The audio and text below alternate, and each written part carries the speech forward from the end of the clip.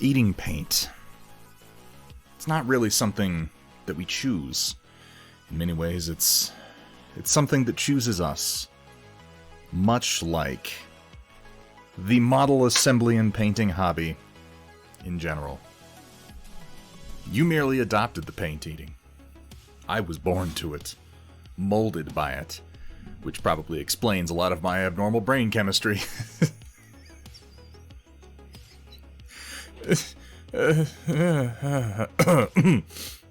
Yes. Howdy, howdy, howdy. How is everybody doing tonight? Kursala, good to see you to square. My, there's Romeo Void. I spy a time stop. Datron Voltari, welcome in. Thank you guys so much for being here. Thank you, hon. Automat Americana, always good to see you.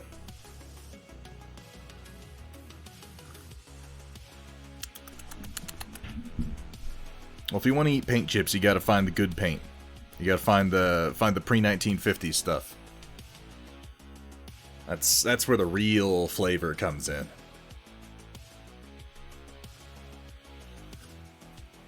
Hey, how you doing, GM Kaylee? Yeah, so I actually managed to get, and a huge thank you to Kursala and Data Nerd of Rainy River Designs, and I'll go ahead and remind you folks one more time, you can always hit exclamation point Rainy River in chat to get a link over to Rainy River Designs where you can find their the tank designs we're going to be working on tonight, as well as some of the acrylic paints we're going to be using tonight.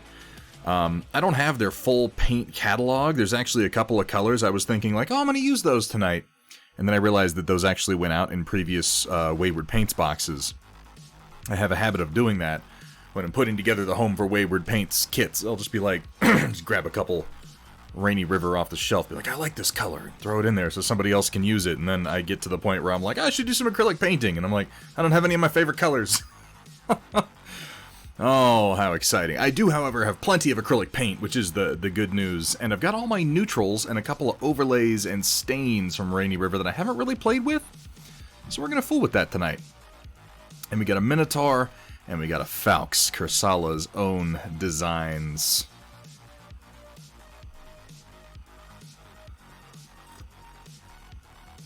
How's the lead and cadmium going? So as far as the cadmium, I had like 2 or 3 different cadmium hue oil paints. And I have traded those in for just one proper tube of Artist Oil Color Cadmium Red that I think is going to serve me a lot better. But I do try to avoid eating it. I do. I try. Try as hard as I can.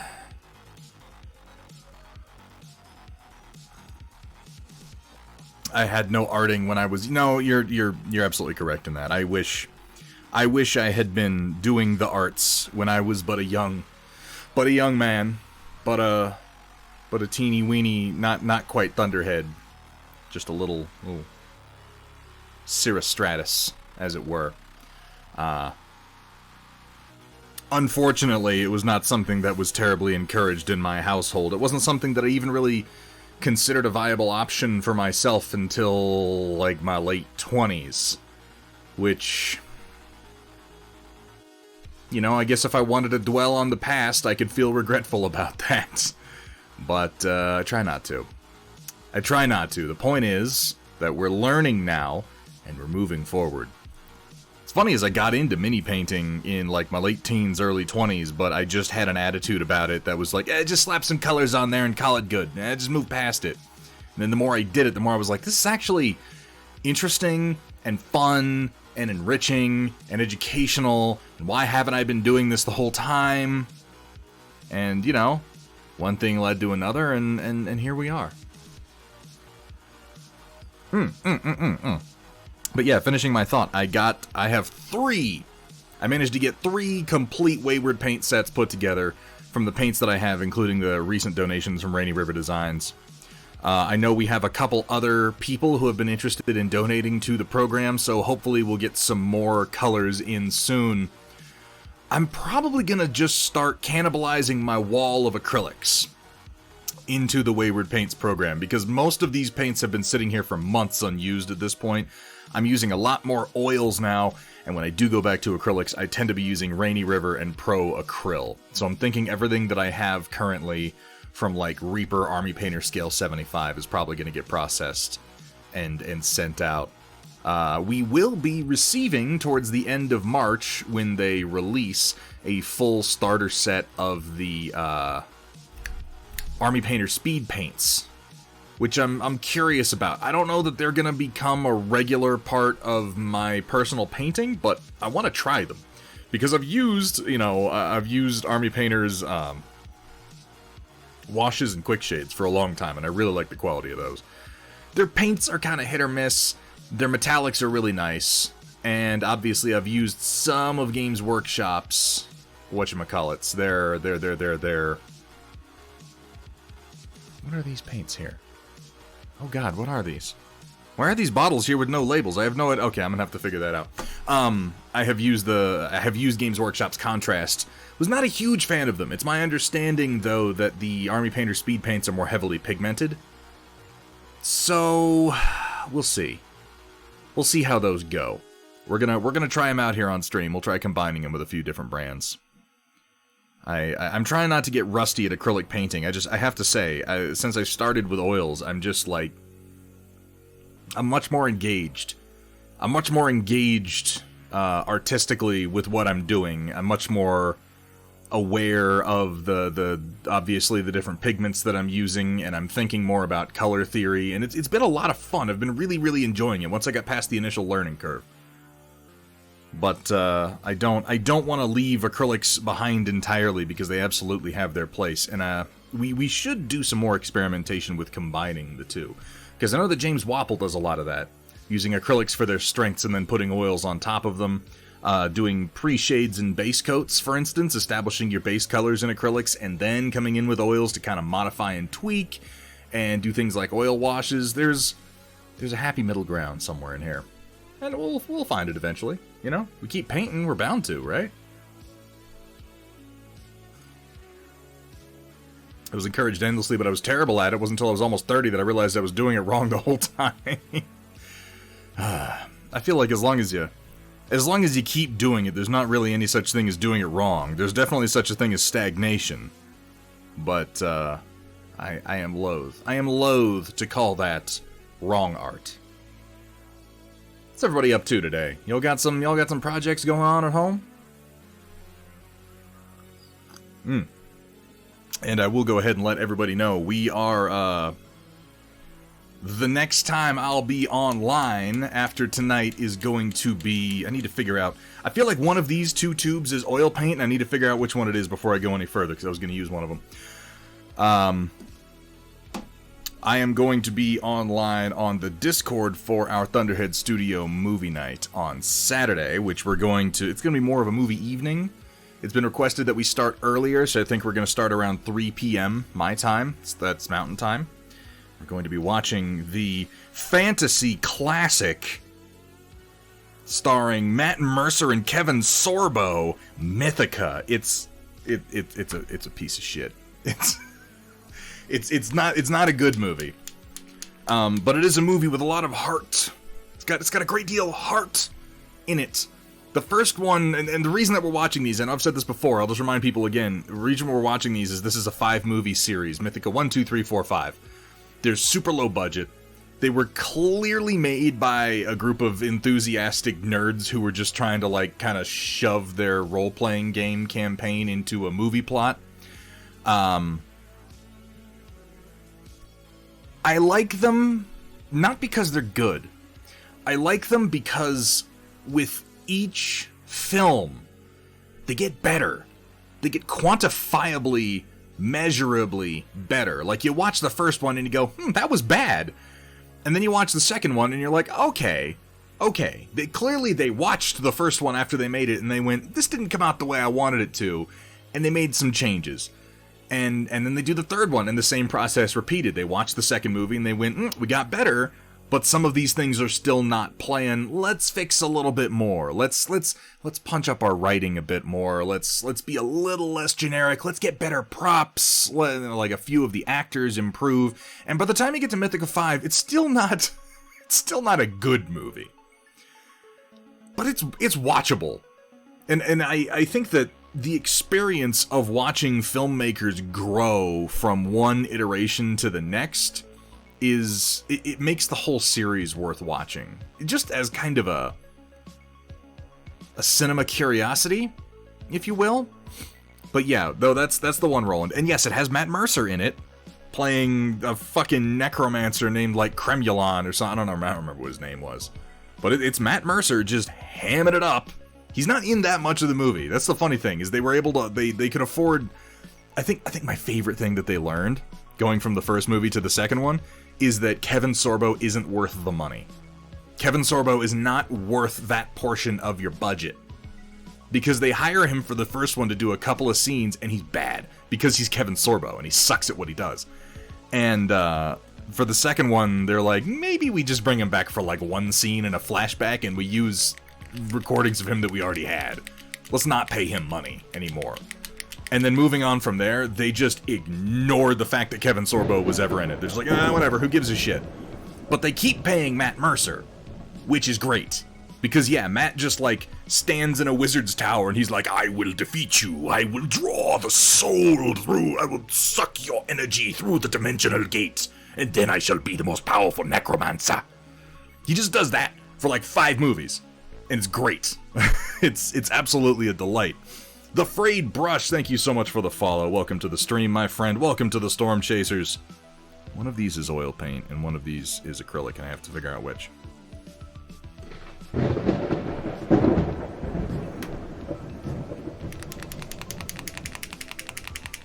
Oh, we're glad to have you here. Cookie Mama, thank you so much for the gift sub. Going out to Desert Owl. How you doing, Desert Owl? It's good to see you, man. Wait. Doesn't mean Desert Owl's here necessarily, does it? I guess I should be saying, hey, Cookie Mama, how you doing? Sorry, I'm fooling with paint over here at the same time. I'm gonna guess this one, because this one's more dried in the...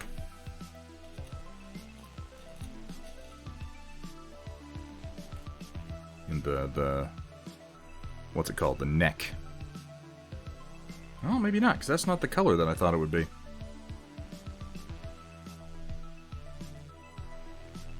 Remind me to never, ever mix paints without labeling them again. Because this, we've had this issue once before, so I'm not sure what this is. I'm pretty sure that this is just Coal Black from Privateer Press. Doesn't smell like oil paint. I guess I could try mixing it with some water and see what happens. I feel like one of them is, though. What a silly problem to have, but still a problem nonetheless. I mean, that is certainly high praise since I found Star Trek Picard Season 1 wholly unwatchable. Reason everyone loves the man is that he'd work on a series like that and still give them 100... Yeah, exactly. That's why people love Matt Mercer. He's a ham, and he genuinely loves what he does. And yeah, he gave, like... he never phones it in. He's in this terrible movie playing a ridiculous generic role, and he never phones it in. He is always clearly having fun giving his performance, and as a result, it is fun to watch him. Cookie Mama, thank you so much for that gift sub. I really do appreciate all of the support you find people give to this stream. What would I do without you? Isn't he a fucking android now? Isn't Picard like a robot at this point? Sorry, spoilers for Star Trek Picard Season 1. It's a terrible show, don't watch it.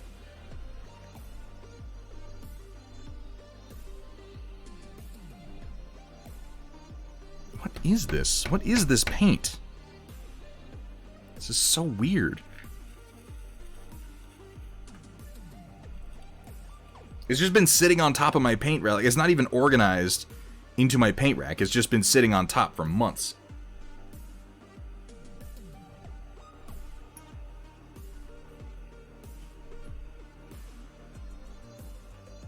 I can't tell what it is. Crap. I have no idea what it could be. I'm just going to set it aside because I don't know what it is until I can figure that out. No, I'm not going to taste it, Romeo Void. I'm not going to taste it. We've been over this. Al's over the shoulder trying to get the new stove in. I see. I see. Let me try putting some of this on the pallet and putting some water in it. Because if it thins, it's water-based, right? And if it breaks and acts weird, then it's oil. So let me see.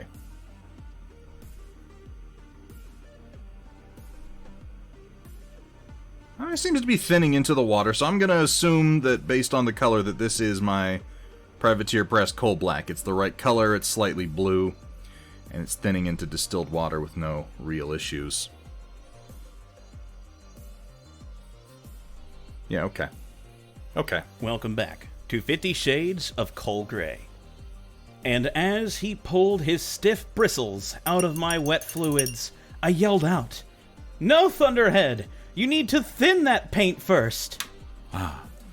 The saga of Chaotic Harmony. He's just been working a lot lately, hasn't he? We haven't really managed to catch any of his streams. I know he's had a couple lately where he's played some games, but I mean that's good. It's good that he's got steady work like that, but I miss my Chaotic. I miss having him around. Oh, you know what? I've done that a couple of times now, where I forget to hit enter when I update the stream title. Let me fix that. Sorry. It's happened twice. Goofy.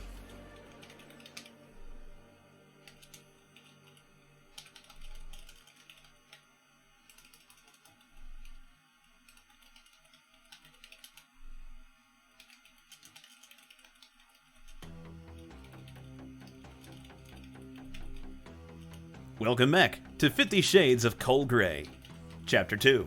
And as I lay on the cold, unforgiving table, my liquid spewing out from beneath me across the polished surface, I look up to see Thunderhead shaking his head, eyes alight with disappointment as he cleans his brush.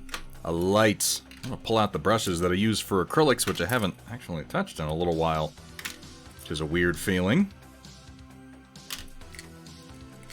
Right, got my dry brushes there. I do want to have one of my porcelain tiles available for dry brushing purposes. This is something I recommend, by the way. Oh, let me finish my coffee. I'm getting ahead of myself. I'm getting ahead of myself as I am wont to do. You know, so Roland, I am going to be at Adepticon 2023.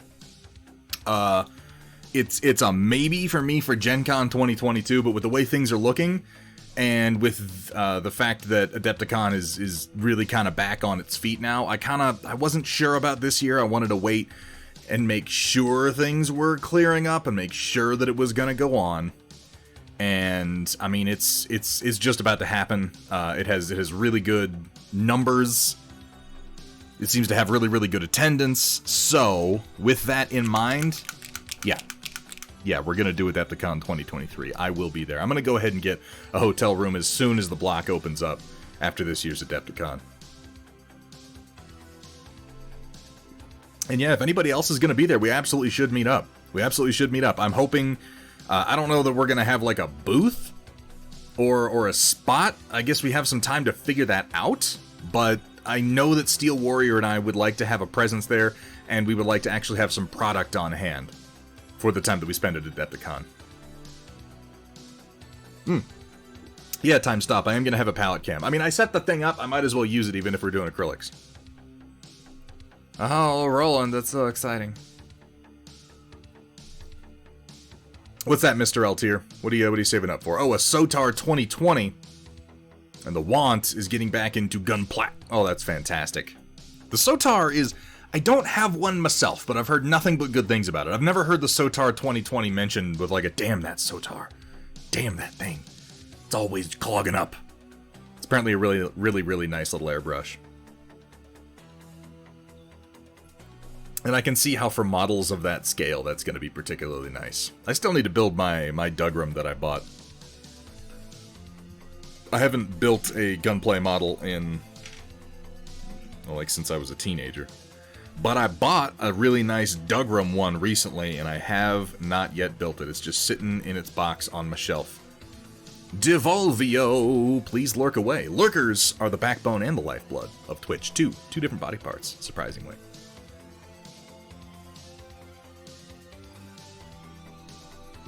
Point 2, point 5, point 7. That should have you pretty well covered. Altier. I'm pretty lazy when it comes to airbrushing. I have a 0.3 needle, and I almost never move away from it. There's very little you can't do with a 0.3. It's kind of just right.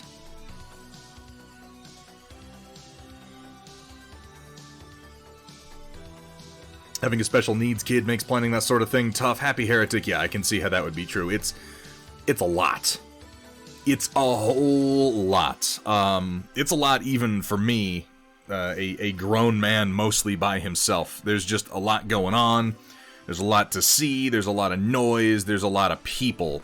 So yeah, if they're the type who is easily overstimulated, it can you'll wanna. I feel like the best case scenario is if you can get in early and get a hotel room in the block on site, just so that you can kind of withdraw back to a nice, safe, quiet place when/if things get to be a bit much. With the 0.2, you should be able to do some pretty good freehand Altier. With the 0.2 and some practice, you should be able to do damn near do calligraphy, honestly.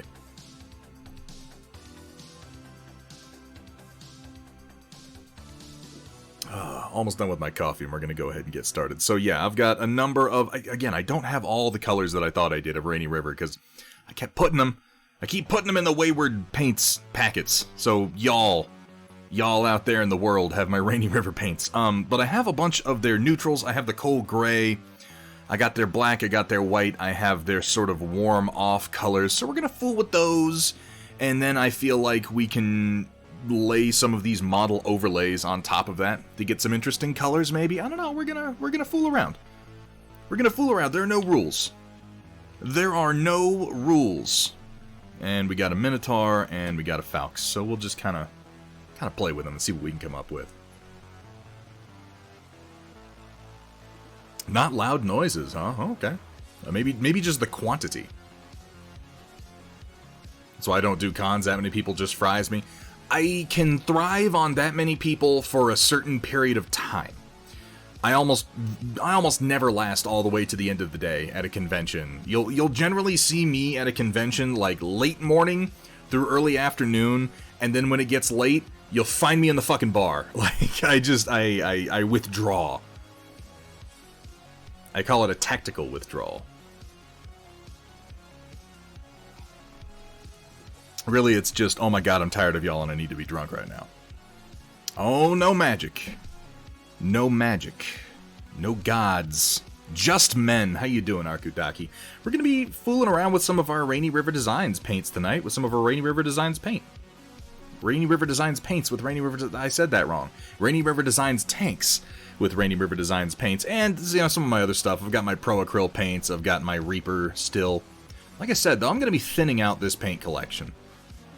It's just sitting here, and I keep thinking, I kind of want to put my oil tubes in this wall space.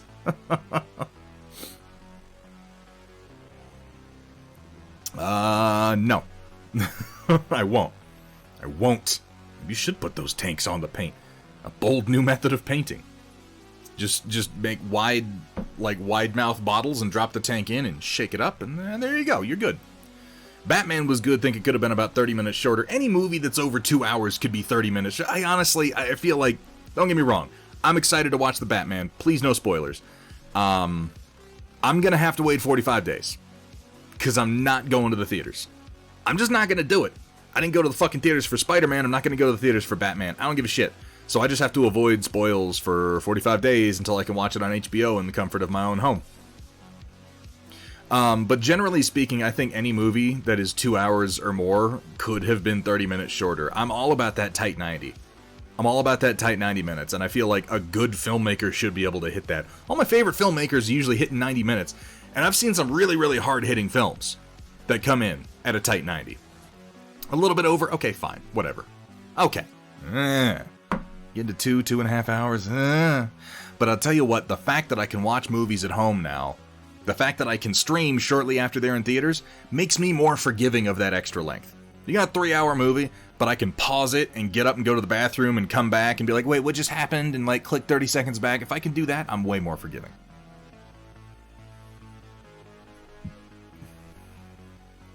Well, you certainly chose the extremes there, Arkudaki. Kimura colors are kind of ridiculous. Rainy River Designs are a good quality model and hobby paint. They are from our very own Kursala and Data Nerd here in chat, and Kursala has really been dialing up his game when it comes to the formulation and pigmentation of his paints. I like them. They're well priced, and I think that they're definitely a good entry point into the hobby.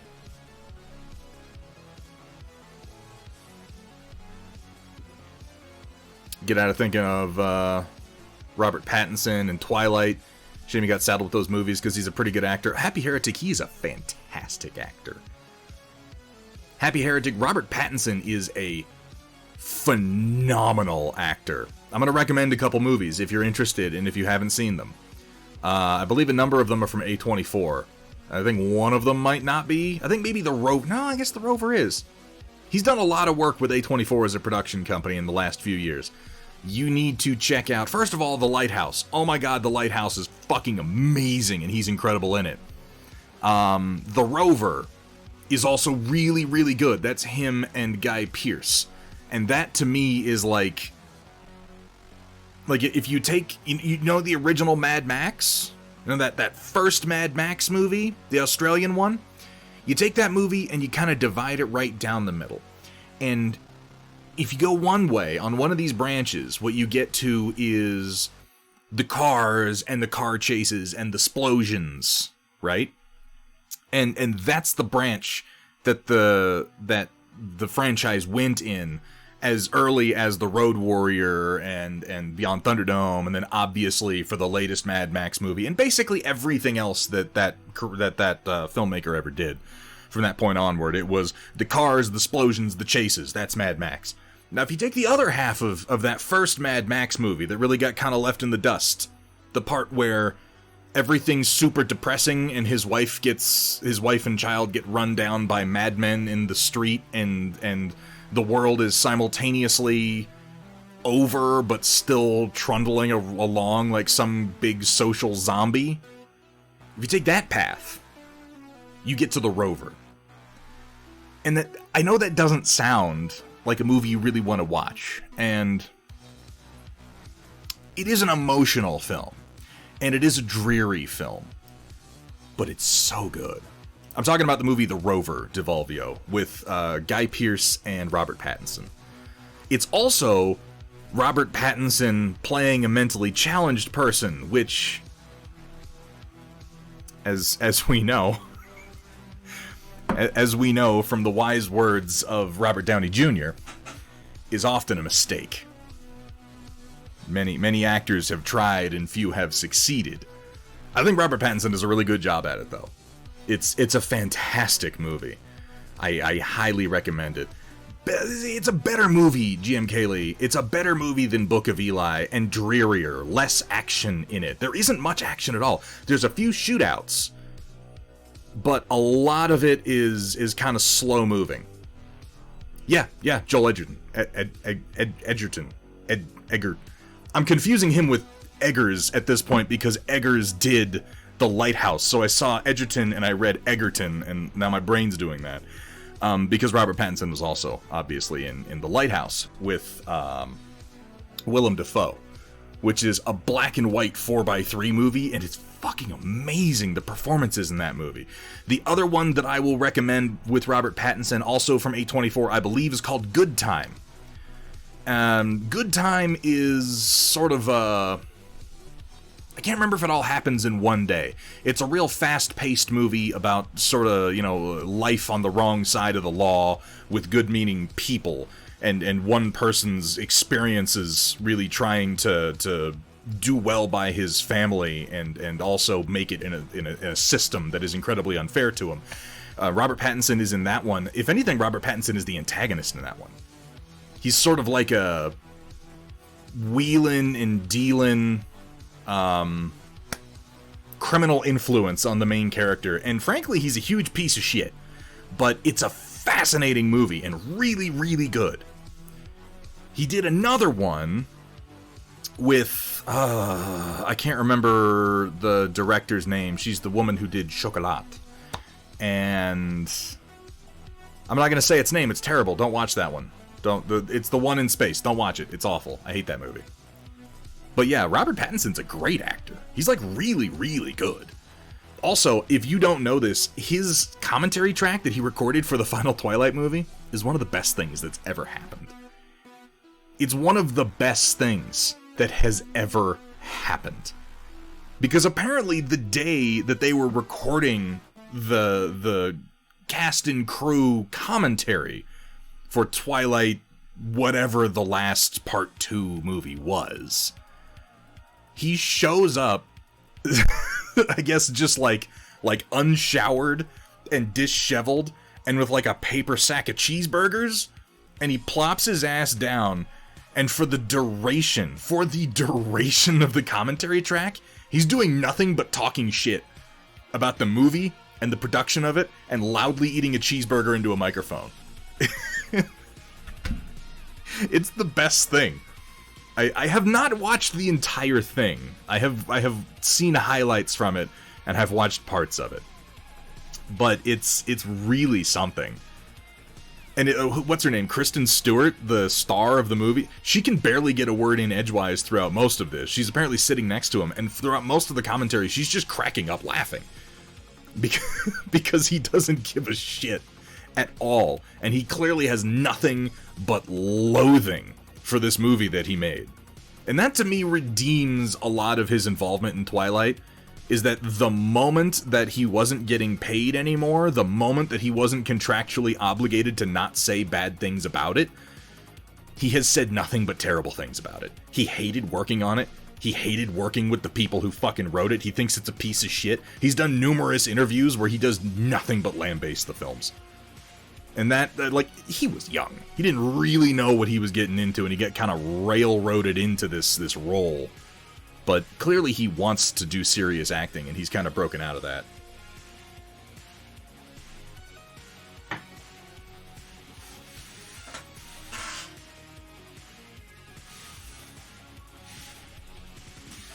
It doesn't seem like they have killed his future, thankfully, Desert Owl. Goblin Welder, welcome in, man. How you doing?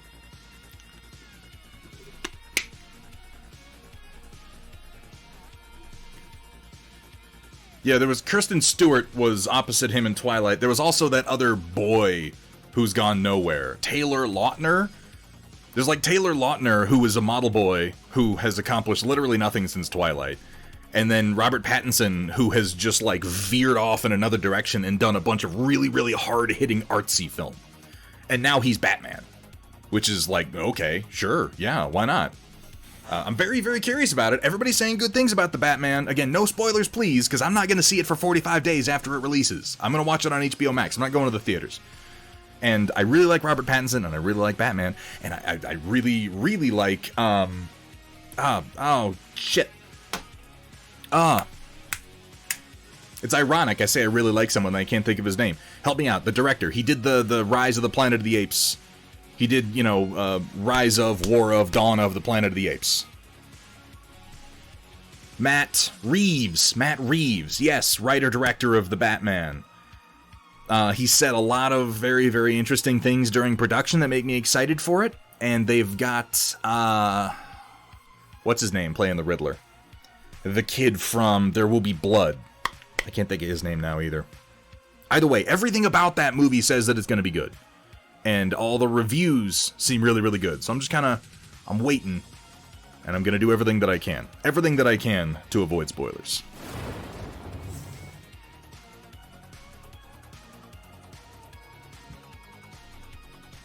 He's Batman? So out of the loop with pop culture. Yeah, Robert Pattinson is now the Batman. Come on, Grim Nation. Don't be such a grognard. Seriously, I'm not even kidding you. Forget Twilight. Like, seriously, forget that it happened. Robert Pattinson is a great actor.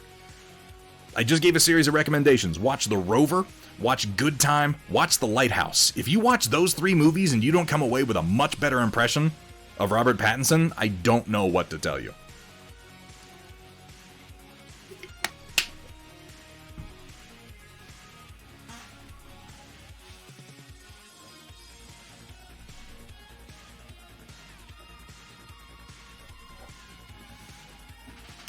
Alright, so got my palette cam on tonight. This is the first time I've used it with the wet palette. We haven't even had the palette cam for very long, but I like it. I think it was a good idea.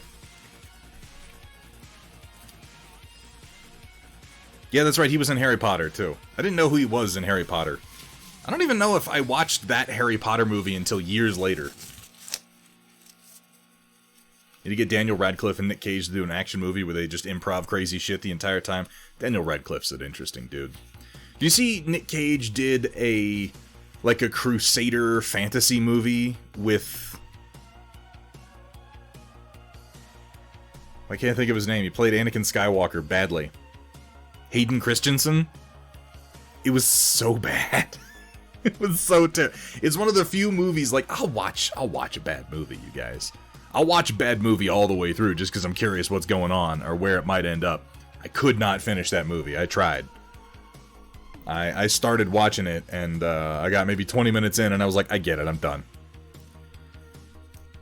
Lately, Happy Heretic, Nick Cage is in that caliber of actor. It's like Nick Cage, Michael Caine. There's at least one more who really fits in there. I think Rosamund Pike fits into this category. I don't want to say Bruce Willis, because Bruce Willis is something else entirely now. And I don't think Bruce Willis is really that good of an actor. But, like, Nick Cage is a really, really, really, really good actor. He can deliver performances that are absolutely mind-blowing. But also, if there's a paycheck, he'll fucking show up, and it really doesn't. Like, he has no pride to wound, I don't think. He will clearly come to a good movie, he'll pick an interesting project, and he will... Oh no. Oh no, Lady B. No, no, no, no, no. Have you not seen Mandy or Pig? Nick Cage continues to do really good movies. It's just he also does complete shit. Like, just absolute crap that he totally phones in. Yeah, Rosamund Pike, though, is the same way, Devolvio. Rosamund Pike is a fantastic actress. And... at the same time, if there's a paycheck, she'll show up. Like, she'll sort of lend her, her, what do you want to call it? Her gravitas, her presence to a film, whether it's good or not. And she'll give a performance. But, her presence is not an indication of quality, though. Same with Michael Caine. Michael Caine's a great actor in the right movies. But he'll just sort of show up if you're paying money.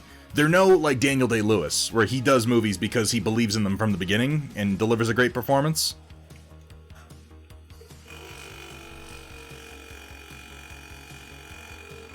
Alright, I'm gonna do a little build-up from my P3 coal black through into the coal grays that we have from Rainy River Designs for my base on this guy. Going for kind of a little bit of a blue-gray. I'm going to use some metallics on what we can see of the weaponry. And actually, that's a good place to start. There's a method for treads and weapons that I haven't done in a little while. And we should do that first, because I'm going to have to do some dry brushing with that. So I'm going to take some of my Rainy River Designs Coal Gray over here.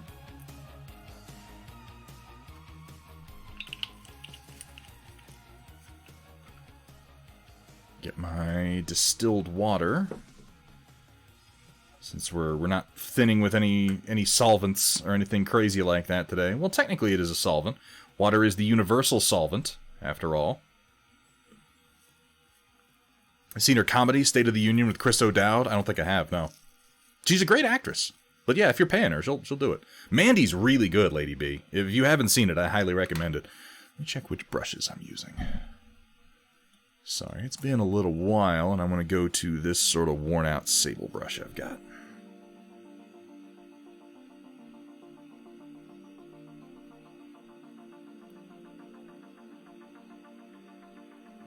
let's thin this down. Your Rainy River Designs paints, they definitely want to be thinned a little bit. I recommend just a few drops of distilled water.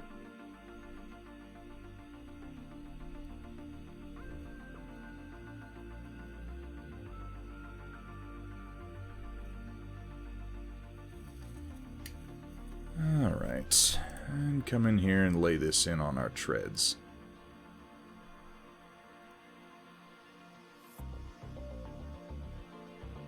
Why don't I attach it to this base? I'm going to have a pain in the ass getting in there with my dry brush, but it won't be too bad. I've got a nice little narrow brush I can use.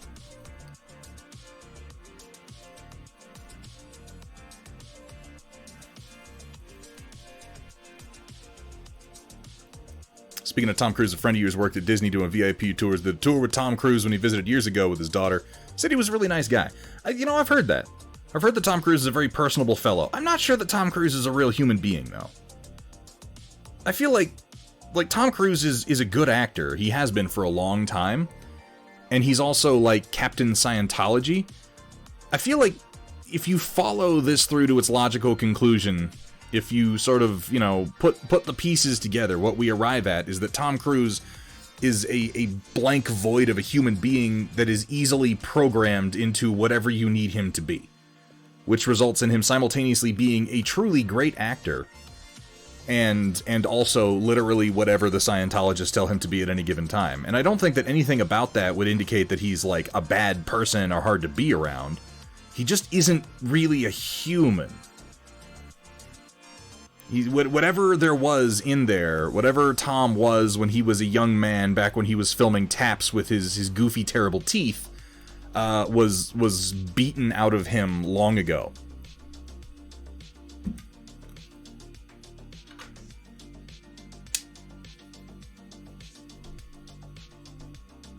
I also think that he probably owns human beings.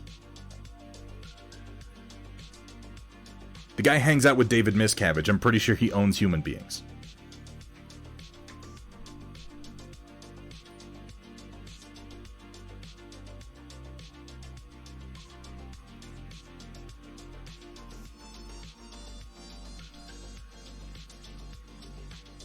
If you don't know who David Miscavige is, spend some time on the internet finding out. He's a horrifying monster. Oh, I left a couple of little lines on here from the printing process, but oh well. This is an early Falx. This was one of the first prototypes, so you know what? It's going to have a couple little idiosyncrasies. We're just going to deal with it.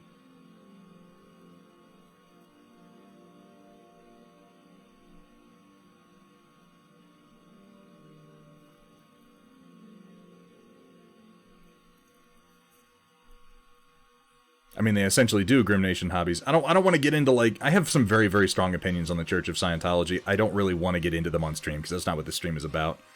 But I would say that if you are unfamiliar with it, or its members, or how it operates, there is a good deal of reading and several documentaries that you could check out. Going Clear with Leah Ramini is absolutely worth checking out. It was, yeah, Kursala, you would have printed this about a year ago.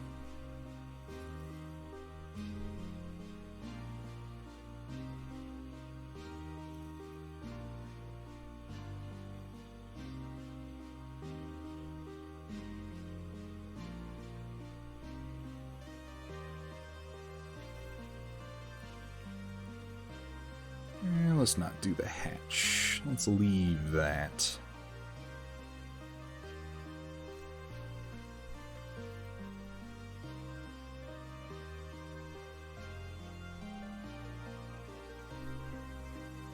Just afraid of the hit squad. Yeah, a little bit. No fooling. They're real litigious. Real litigious. I'm going to take a little bit of our RRD lights out here, and I'm actually going to see if I can't just mix that in and darken what we got going on here.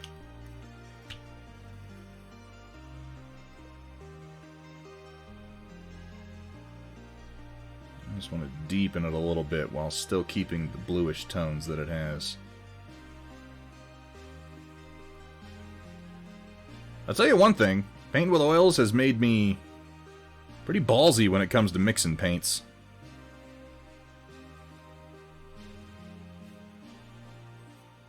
I used to kind of avoid it, but these days, not as much. All right, let's. Yeah, that's more what I'm thinking. That darker gray.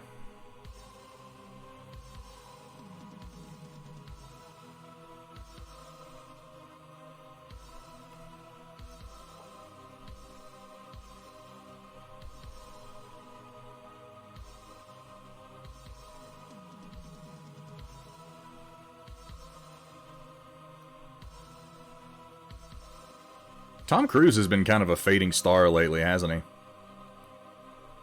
They tried to launch that Universal Monsters movie universe with him, and that just went nowhere, did nothing. I think this little vent over here should get this treatment.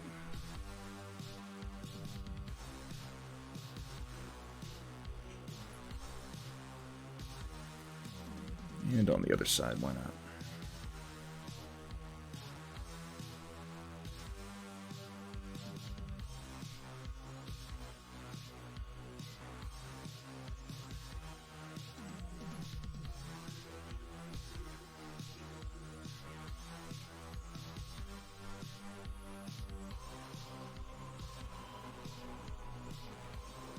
Try not to lay it on too thick. I don't want to obscure any detail or anything here.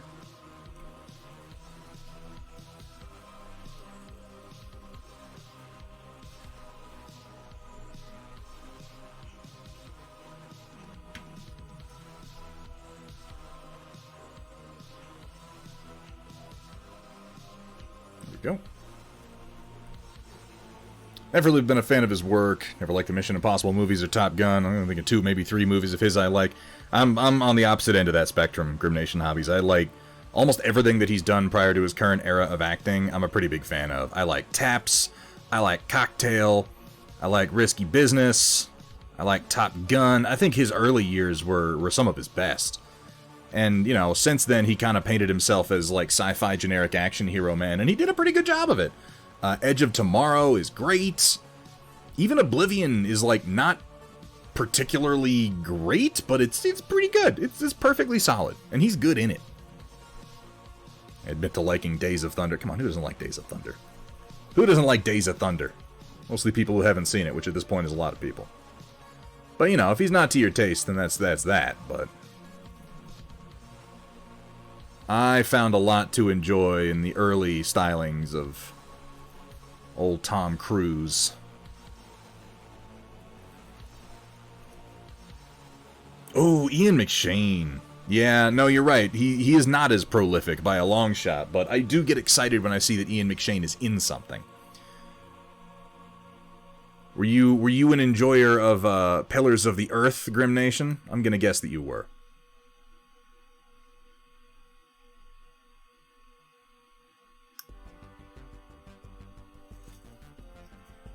Eyes Wide Shut was odd, but then I think it was supposed to be.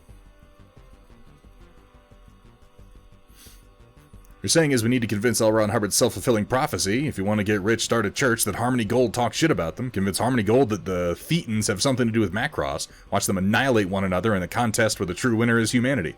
Thing is, Amish Stig, Scientology would win. They are remarkably powerful these days. They backed the IRS into a corner and came out on top, and that's just not done.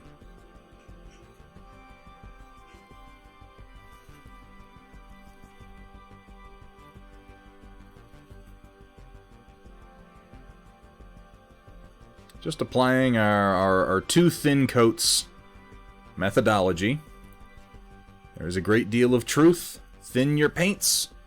And go with multiple coats as they dry. Do not try to put down thick coats. I haven't watched Deadwood. I've heard lots of good things about Deadwood, but I never really watched it.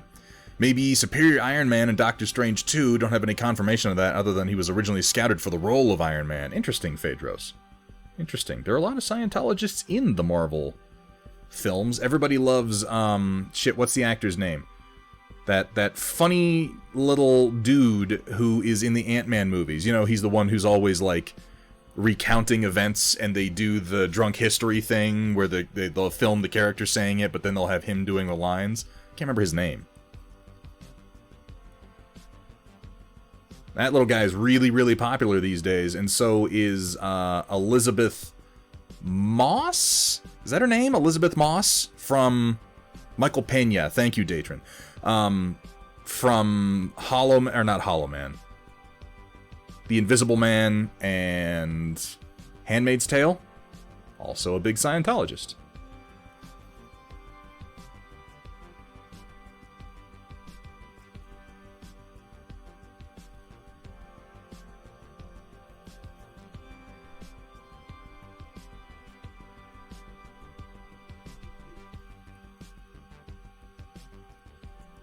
Now, because of the way the armor plates are, I'm going to go ahead and hook this all the way back here. Like the basic hull is all this sort of metallic color. And then the armor plates on top are not. That's what I'm going with in my head. Hey, what's up, Dragon? Dragon. I'm just watching the shit out of Britannia these days, guys. Season 3 is out, or is coming out now, and I've gone back and I'm rewatching seasons 1 and 2. That show is so fucking good. It's so good. I don't understand how I live in a world where Game of Thrones gets as popular as it is, and Britannia is just like crickets. I mean, to be fair, you kind of have to seek out Britannia.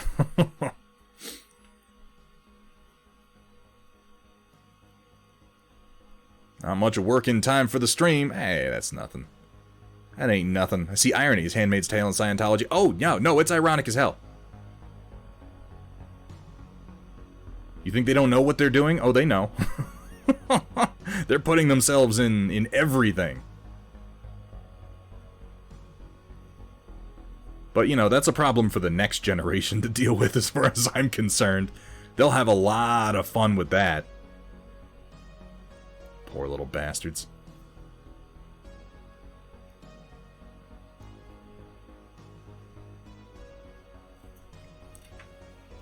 Britannia is a head trip. A hell of a lot of fun. Yeah, it is a lot of fun. I like how they do, like, the magic and the druids in Britannia, because it's never, like, it seems like they're doing magic spells. It seems like people are going to the underworld and using mind control and communing with the gods, but it's always presented in such a way that it's like, maybe they're just high as fuck. Like, it's really possible that they're all just on a lot of hallucinogens and messing with each other's heads. I think that becomes less true as the show goes on. But all their holy men and their magic men are all a bunch of fucking, like, dirt and mushroom wizards, and I love it. And it's got Mackenzie Crook in some really, really great... He's got 2 roles in that show, and they're both great. As Varen, and I can't remember the other name. It's set around, like, 50 AD, I want to say. 30 to 50 AD, with the arrival of a Roman legion in Britannia. And then it's sort of about the politics of the local tribes dealing with the Romans. It's really cool. It's just a lot of fun. Like, it knows exactly how seriously to take itself. It knows when and where to use modern sensibilities rather than relying on everybody having a British accent and trying to take themselves seriously while existing. Like, it has this sort of Age of Wonder feel about it.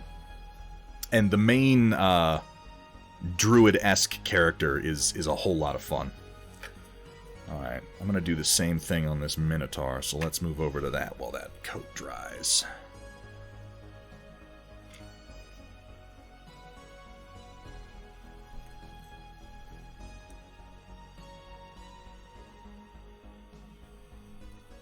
I like the main character, whose name I can never remember because he's just sort of there. This is like the man and the girl. I never remember his name. But like when he does his little mind control trick on Roman soldiers, they appear to have been dosed with hallucinogens, and then he'll just pull a pebble out of his pocket, and he'll be like, oh, wait, no, look at this. This is a friend of mine, and his name is big pebble. Like, he can't think of a name. So he's like, okay, yeah, no, just stare at Big Pebble. Isn't it beautiful? Isn't it lustrous? Isn't it pretty? And he just mesmerizes them.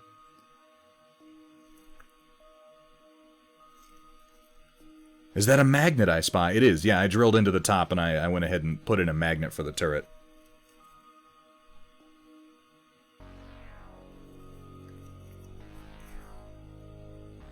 And I should really know the name of the actor who plays, the Roman general, Aulus. I should know that actor's name, because he is killing it. He just exudes total badassery. You believe that man is what people might have seen in a Roman general.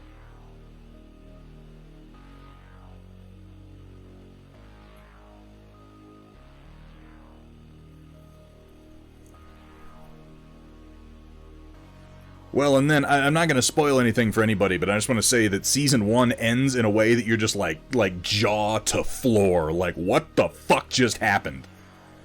It's one of the best Switch-O change-Os I can remember, ever. I think it's better than the big Season 1 twist they did in Game of Thrones.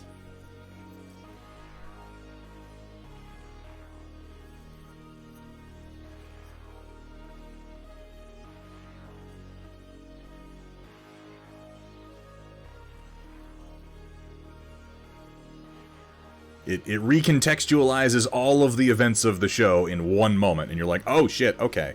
And Season 2 is great too. The actress who plays Kate, the little girl who you're following throughout Season 1, she really comes into her own, both in the show and as an actress in real life.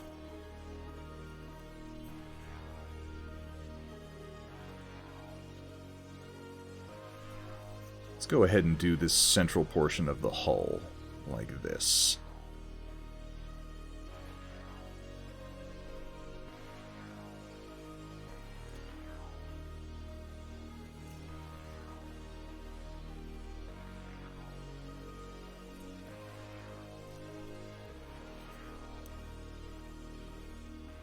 I'm excited for you, having just started watching it. Keep going, because it just gets better and better, in my opinion.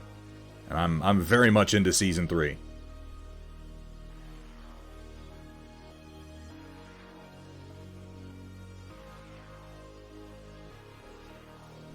And I hope for some news of Doom Patrol Season 4, I guess it would be, at this point. Oh, it's very thin. You should be aiming for something like this when you're putting it down, Kursala. It is much, much better to do numerous coats of this thickness and then let it dry than to go for thicker, particularly with fine details at this point.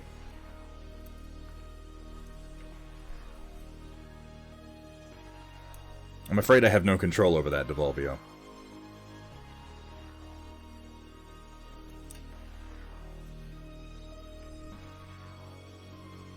And like a bit of a fool, I magnetized this the wrong way, so I can't stick it on my little magnet stick. What else can I do? I can put it on the end of this file.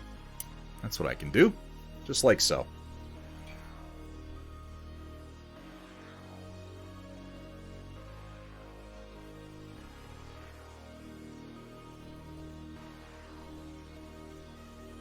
I don't want to... You've got some really fine detail on this, Kursala, and I don't want to... I don't want to muss it up.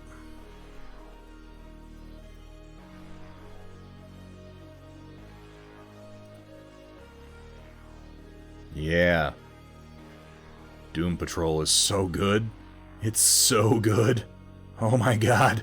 And the way Season 3 ends, no spoilers for anybody, because we watched Season 1 on the Discord, and everybody seemed to enjoy it. And honestly, we should get into doing Season 2. Because Doom Patrol just gets better and better. Dragon, these tanks, this is the Minotaur, the other one is the Falx. These were designed by our mod, Kursala. And these are for sale from Rainy River Designs. You can hit ! Rainy River to get a link over there and take a look at both his paints and his models.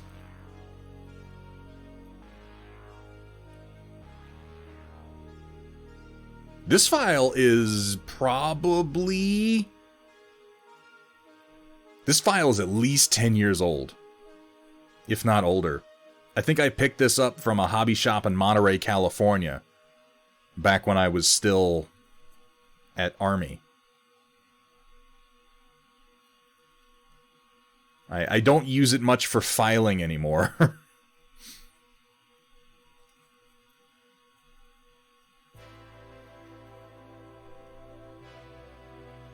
Yeah, let's leave that.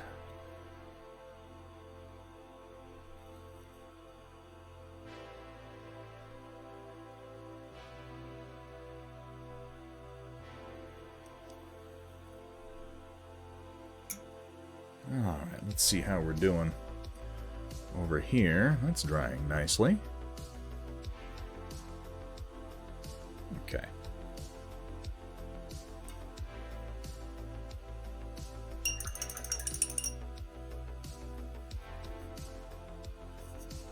Now let's take a look at the tank. And also, hang on, where are my metallics?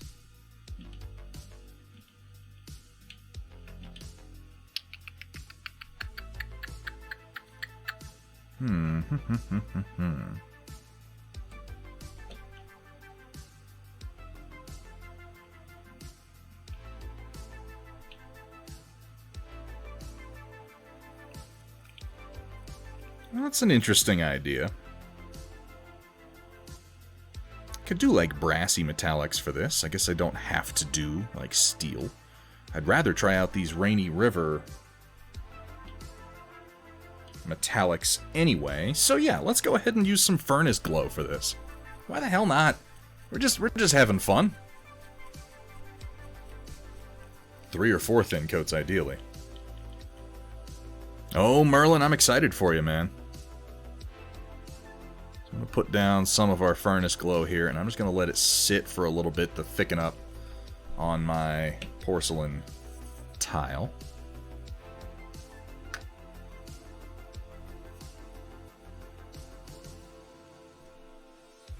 In retrospect, I probably should have gone with like a brown base coat, but whatever. Whatever, we're going to try this out.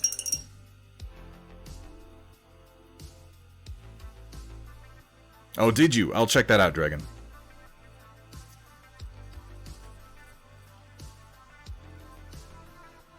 Personally love the AP files, especially for resin prints. Yeah, needle files in general are a great tool to have. Yeah, this set is very old at this point. I think the first set I actually owned were the official Games Workshop ones, and then I realized I was being wildly overcharged for those supplies. No regular pigment, and the mica flakes are very opaque once you get them down. That's just fine. That's just fine. New Wolfhound Siocast is awesome. I'm not surprised to hear that. Siorez is an amazing material. I think I told you guys last time, and I'm really excited about this. We're working with a resin caster right now, myself and Steel Warrior, to get the Trenchfoot mech that we have designed, as well as the upcoming D-Scene mechs that we're working on, with designs from such talented creators as Jungle Plague and Project Dark Fox. We're looking to have those done in Siorez. The Conquest bases that I've created are going to be cast in Siorez, and we're looking to have those mechs done in Siorez. And I am so excited. This material is so cool. I don't get excited about materials, you guys. I don't. I have a very ambivalent attitude towards materials. It's either good or it's bad. And generally they're on one end of a pretty broad spectrum with a few kind of in the middle. I don't like metal. I do like styrene. I'm not a huge fan of PVC, but I'll paint it. Printed resin, I can't complain too much about the material because of what it allows you to do. Siorez is fucking amazing. I still think styrene is king, but it's so expensive. It's so expensive to make. So if you can't afford styrene, Siorez is... It's so nice. It's so nice. It's crisp, it holds detail well, it's durable, everything about it is fantastic, and I'm really, really excited that we're going to be able to offer you guys our mechs in just an incredible new material. Well, that's the thing. Other makers who are working with Steel Warrior might see their stuff go through the same process. It all depends on what it's going to cost us. So I don't want to say it's definitely going to happen. We're just we're working on it, and it's looking very promising. Our resin caster right now is waiting on his Cyocast machine to get to him. It's on the boat, and he's going to be firing it up and trying it for the first time. So I'm very, very thrilled to see his results.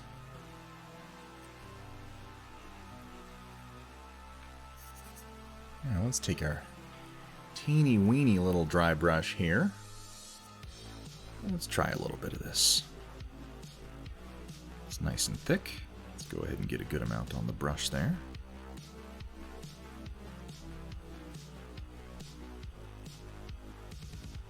And wipe most of it off.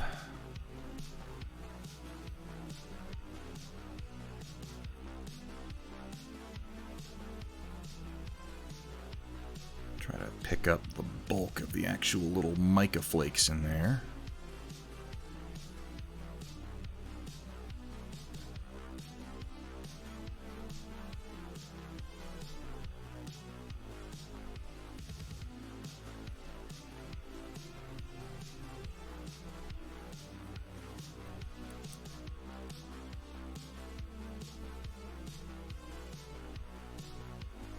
Yeah, that'll do. I didn't shake it up as much as I could have. But that's okay. It doesn't need to be too coy. Just looking to leave some deep spots. So this is kind of a moist dry brushing that it's getting.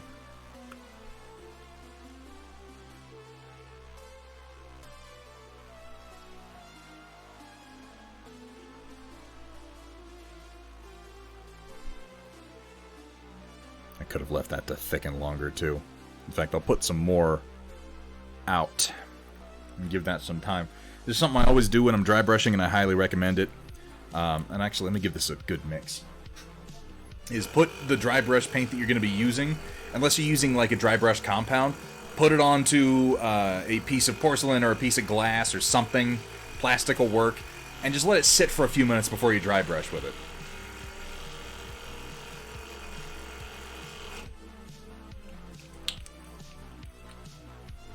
That's exactly why we were so excited to hear that he was getting the machine anyway.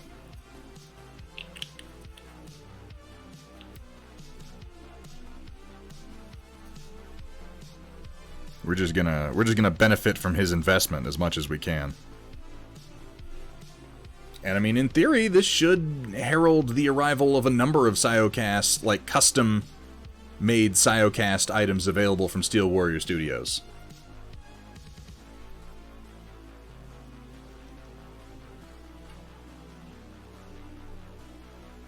Hopefully, again, I don't want to guarantee anything because, you know, who knows. But it's looking very promising. New Sabaton song dropped. Oh, did they really? You know, I just had my mix on earlier, and there was a Sabaton tune in there that I hadn't heard before. And I thought to myself, like, did they release something and I didn't notice? Maybe it was brand new. Awesome, I'm glad you like it, Dragon. Now, those I don't know if we're going to be able to offer in Cyocast. I don't know. Maybe. I think I'll probably have him do some of those in multi-pose versions as special editions, and then maybe I'll offer them as, like, giveaways, and I'll just pay for them myself, and that's just because I don't own those designs. And could I offer them for sale, and would Bandai care?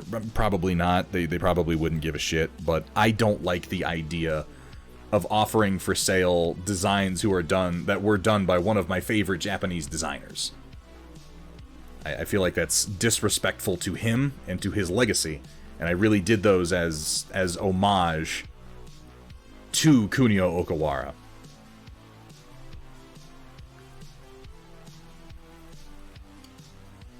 Yeah, it's still up. It's still up on Thingiverse. Now, that said, I may just go ahead and commission a few Cyocast versions of it for myself, and then keep them as just giveaway items for the stream. So we could have a couple of Cyocast Shadowhawks out there. Again, depending on the price. If we work well with this guy, I'd definitely love to see something like that happen.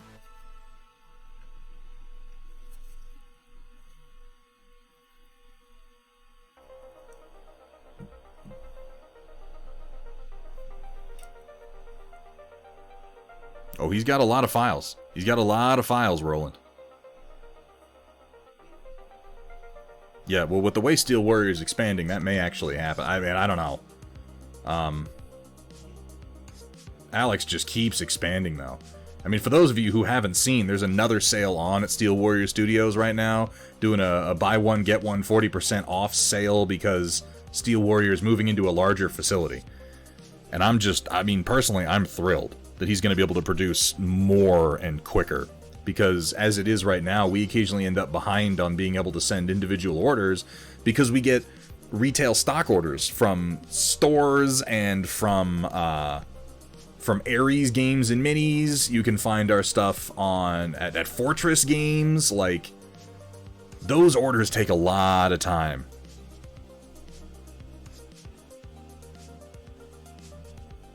And it's funny because, like, sometimes I'll release something new. I'll be like, hey, I'm done with this new set of files. And he's like, I'm still catching up. I'm still catching up with the last release. We don't have it available for retail yet. So I just kind of sit on it for a little while.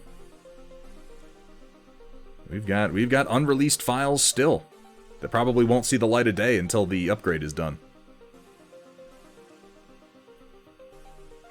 Oh, is it really, Roland? Wait, did you ask me about that? I feel like you did. We'll definitely see what we can do about that. Because, yeah, we stock retail stores. We're working on getting some proper Steel Warrior Studios and Hextech packaging right now. So that we can send things out in custom-made boxes and with labels and look semi-professional when we do it.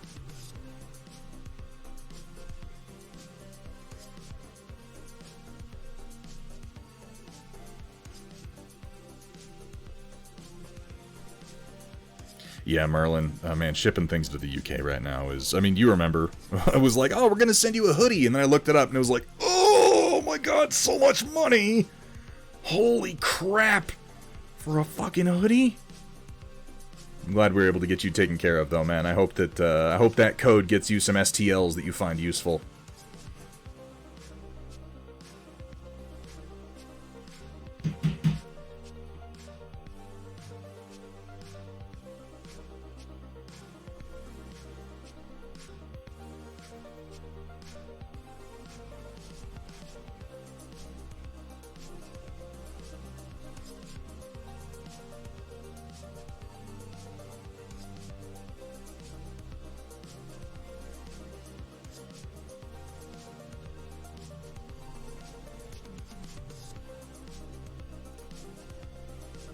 Got some of the Hextech terrain? Fuck yeah, dude.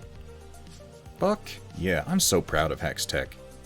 I'm proud of it, but at the same time, I'm just so glad that... Oh shit, that reminds me, I gotta hit Cerberus callback. There's gonna be a Battletech event in late March here in Colorado, and I've taken all the extra Hextech I have around my office that I've printed as prototypes and shit and haven't painted, dumped it all into a big tote bin, and I'm just giving it to them. I'm just like, here, run a tournament, use this terrain, give it to people, paint it, keep it, do whatever you gotta do, just don't fucking give it back to me. You wanna advertise for me? Please, go ahead, do that, just don't give it back to me. That's my only requirement. Oh, I can't remember where the store is. I want to say Castle Rock? Desert Owl? I want to say the event's going to be in Castle Rock. But after it, the organizers will have access to a great deal of terrain. So, in theory, they should be able to use that for future events. That's my requirement is, you know, use it. Use it for the community, run more events, and you guys can have it.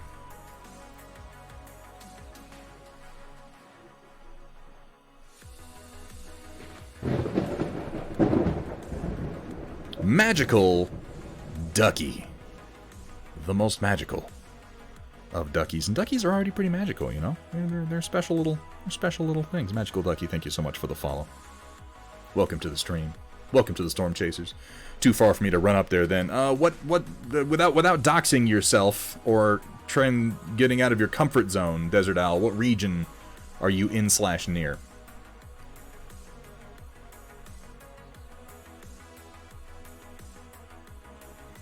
Alright, let's give this guy a little break.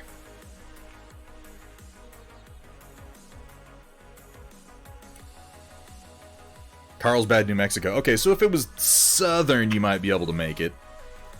I'll tell you, we're looking with this new facility upgrade, because we have a lot of ideas. Alex at Steel Warrior and I, we have a lot of ideas for how to promote and how to push Hextech.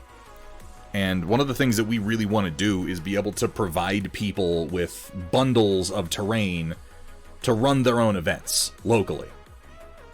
And yeah, as part of a program where we get some advertising back, certainly, I think we'd be foolish not to, but mostly I just want to put this in community's hands so that they can use it. Hextech was made to be used. So with the increased production, I'm hoping that we can get sort of like an ambassador program going, where, you know, you can put in with us and we can hook you guys up with, for your local community, a bundle of terrain. The only real requirement being that when people go, "Where'd you get this stuff?" You know, tell them. It'd be nice. That'd be thoughtful. Bulldozer, BM2, hitting that 4-month sub. Thank you so much for your support, my friend. Welcome in, Bulldozer. How are you doing today? Planning on hosting an event at a large shop in Lubbock, Texas sometime soon. Those are my old stomping grounds down there. We gotta get some in your hands.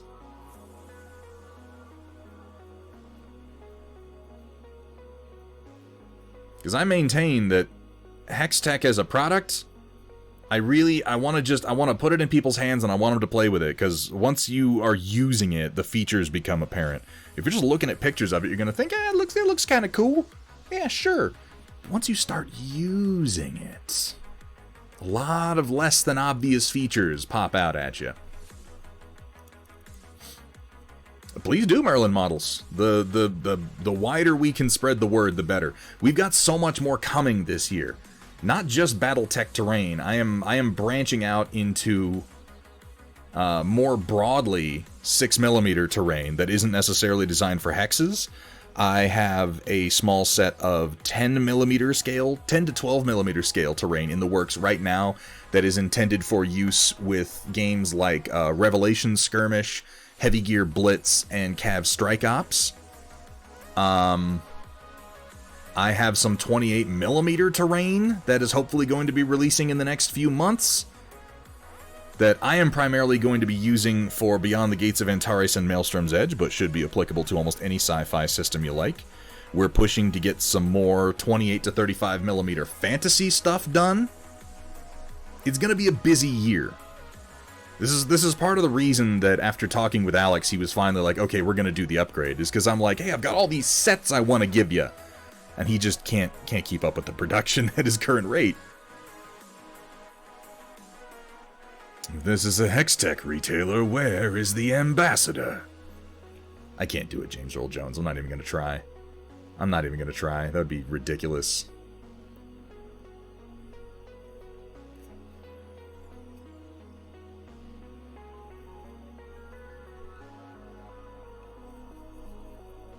So I might as well let you guys know, we're the other title I'm going with, because Hextech is so focused on hexes, obviously.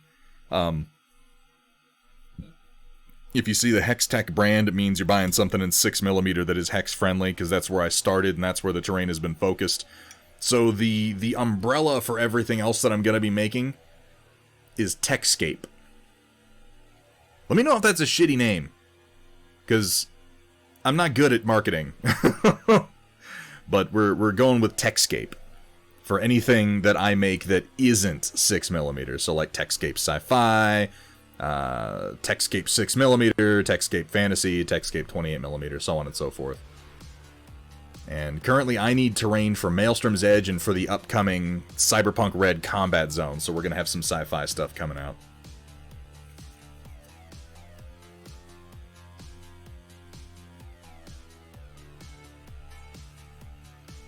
I'm trying to keep it simple. I don't, you don't want your brand name to be a mouthful, and you want it to be descriptive of what you're actually making.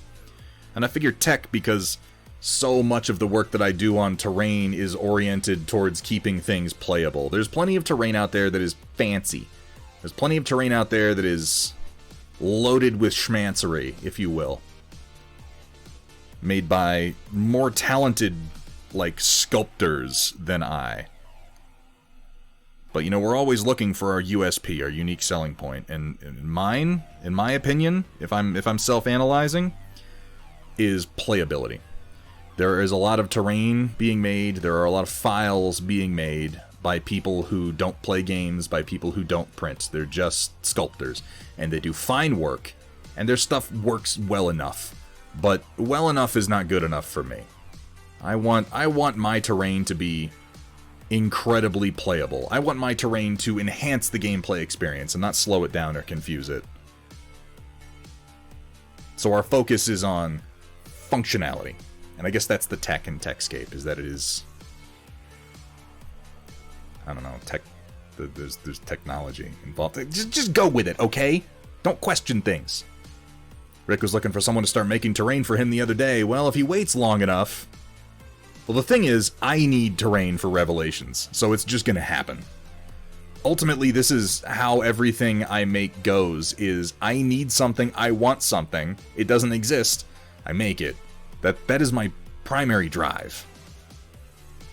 It's very selfish. I want things. And I'm, like, anal retentive enough that other people's work is often not totally satisfactory for me. Hey, what's up, Autofire? Good to see you. I want your name to be something like Rainy River, then start making resin models. Branding is tough. Branding is tough. It's tricky. I think I lucked into Thunderhead being a pretty good name.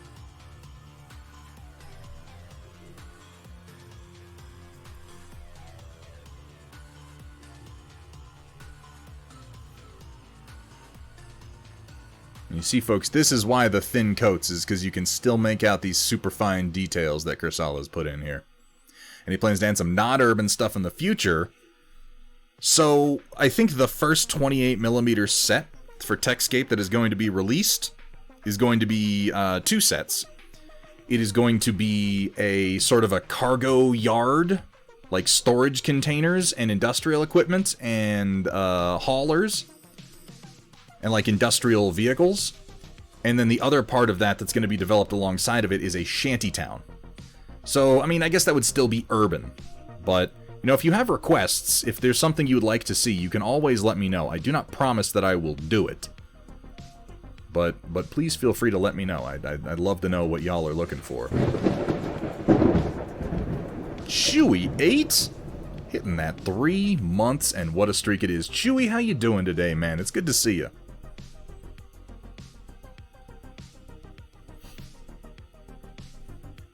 Duncan Rhodes, hallowed be his name. We got some fantasy stuff in the works too, Kayla. I guess, okay, technically the first Techscape stuff are the flat-topped hills that I made for Conquest. Technically that's the first Techscape release. It's gonna be. It will shortly be followed by a Techscape 6mm release, a set that I'm calling Farpoint Colony, which is pretty much done. It's just waiting on a few things that aren't really in my control. And then we're going to see the cargo yards in the shantytown next. And again, if you're looking for a logic to how I create and release things, hey, Ninja Panda, welcome in. David Rogers Games, also good to see you. Yeah, that's just it. A little generic, okay, but clean and descriptive. And that, to me, is way more important. When you hear the name of the product, you should be able to have some idea of what it is. And if you didn't know, like, you know, if you had no clue that it was wargaming terrain, you wouldn't from Techscape, but I don't know how you make someone aware of that with just the name. It's all about being recognizable and still having some loose connection to Hextech, which is really what I'm known for now, I think.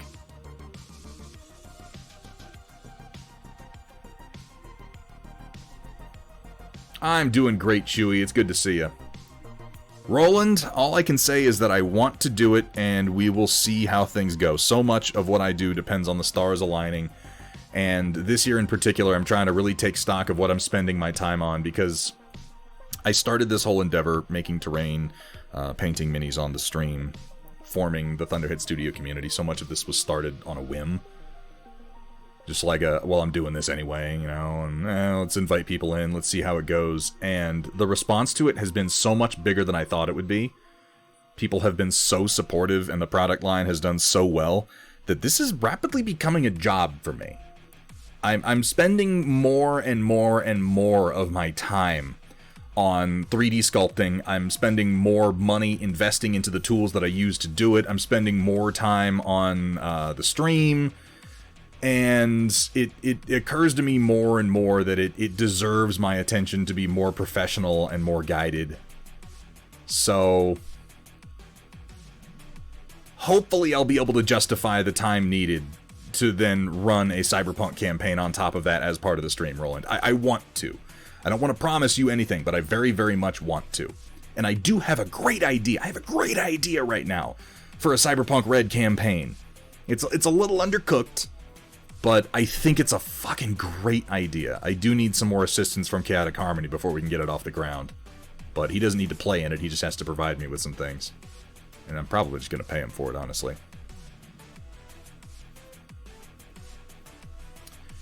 Yeah, you got a point there, Kursala. I mean, things keep going well with Steel Warrior. We keep making more money, and we're both at a point where we're looking at bringing people on. Actually hiring help. Alright, I want to do the same with a bit of pyrite.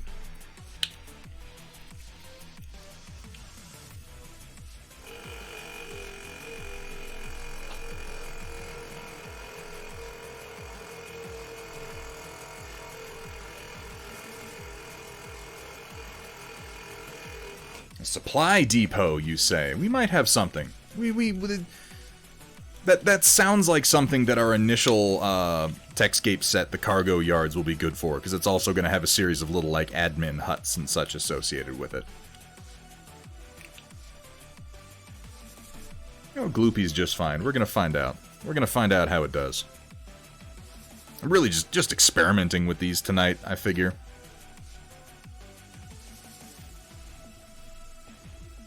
Because I'm going to dry brush the pyrite on, and then I think we're going to give it a little bit of a wash to see how that does. Because this is like my base tone metallic that I've put on here. Hey, what's up, Gus Schultz? It's good to see you. Merlin.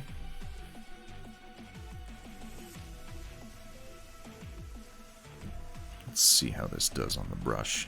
It is a bit goopier. It's okay, though. I might want to give it a little bit more of a mix. Yeah. There's a good color to it, though. Let's give it a little bit more of a mix.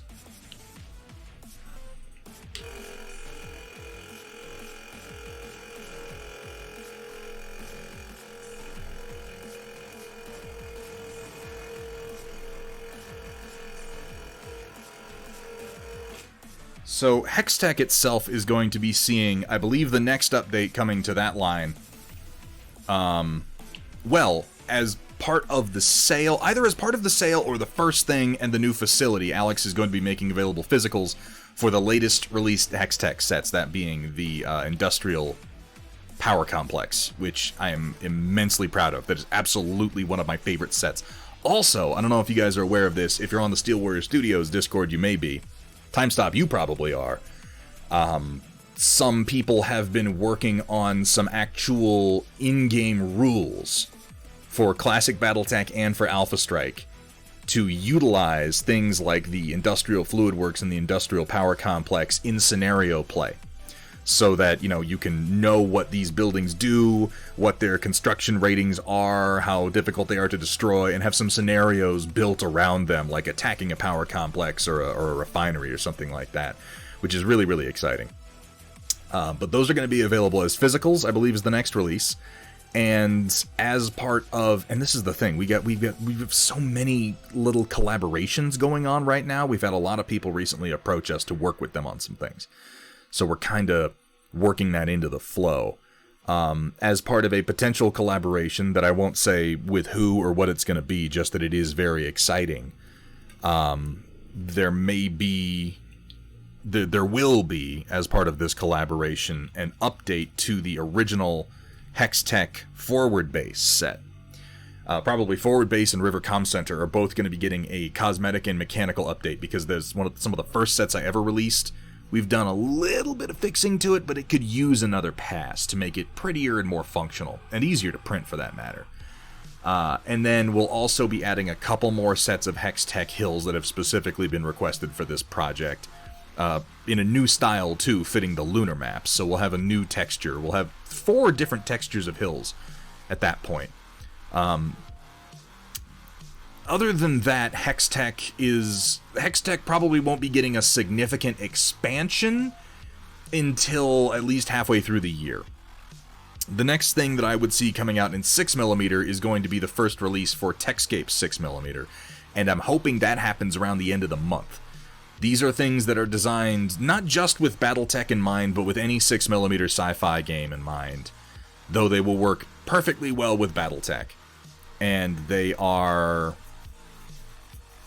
different. I don't want to go into details on it because it's part of kind of a reveal, and there'll be pictures, there'll be... you might be able to see it. You might be able to see it if you're going to Adepticon, I'm just going to say that. It might be there whether I'm there or not. But that's going to be a new 6mm sort of base building and environmental set that is not designed around hexes, so maybe a little bit more friendly to our Alpha Strike players.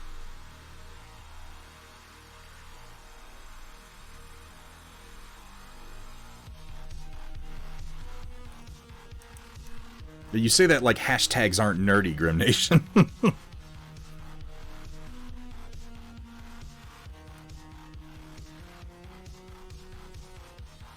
Oh, I wouldn't say that, Dragon. Don't feel obliged at any point to be a part of that project. That is purely a passion project. It's something that I meant to get to a while ago myself, but other things have just demanded my attention.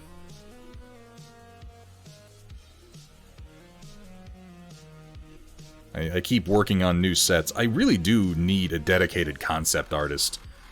I've been reaching out on ArtStation, and I've been reaching out to some artists on Fiverr, trying to find someone who can work with me, because I'm perfectly willing to pay.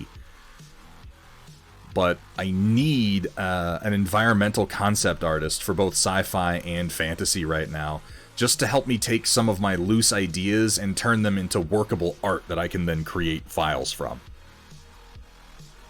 Yeah, Project Dark Fox has a lot of his own projects, and while we've worked together on a number of things, my demands are a bit more immediate than what he is able to meet, and I have a few things that I want that are not really in his wheelhouse.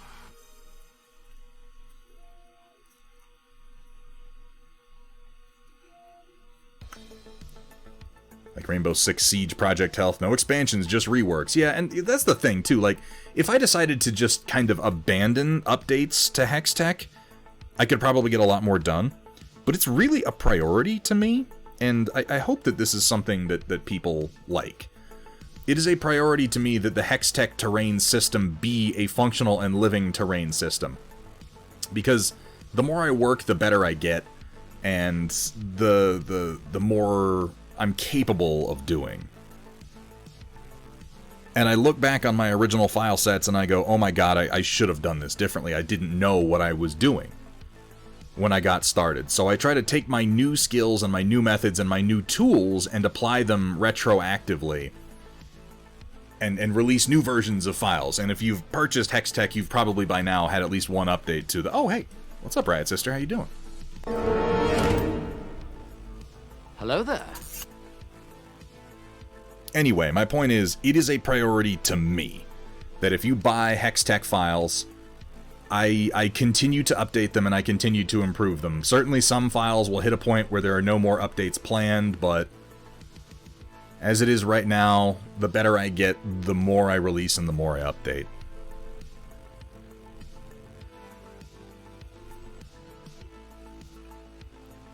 I'm going to need to use a little bit of silver here.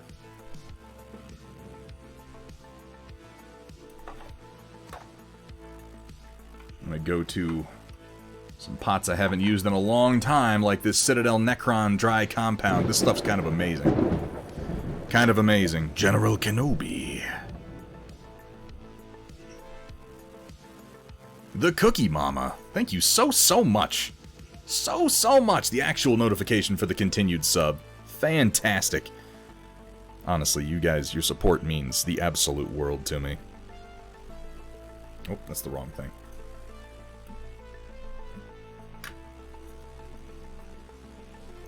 Yeah, I need to take those off of Cults. I was selling on Cults before I hooked up with Steel Warrior Studios, and I sometimes forget that my files are up there. But those are old, and that's not cool of me. I need to notify people who bought there that they can get updates.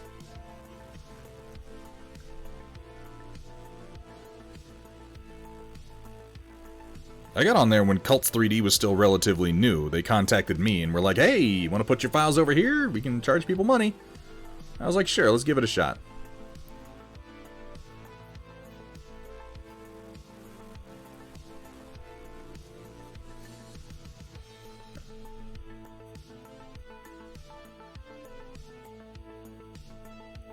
But anyway, finishing my thought, I do not pump and dump any files, to use an incredibly unflattering phrase. If you buy Hextech, you will get the updates that I make down the line, and I will continue to make updates until I am satisfied that files are the best that I can reasonably produce. Because I'm really just in this because I love it. I do this because I was going to do it anyway, and the fact that people buy from me, and the fact that people come and support me and give donations, this really just allows me to justify working on it more.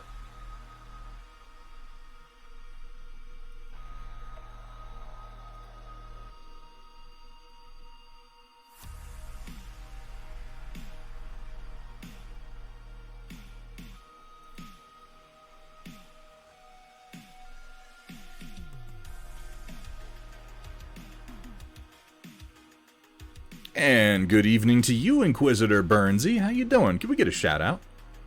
Pretty please. For Inquisitor Burnsy, I've managed to lurk in a couple of your streams relatively recently. I'm always lurking. People don't think it be like it is, but it do.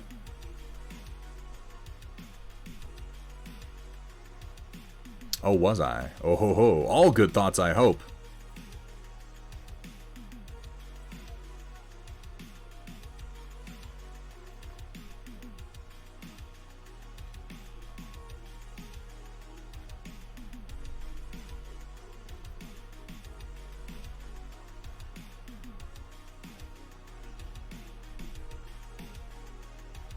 Alright, that's pretty decent. So now what we're going to do is we're going to jump to a bit of the old Necron compound. I don't buy many Citadel products, but I will pick out a handful of them that I really truly believe in and lean on.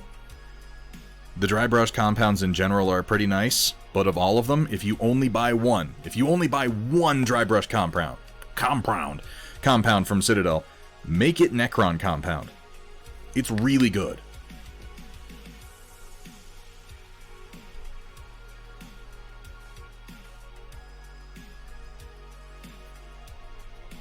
Starting carrying Battletech minis, eh? Ooh hoo hoo hoo. We've been talking about getting more like ambassador kits out there so that people can bring Hextech to the table. I maintain that there's a lot of potentially available Battletech terrain out there. I'm very, very proud of mine. I think it enhances the gameplay greatly, and I think it's a great way to be introduced to the game. So if people are playing Battletech, I'm just saying, Burnsy, you got a 3D printer, you could bring some Hextech out. You could show them what terrain can be. Alright, just working in some silvers. We're going to do this again after the wash.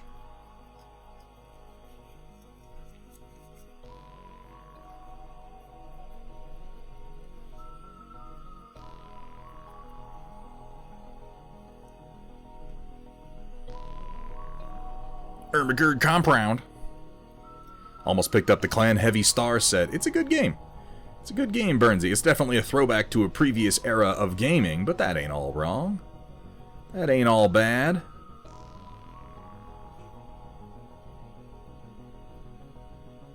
This is going to serve to take the edge off that gold a little bit, make it into more of a nice kind of bronzy color.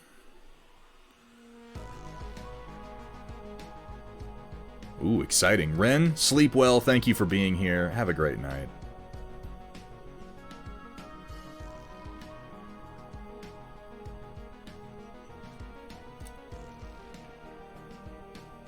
bunch at an event for some friends weekend before last, and it was a hit. Hills, trees, small runway, underground launchers, ton of industrial fluid works.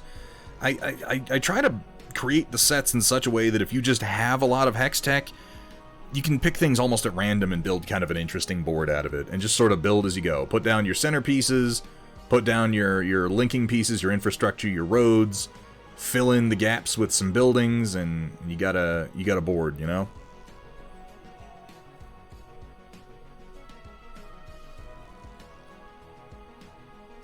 Again, I think that way because I do actually use the stuff.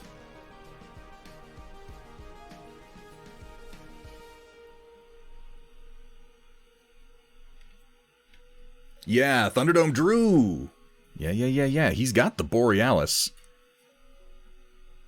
If he ever finishes painting it, I'm very excited to see how it comes out. He's put in some really good work on it, but then, as a painter myself and as a Twitch streamer, I absolutely understand that sometimes projects fall by the back burner, and that ain't nobody's fault, that's just life.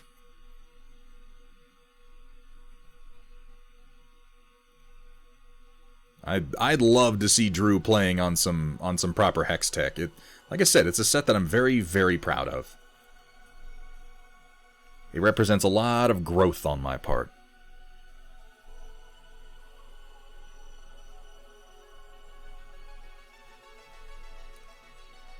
I was supposed to be doing, making sure my setup is good to go for an 8 p.m. to midnight virtual booth at an online-only convention. What I'm doing, putzing around deciding what British tanks I want to buy for bolt action. I think we can all sympathize. I spent so much time after the last stream looking up like, ooh, this is the Dystopian Wars starter set, The Hunt for the Prometheus. I was so relieved to find out that it's not available anywhere. Like, it's between printing runs or something right now, and I was just like, oh, thank God. Oh my God, I absolutely would have bought it otherwise.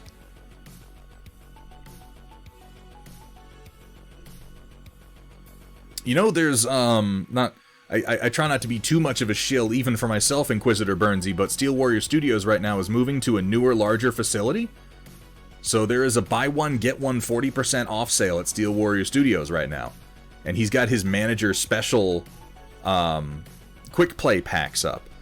If you're interested, I really, really recommend checking that out, because the prices are really quite low for some packs that you can just sort of grab and put on the table.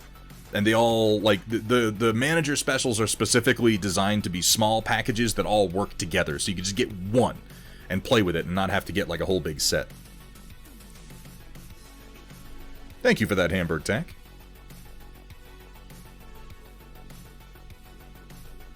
Finally got around to testing out Z-Mud. It's really nice resin. Oh, is it? How's that going for you?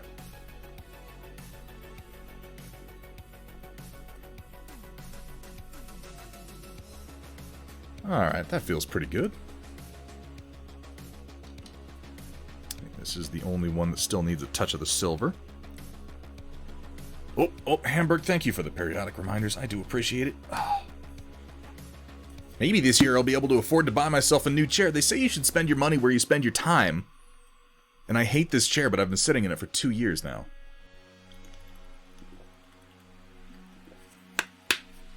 Henotic Mom, welcome in. The Riot Mom. As it were. How you doing tonight?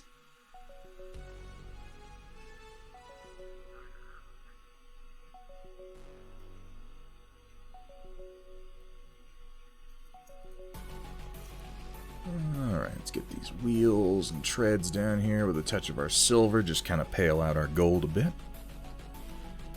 The really nice thing about the metallic compounds, like Necron compound from Citadel, is that when it dries and chunks up, it's still totally usable. Like, this shit lasts forever.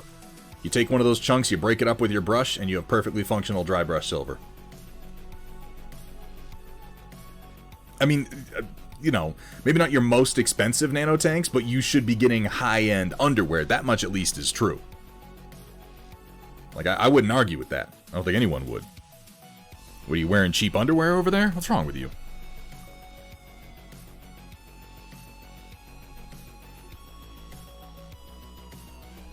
Yes.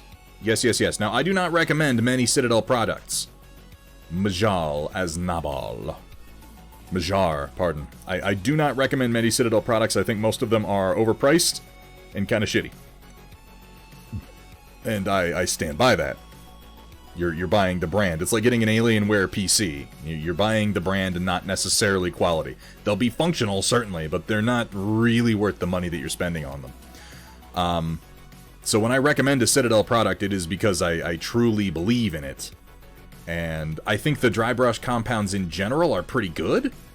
I haven't really used any that I've disliked, but of all of them, the most useful and the highest quality is, to me, without a doubt, Necron compound. It's so nice. I couldn't do that in good conscience.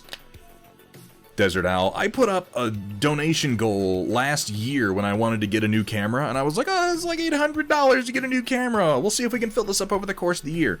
Motherfuckers went crazy and donated like $900 in one night. And if I'm being totally honest, as much as I love this camera, I still feel a little weird about it. I still feel a little weird that happened, so I kind of avoid donation goals these days.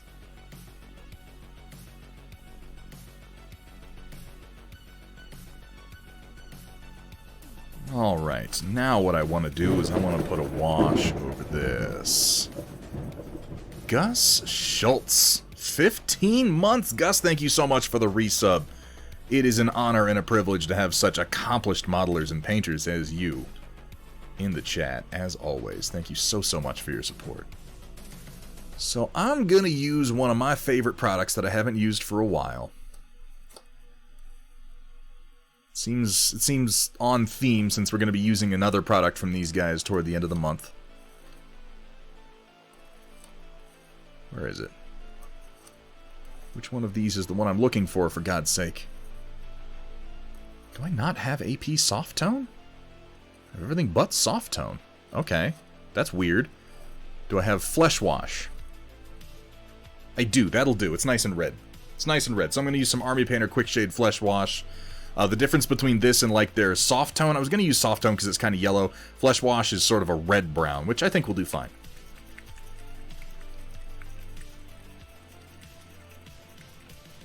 You know, Desert Owl, people keep buying Hextech, they keep subscribing. I feel like, I don't know, I'm not, like I said, I'm not very good at marketing myself. It's not something I enjoy doing. I'm here for the hobby. I'm here for the models. I'm here for the people. I don't want it to just become about how much I can siphon out of y'all, you know? Oh my god, wait, what just happened? What just happened is not showing me in my alerts, because my alerts don't show... Wait, hold on. Crap. Someone tell me what just occurred, please. Because I was looking away while the alert popped up. I'm glad you like it, Inquisitor Burnsy. They're basically toys. Most of the Hextech set is the result of a childhood spent playing with Mad Max toys. Oh, a donation for underwear. Thank you so much. I appreciate that. I have two different activity feeds up right now. One is Streamlabs, one is OBS. Neither one of them is showing my Streamlabs donations, and I don't know why that is. The Streamlabs one was definitely supposed to. Let me hit refresh. Let me refresh this.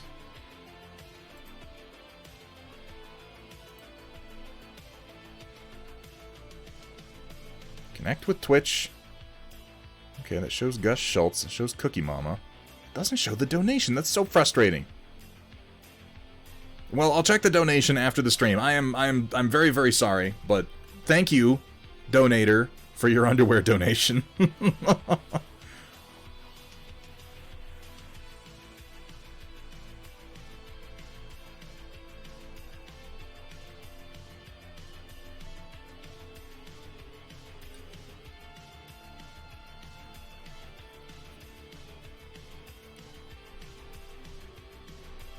But yeah, the, or not, did I say Mad Max? I meant Mighty Max. Anybody else play with, like, Mighty Max and Polly Pocket when they were a kid? I'm not too proud to admit I played with Polly Pocket. I love those little play sets. Little ones, they were like a compact you could open up. Polly Pocket was for girls, and Mighty Max was for boys. I had all of them. Damn right it was.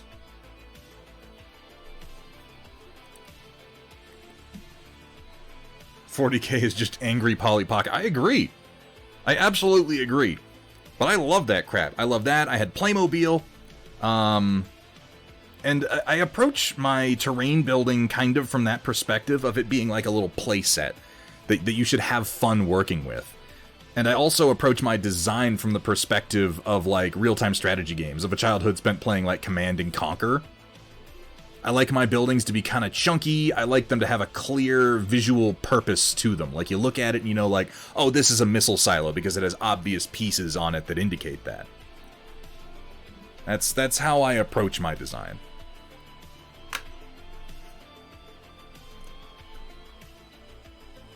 Well, I will not stop you from complimenting me, Inquisitor Burnsy. I love talking about my own work.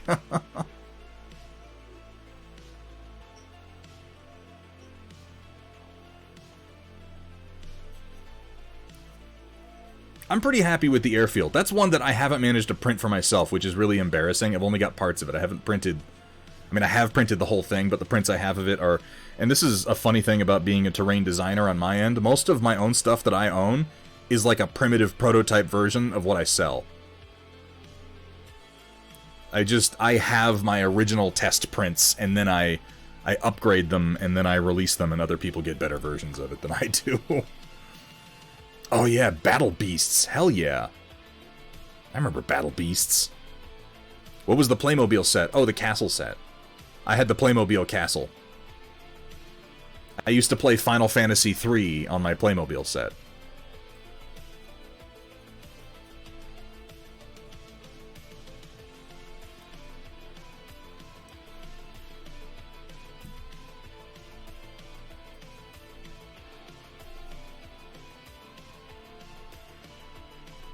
Had the deluxe castle set? Hell yeah. The gigantic one? I don't remember if I had that specific set. I had a lot of pieces, though. I had that, and I used to go to Medieval Times. And on one trip to Medieval Times, they were selling... What was the set called? Battle Masters? Does anyone remember? I think it was called Battle Masters. And it was a box board game set, and it came with like little catapults and ballista, and you would flick little orange balls at one another. Little ding, you would shoot them, and you'd like knock down enemy forces with it. There was that, and there was another board game that was... It reminds me of like Warhammer Fantasy. There was a side that was like Chaos Monsters, and there was a side that was like Knights. And they were in like these little molded plastic trays, and they had little flags, and you could put stickers on the flags, and it was like a tabletop battle game. Oh no, GM Kaylee, that absolutely existed. Okay, so Crossbows and Catapults was the one with the orange balls, and Battle Masters is the second one, Voxel Forge. I had both of them. Between those, Hero Quest, and The Dark World, my fate was sealed at a young age. As far as being into minis and terrain and generally being a big dork that loved to play with toys. But I love to play with toys with rules, mind you. With rules. This isn't chaos. This isn't Cowboys and Indians. We don't just go bang, bang, bang, bang, bang. Oh, you're dead, I got you. No, that's not how it goes. We are gentlemen, and we roll dice, sir. Speaking of rolling the dice, I am Katarina Zhao. Certainly rolled the dice when they decided to raid into this of all streams. The good news is it came up a 6, assuming 6 is good in the game that we're playing. Thank you so much for the raid. Welcome in. Just Katarina. I can do that. Just Katarina. Well, thank you so much for the raid. Let's have a... Hang on 1 second. Let's have a little look. A little peeky peek. I don't believe I am following you. Let's go ahead and have a glance.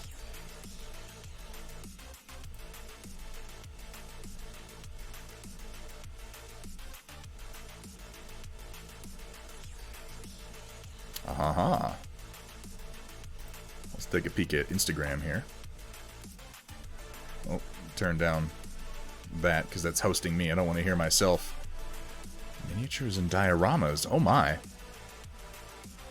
Oh, very cool.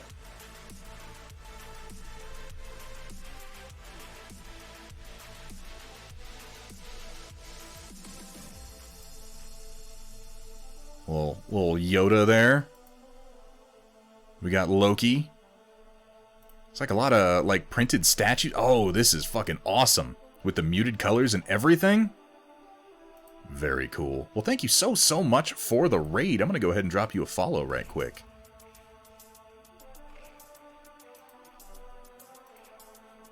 Is that wasn't showing? Damn it. Okay. I had the wrong browser up that whole time. I was just looking at their work. And it was just showing you that Instagram. I'm such a good streamer.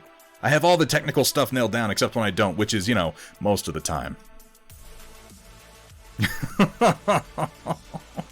But either way, thank you so much for the raid. I hope you had a great stream, and welcome in, raiders. Welcome to Thunderhead Studio, and thank you so much for the follow, Katarina. We're working on a little bit of Battletech stuff here tonight. Been doing a lot of oil painting lately, so we're getting back into acrylics.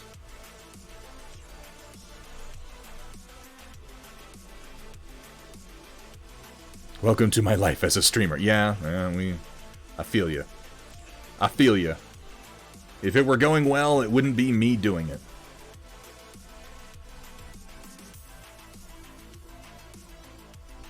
I'll let that red kind of settle in and shade everything real nice on these colors. But indeed, we are. We are gentlemen, and we roll dice. Properly. It's how we play our games. Is Techscape one word or two? Yes. It's one word, and yes, you spelled it right. David Rogers.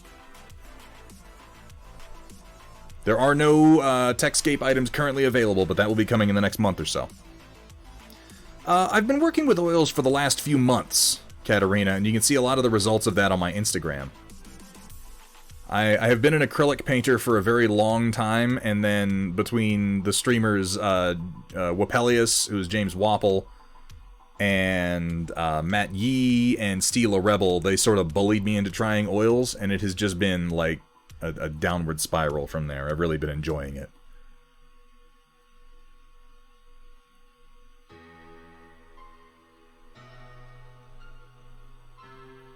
Alright. So with that done, we can start working on our primary hull colors. Yes, Mental Gin, yes.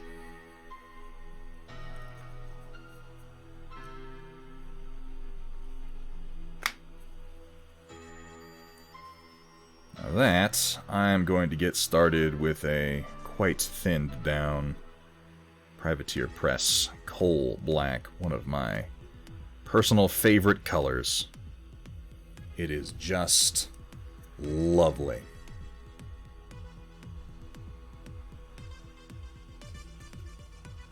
I changed my mind about how I want to do something as soon as I got to this point, but that's okay. I'm going to leave it for now, because we can always come back to it. Specifically, I realize I want to do this part back here in a metallic, as opposed to the overall hull color.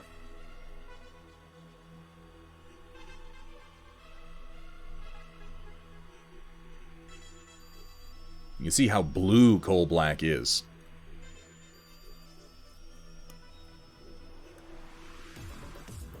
Oh boy, Voxel Forge, that's...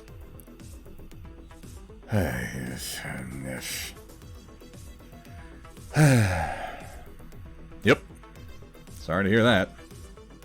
I'm just stuck over here hoping everything works out for the best, or as best as it can, given what's already occurred.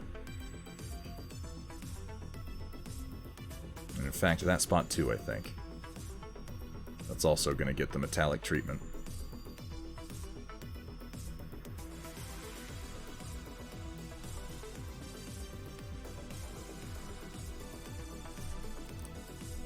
Oh, not at all. Not at all, Katarina. You have been streaming. Raiding and running is not only acceptable, but expected. You go get yourself some... Get some food, get some coffee, get some sleep, get what you need. But don't waste a lot of time futzing around here on my account. Thank you so much for the raid. Again, I hope you had a fantastic stream, and I hope you have a great night. Thank you so much for stopping in. No, you're not going to find Techscape yet. Miara Nabal. Techscape is going to be the new line of product that will be releasing in the next month or so. As of now, Hex Tech is what's available from me.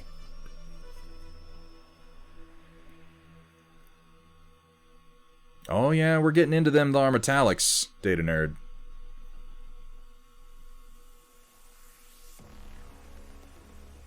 What was the brown you were using on the Minotaur? That is Army Painter Quick Shade Flesh Wash. It's a little red, which is why I wanted to do it. And so I painted on some metallics. Bitches love metallics. They love the metallics. This is coal black again. It remains one of my absolute favorite colors. I'm gonna build up using the Rainy Rivers coal grays, but I want this to be my base.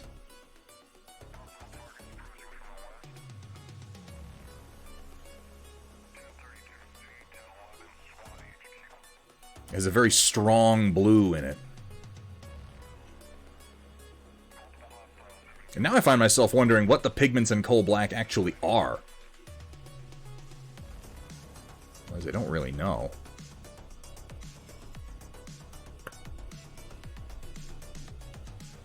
Well, no, it's not actually a black. Coal black is a green-blue, but it's very, very dark. They call it coal black. This is also very thin.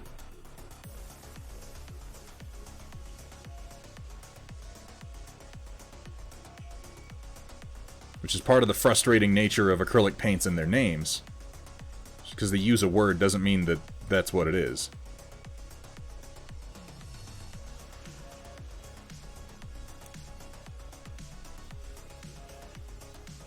Because Heroescape, what you have, many still in boxes. Almost all the samurai models. I missed Heroescape almost entirely. I think by the time that came out, I was like off in the army. And I was spending my money on much dumber things than toys.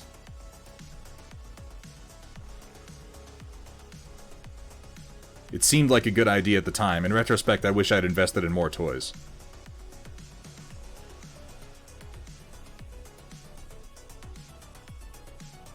Yeah, let's go ahead and do this here. I'm not gonna complicate things any more than I need to.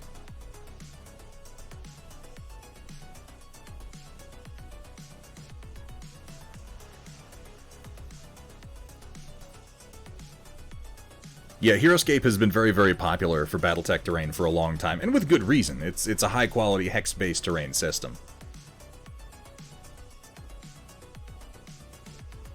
But I wanted something that was a little less granular in its construction. I can't stand building a board one hex at a time. I have to be able to build it out of chunks of hexes. It's just too much work for me to build a board one hex at a time every single time I want to play a game, you know?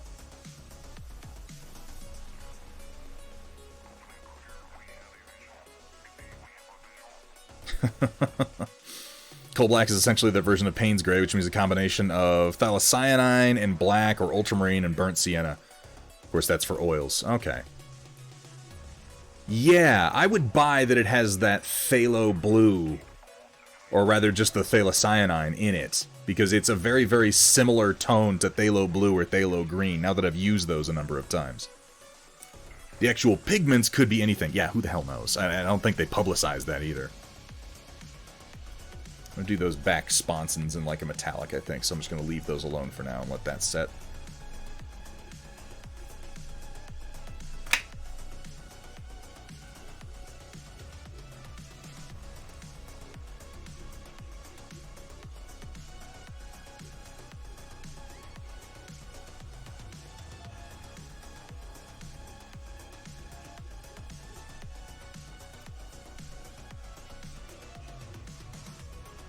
That's really what I like about oil paints now, and this is something that's funny. James Wapple was talking about this on a stream the other day. He was like, maybe I'll do my own line of oil paints. And he started talking about, like, what will I name them? What crazy names will I give things? And he started coming up with some, and then he sort of stopped himself, and he was like, let's be real, I'm just going to name the paints after the pigments in them. Like, it's not even going to have a name. You're just going to look at the front of the label, and I will have the specific pigments and the medium that I use to make the paint. It'll just be a little diagram. That'll be the name.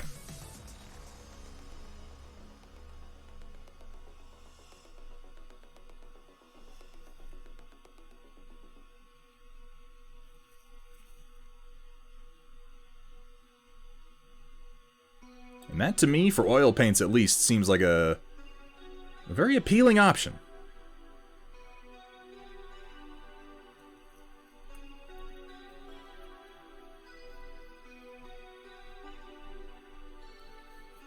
I have yet to find a Payne's Gray in oil that is satisfactory. All the Payne's Grays that I've tried have been very, very weak.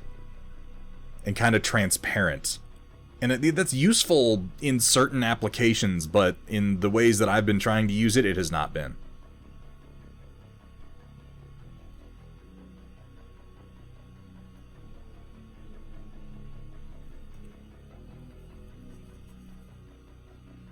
If only. If only, Kursala.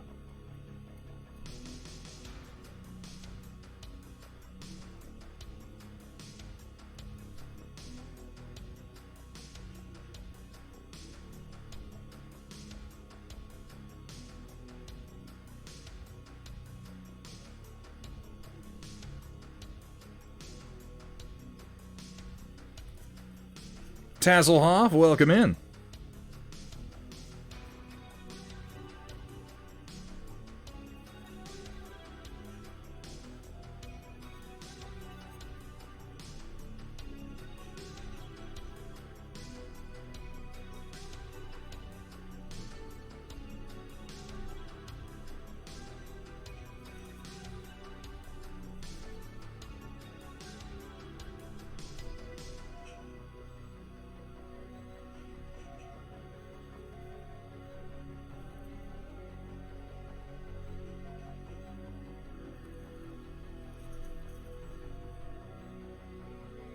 Got a little surface fuzzing in there, I think probably from my primer job.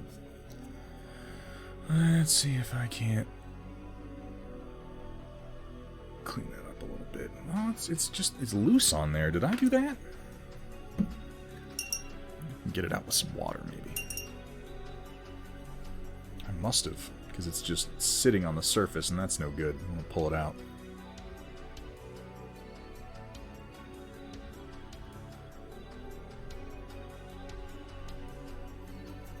Nobody wants a dirty model.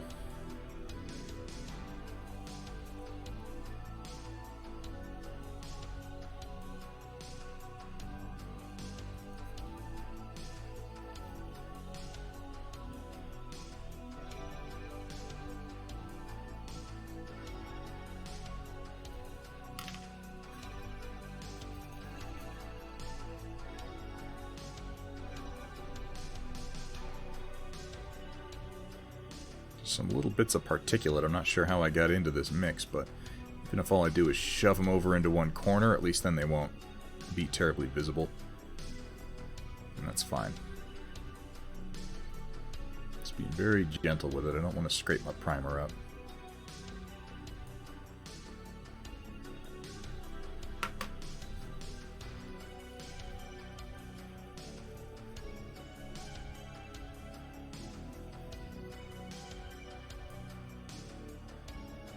There we go.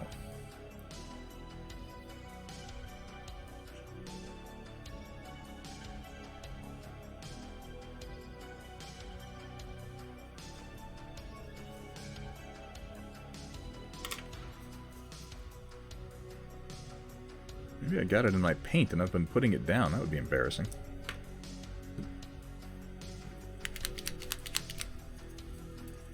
Not like super embarrassing, but a little bit. A little bit more of that there coal black.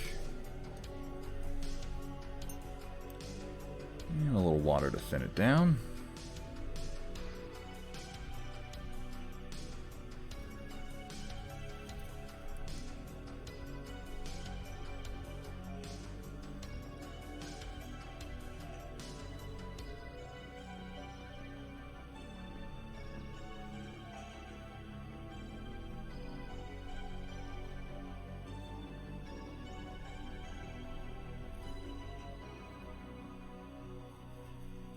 Still have Payne's ratio. Let me find them, really. Like I said, I need to find a formulation of Payne's Gray in oil paint that isn't weak. I love the color, but every time I want to use it, I need something that's a bit stronger, more pigmented, or even more opaque. And all the ones I've used have been really transparent. Now, that is kind of interesting, because I realize I could probably use a transparent Payne's Gray along with like an iridescent silver from Williamsburg to create some interesting metal tones. We haven't tried that, but I am going to experiment with it. My Minotaur's a little dirty. That's okay. I'll make up for it with some weathering, more than likely. Indigo plus Van Dyke Brown. Is it really? You can do that with Indigo and Van Dyke Brown? Those have rapidly become my favorite colors. Indigo and Van Dyke Brown are like my go-to glaze colors. Indigo is like the coal black of oil paint for me.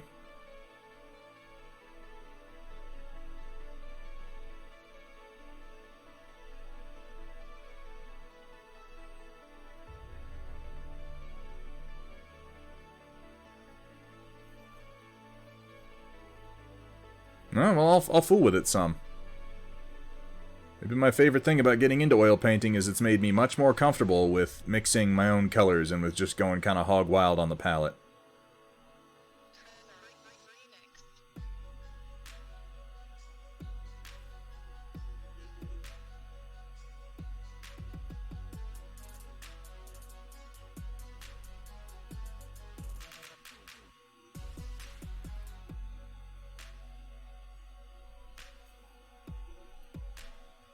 Oh, we've got some coming your way, Kaylee. I actually bagged yours up earlier today. I'm gonna get it shipped to you here shortly.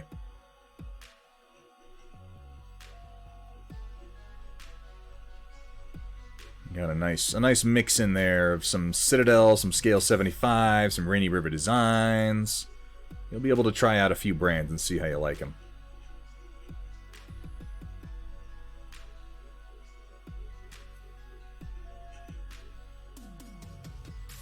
Yeah, that's been my understanding, Kursala. It's one of those colors where Payne's Gray isn't really a pigment mix, it's just sort of a color, and so every brand has their own proprietary mix that they call Payne's Gray, and they're not constant. So you kind of just have to, as Grim Nation says, either make your own, or find a formulation that you really like.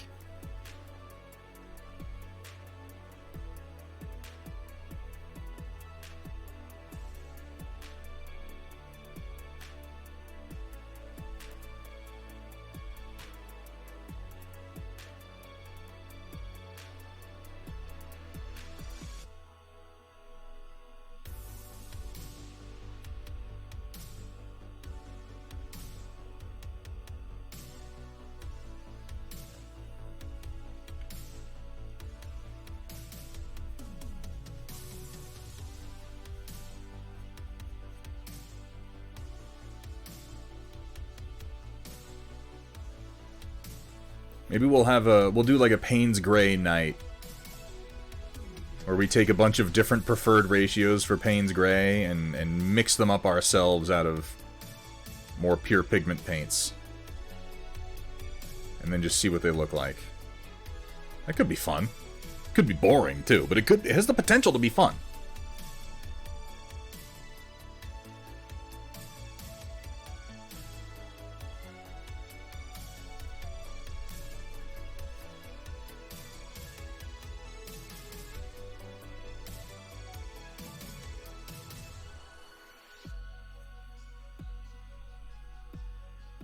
Yeah, I know how that goes, Cookie Mama. I need to do this, I need to do that, and I just keep saying it for years and years. Don't feel bad.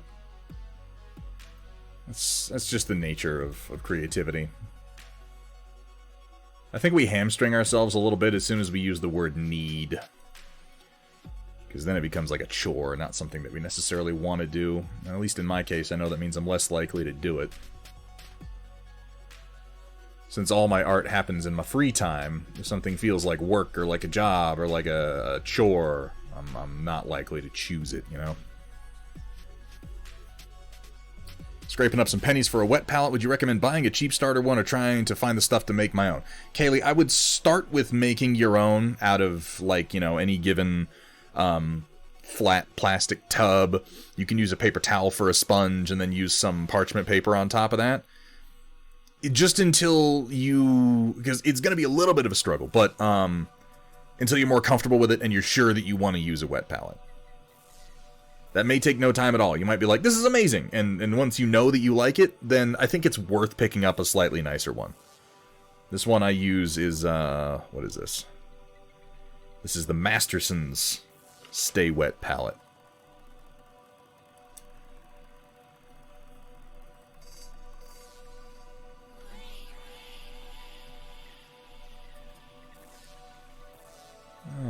Alright, we can get another thin coat on this tank. And again, this is the strength, folks, of doing multiple thin coats instead of one thick one. All of the detail on this tank is nice and crisp still. You just gotta do it a couple times, that's all.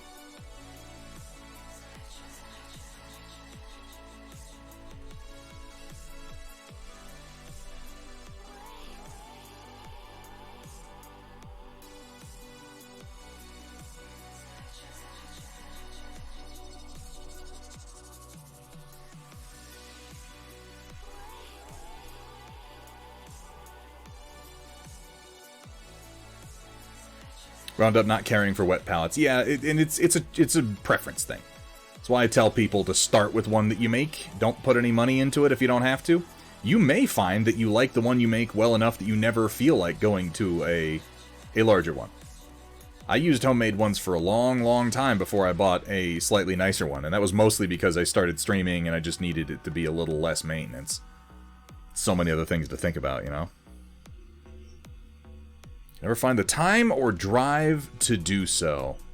That's always, you know, that's just the truth with any artistic endeavor. You gotta feel it. You gotta be feeling it. You gotta be into it.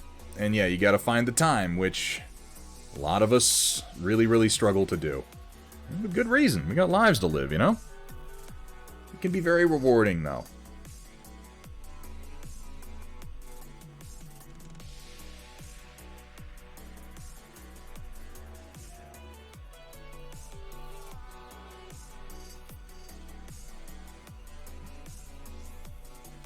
Yeah, that's honestly Tasselhoff, and that was it. I started using a wet palette when I lived in Texas. And I used it for a while, and I made one myself, and I was like, this is okay. This is alright. I don't love it. I don't really need it. And then I went back to using a regular palette. Then I moved to Colorado. And in Colorado, well, two things combined. One, simply the dry air in Colorado necessitated one. But also, paint streaming necessitated one. The combination of two factors got me using one regularly. Because if you stream painting, your paint is going to dry so constantly as you get distracted, as you talk to chat, as you get off on a tangent, as you do whatever. It's difficult to keep on task a lot of the time. And that's part of the reason that I've really fallen in love with oil paints as much as I have, is I wouldn't necessarily have gotten as into them if I weren't streaming. But because I'm streaming, oh my god, oil painting is amazing. Because I can just, like, I can have paint on my brush, and I can just forget about it for like 5 minutes and talk about something, and then go back to what I'm doing. I don't like the glass palette, Grim Nation. I don't like the glass palette. I like my little palette that I made because I can just throw the paper away when I'm done. I don't have to scrape, I don't have to clean, I don't have to do shit. I pull it off, I put it in the trash, I'm done. It's over, it's gone.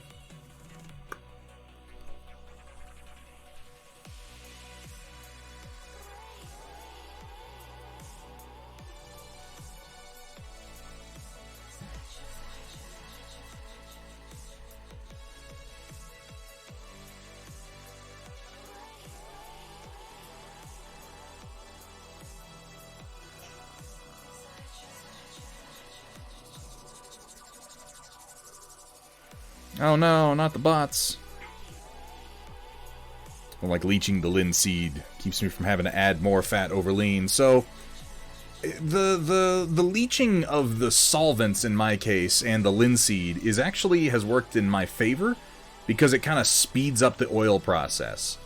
Because I'm used to doing acrylics, the loss in speed hasn't really, or rather the loss of working time hasn't bothered me because it's still hours and hours and hours and hours. It's not necessarily days.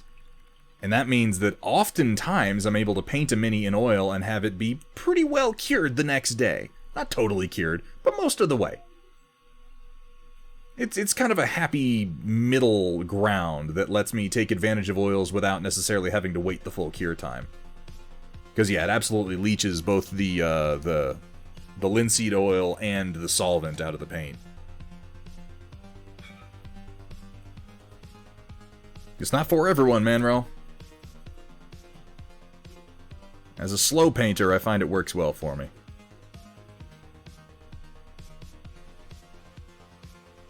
A crappy pink color per my son's request. As long as he likes it, that's what matters, right? Get him started painting, and then you can give him shit when he picks pink.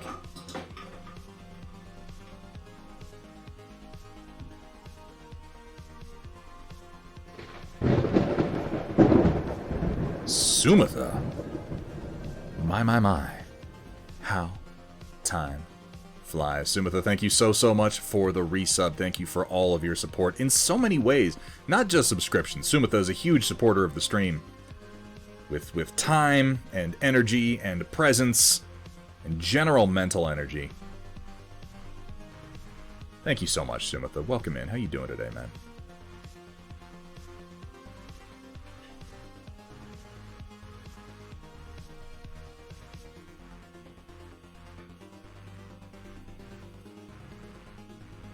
Mental something anyway.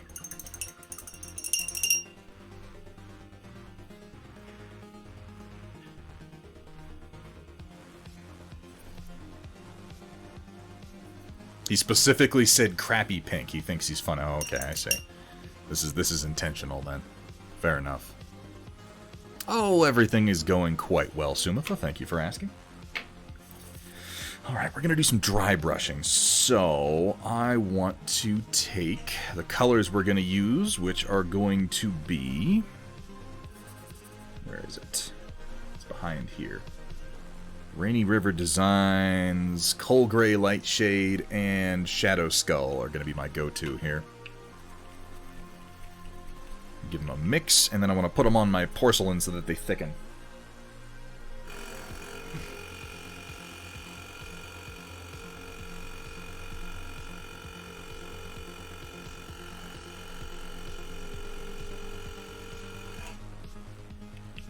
This is a fairly decent analog for a color I would have gone with before. It's actually bluer. I'm a big fan of the Gain Color Extra Opaque Blue Gray, but as you can see, the Coal Gray is much bluer than that.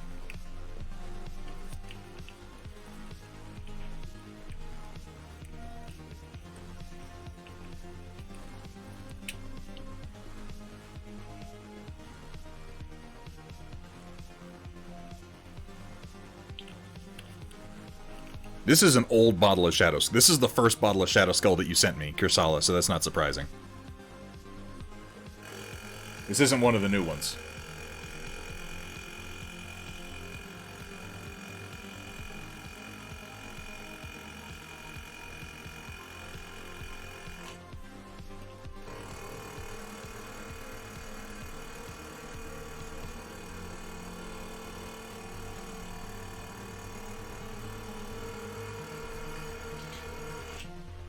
Typhoon Paint Mixer absolutely does wonders.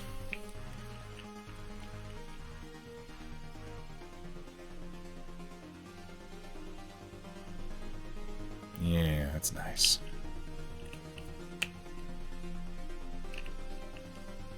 Yeah, everybody struggles with whites. Everybody struggles with whites. Mafik, how you doing today, man? Good to see you. Why does the paint keep pulling away from that one spot?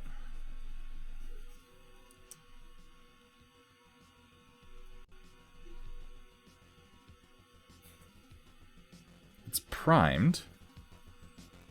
Shouldn't be an issue. Maybe I just missed it.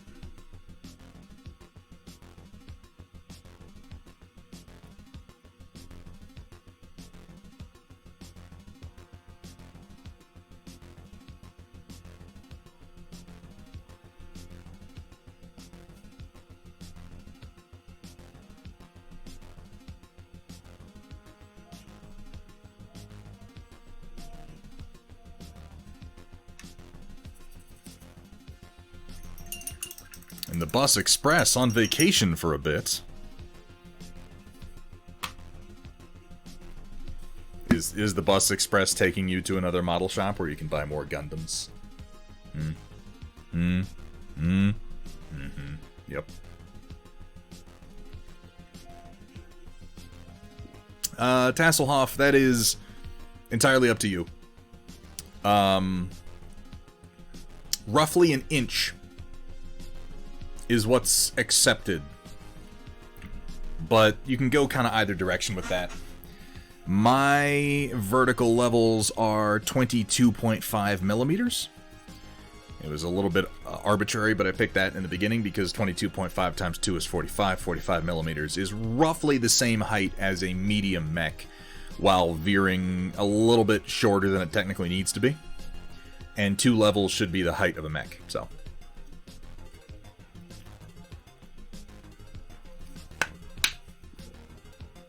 I do 22.5.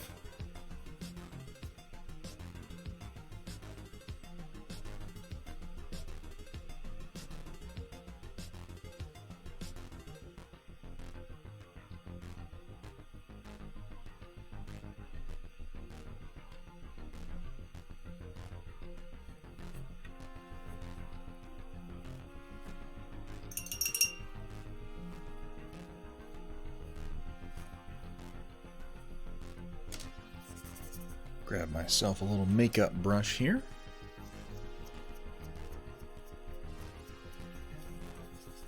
I love makeup brushes for dry brushing. I don't do anything else for acrylics at this point.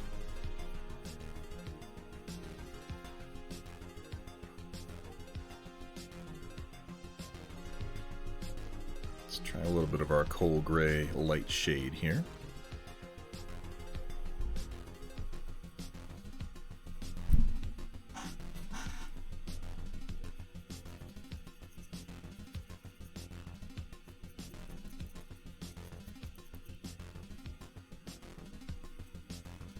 For this guy, I'm going to pull back across the top because of the way that the plates are positioned. And generally, when dry brushing, it does help too. Like, you can get a lot of work out of doing 2 directions while dry brushing, but broadly speaking, if you can do all your strokes in one direction, you're going to get better results. I don't know how much of an impact this is going to have on the coal black. Might end up bouncing up to the Shadow Skull pretty quick.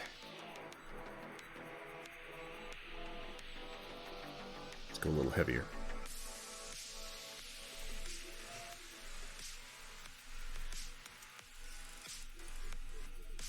I think we probably will, because we're not going to get much contrast out of this. It's just serving to kind of desaturate that blue a little bit.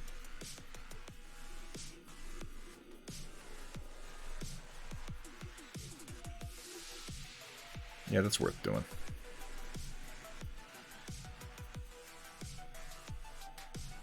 Load the brush up a bit more.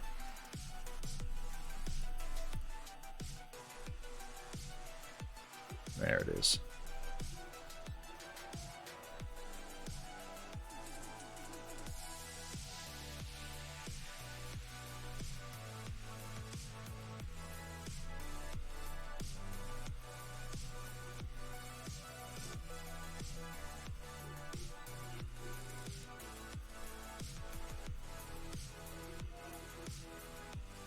Much of an impact. Let's go up to Shadow Skull. Still with a little bit of the coal gray light on there, so it should tint it a bit.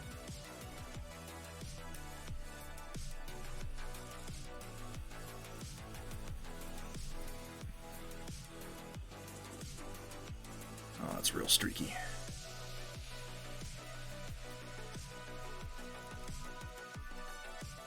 Gotta get rid of those streaks. Better.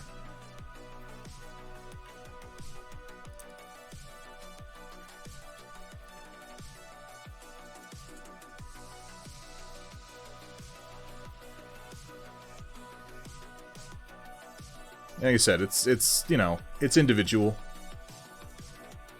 The one thing I recommend is just once you pick a level height to go with, you're kind of stuck with it. You know, make it the same for everything.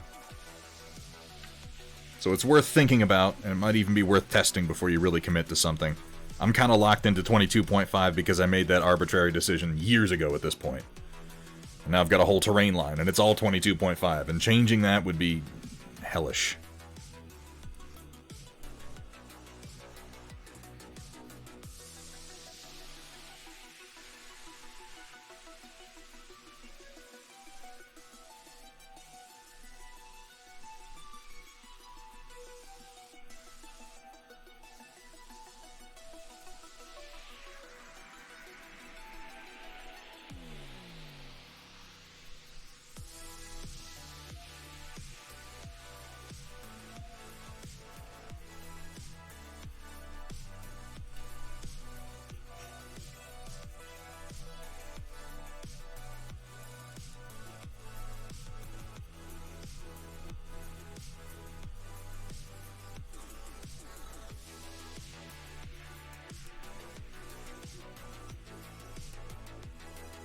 That's coming out nice.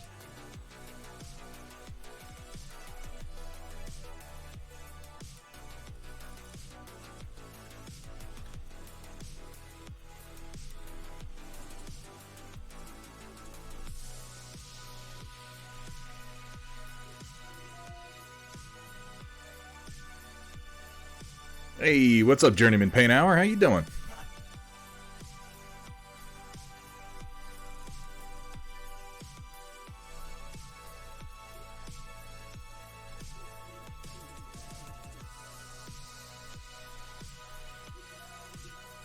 Getting a lot of this on the metal, but well. Can always come back in and correct that afterwards.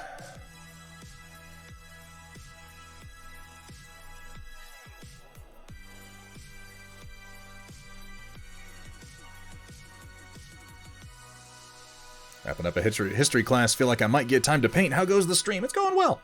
I'm glad to discover. I was honestly a little hesitant coming back to acrylics because I've just been doing oils for months. I'm like, oh, am I genuinely gonna like forget something? Am I gonna make some?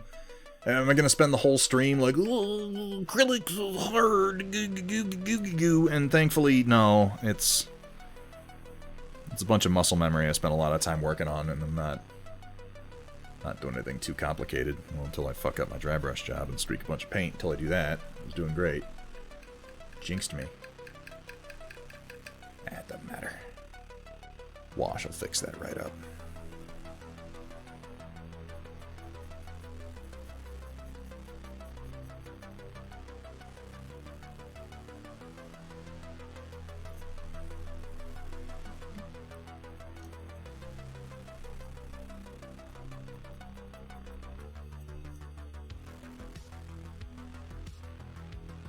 Now, something you do want to be careful of when you're doing dry brushing on something that has hard corners, like the edge of this Minotaur tank, you don't want to be too aggressive. Because if you press really, really hard on a sharp corner like that, whether you're well primed or not, you're going to peel the paint off that model. So you just want to be... you want a soft touch.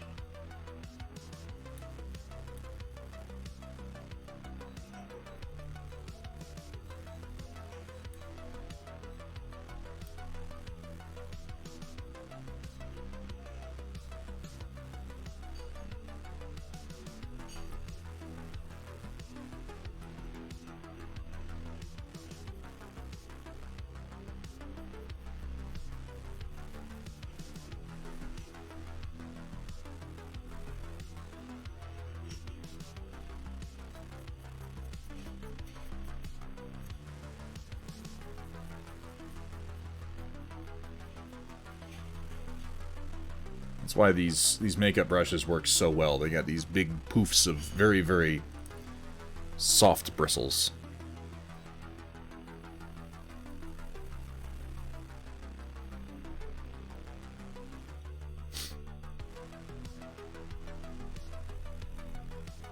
That's too much.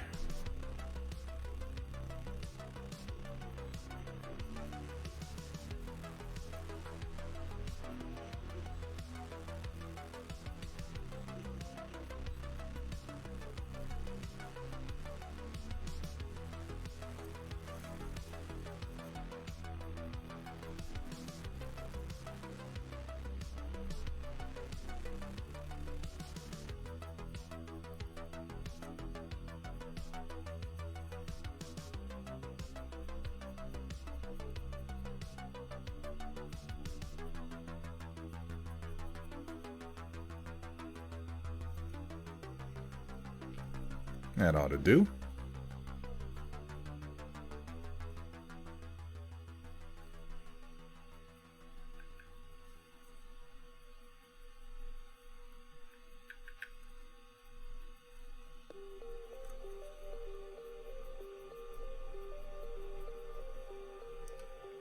Right, let's do some turret action.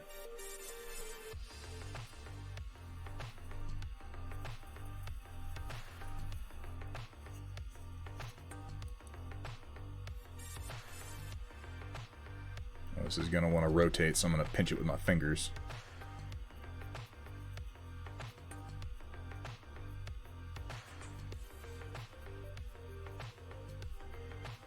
This is where all my surface imperfections from priming poorly are going to show up.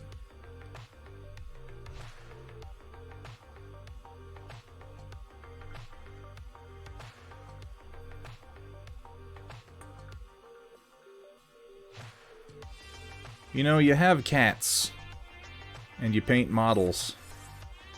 You just get used to the notion that every now and then you're going to be painting a model, and it's going to be like, oh, there's a hair I didn't see there. Let's go ahead and remove that. It just happens. Those, I think, are surface imperfections. That's a hair. But the others are surface imperfections. That's okay. We can make up for that with a little bit of weathering after the fact.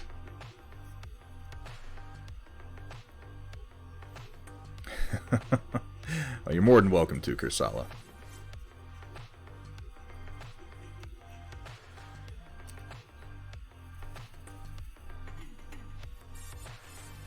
Oop, whoopsies.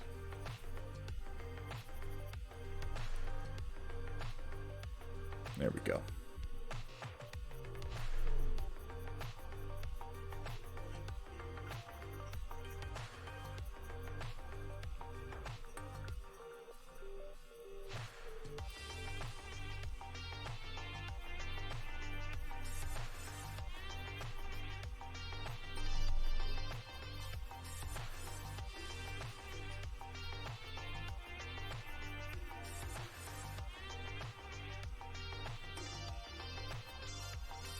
A little heavier up here.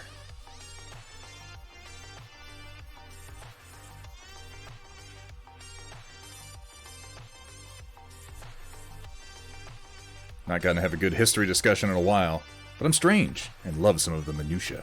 And dog hair too. Yeah, it's yeah.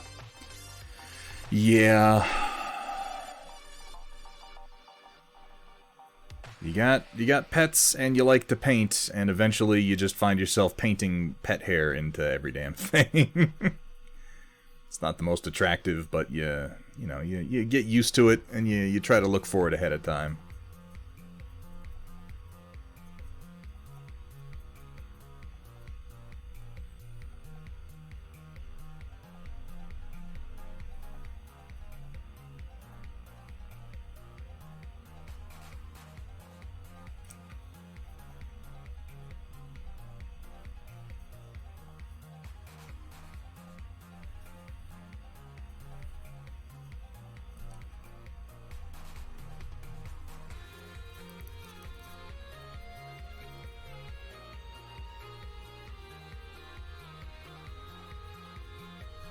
That seems about right.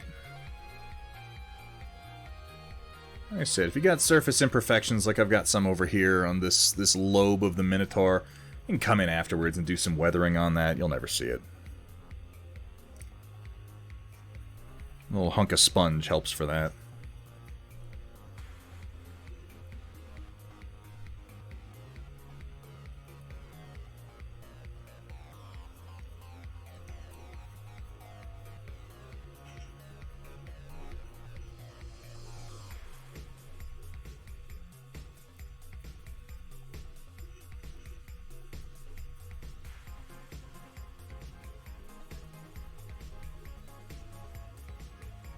I'm going real heavy on this because my intent is to apply a wash after the fact to kind of bring all this in line and move it a little bit away from blue and more towards gray. It's the theory. See how it goes.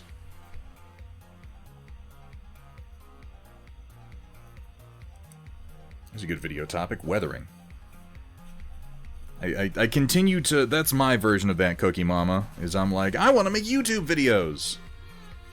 I just never know what topic. I don't like revisiting old topics. There are a million videos on how to do every single technique under the sun, and I like to do something that is uniquely me, you know, if that makes sense?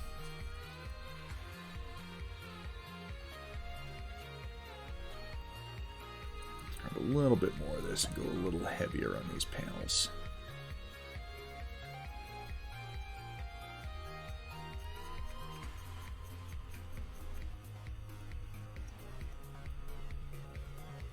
Good oil wash for pink? Yeah, purple. I agree. Purple is a very good choice. put some blue in there is what that'll do.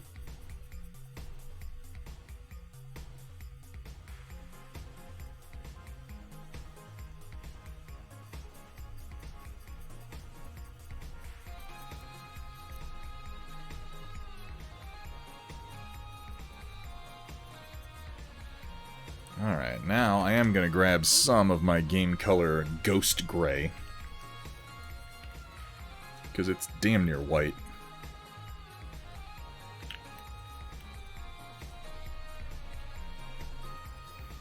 And I'm going to give this brush a little clean, and I'm going to use a different one so I'm not contaminating my paint. Sometimes you want that, but, you know, do it on purpose.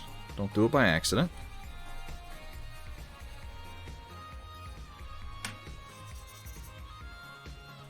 And we're just going to give this a dusting.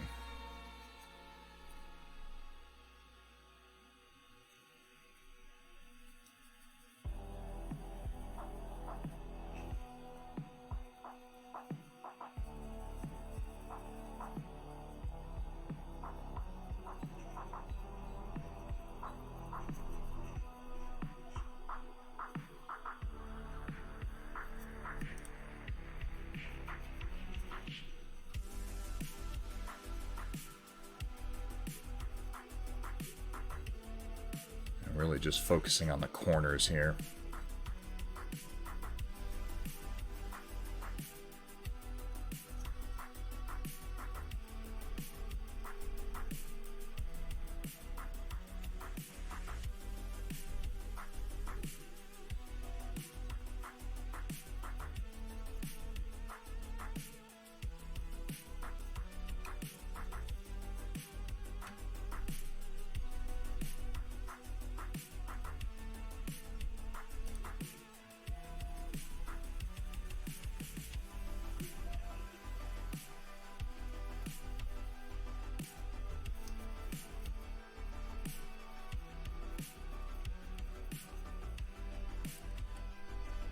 Just discovered I could change my name color. Yeah, some people do that just to fuck with me.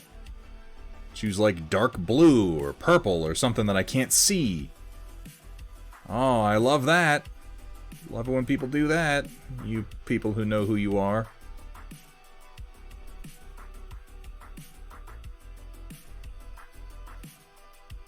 You know, everything's in dark mode, so dark names are just like invisible to me.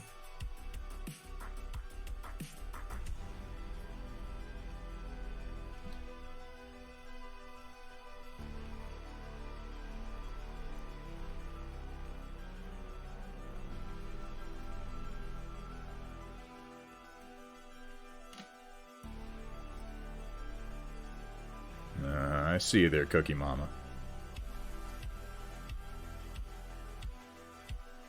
I know your game.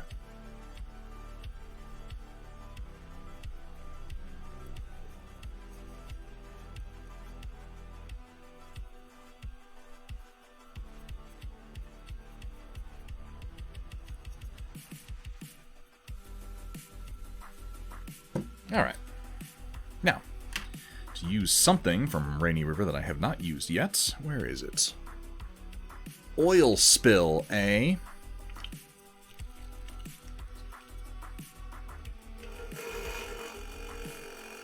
Let's give this a good mix.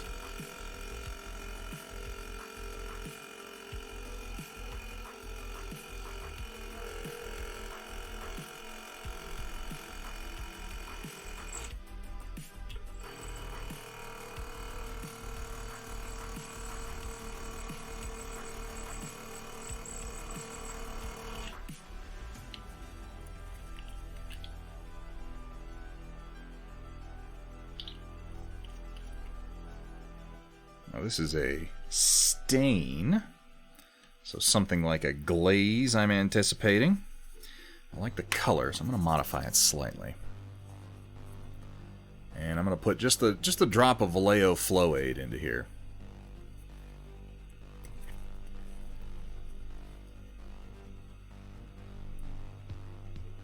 There. And a touch of water.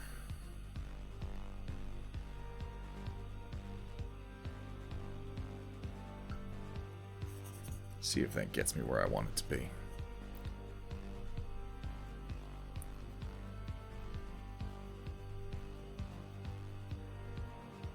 That has potential.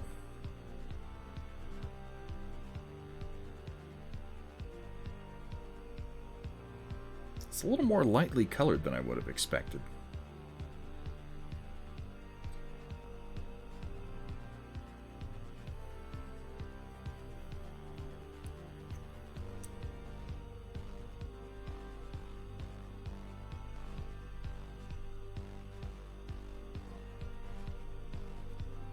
We're just going to lay this all in here. The purpose of this is both to get into the crevices and darken it, and also just generally to kind of glaze the base color and those highlight dry brushes together.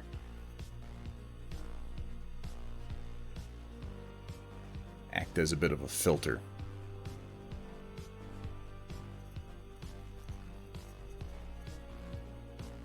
I'll add flow aid to almost all my washes anyway, Kursala, just because I like it flowing into the crevices a little bit more than most formulations do. The tool everyone should have, by the way, is a little bottle of flow aid. It is incredibly useful. It will break the surface tension of anything that you mix it into, which will allow it to flow better into crevices. You can use flow aid to kind of make your own wash if you want. This is moving us a little bit away from green and a little bit more into blue, which is just fine.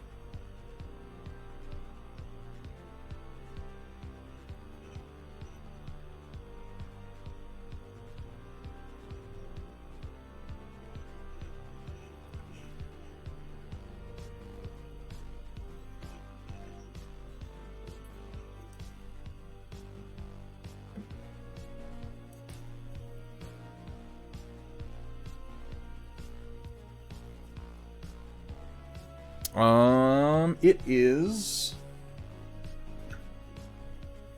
this. I've had this bottle for 2 years, and I'm only just now gotten it down to a point where I think there's one fill-up left in it. Sorry, this is not Vallejo Flow Aid. I don't know why I put V on there. This is Liquitex Flow Aid. How confusing.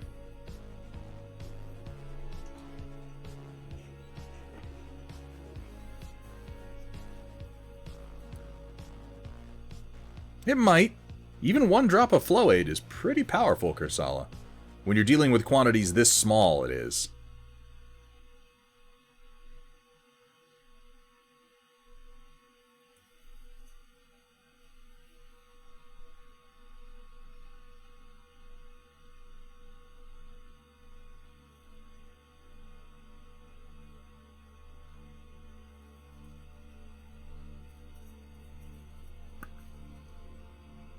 Flow aid, as I said, the primary function of flow aid is to break the surface tension of whatever it's mixed into. It has the same effect as, like, mixing dish soap into, like, oily water. You know how you, like, oily water will all kind of congeal together into, like, a big mass, and you put some dish soap in, and then it'll sort of break and flow out? It does the same thing. In this case, what the flow aid allows the paint to do is to wash away from the flat surfaces and gather in the crevices, like down here, where any two surfaces meet.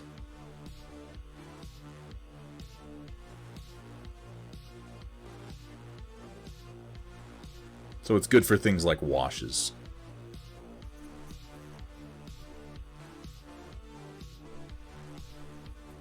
Well, I'm gonna put flow aid in it anyway, so neener neener. You can fucking deal with it.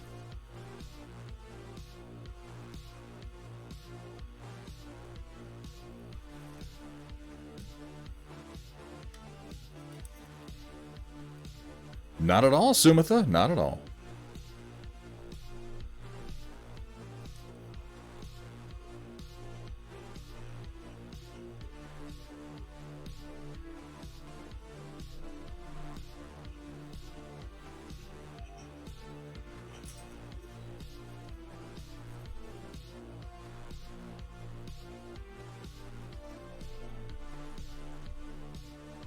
Yeah, see, Data Nerd knows what's going on.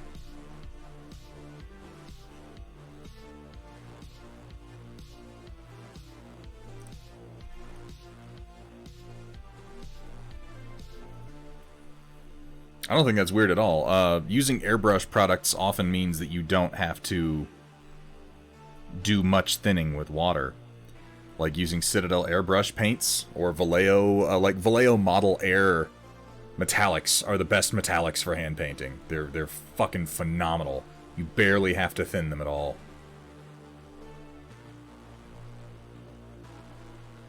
Whereas most of the metallics that are formulated for hand painting minis are often too thick.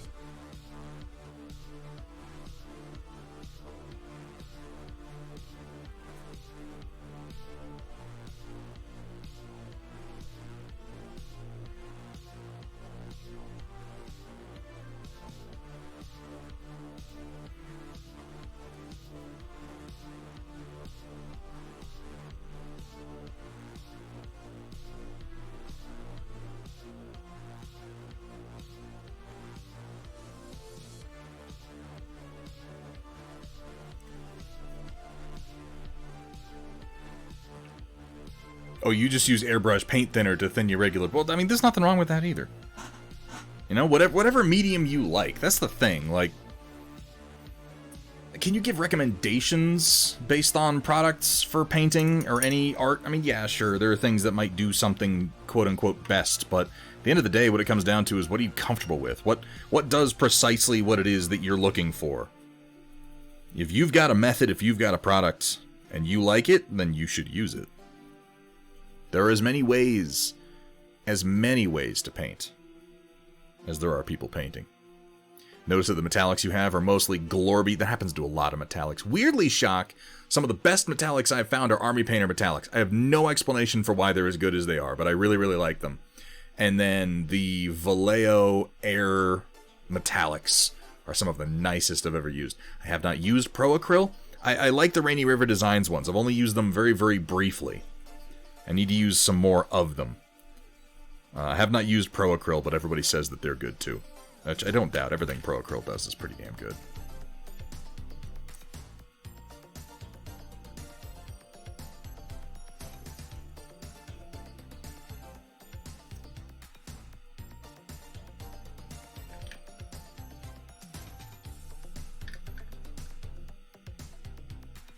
Whoopsies. There we go. Now we can start adding some other colors in here.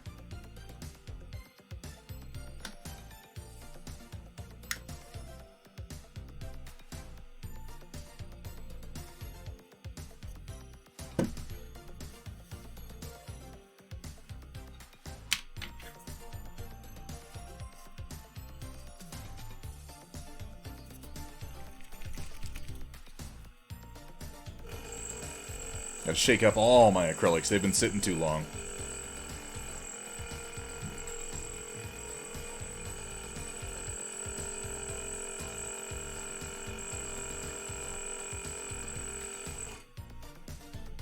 Grabbing some Vallejo Game Color Extra Opaque Heavy Ochre here.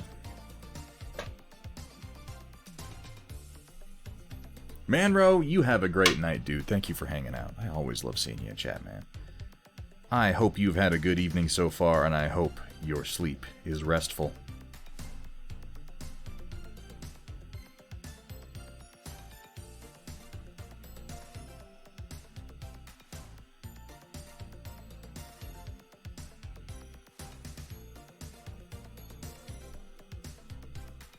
You know, painting with oils has me used to using just a shitty, blown-out brush. I gotta switch away from that. That's not gonna serve me well now that I'm going down to smaller details.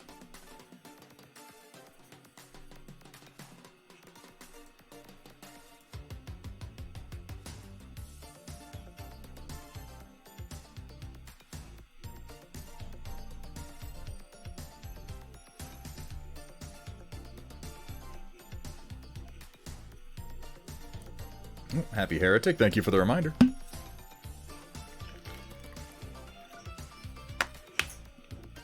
I don't know what it is that Army Painter does specifically with their metallics that makes them work as well as they do. But they're really, really nice.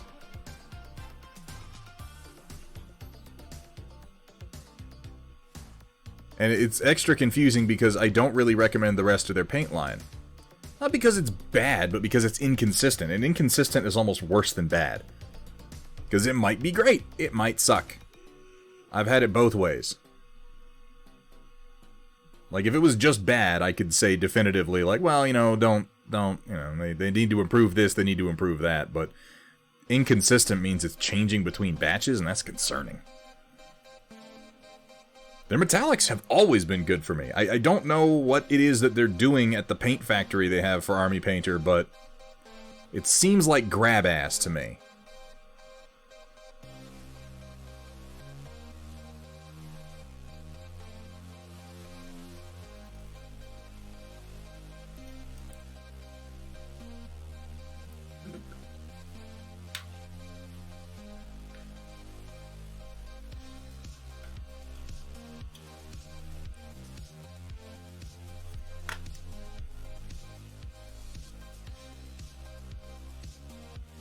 Be very, very interested to see how their speed paints perform. Like I said, I've got a set of them coming to me when they release. I pre-ordered them.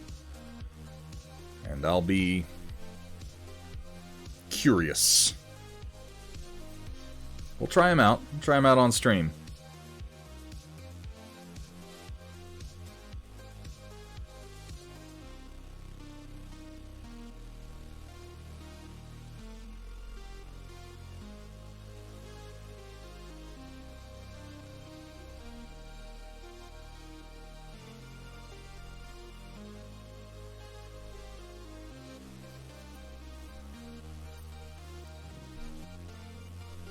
Everybody who's used them so far seems to think they're pretty good.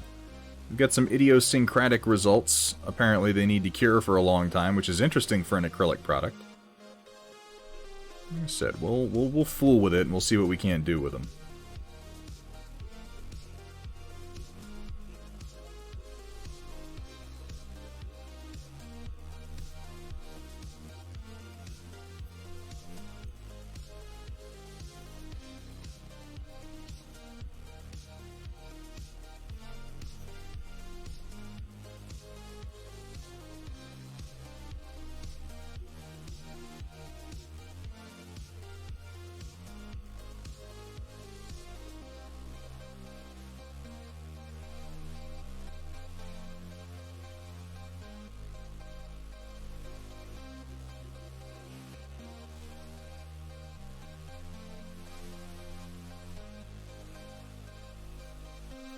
Intrigues me about speed paint is apparently some of them reactivate if they get wet, even if they've been dry for 24 hours.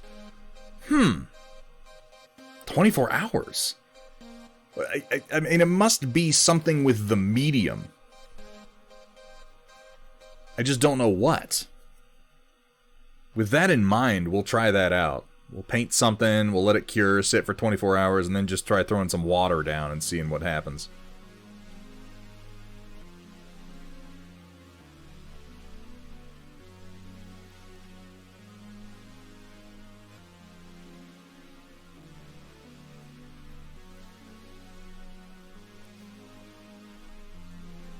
I mean, you know, in all fairness, most acrylic paints do take more than just 20 minutes or so to fully cure. But they're handleable prior to that, and they usually won't reactivate after 24 hours.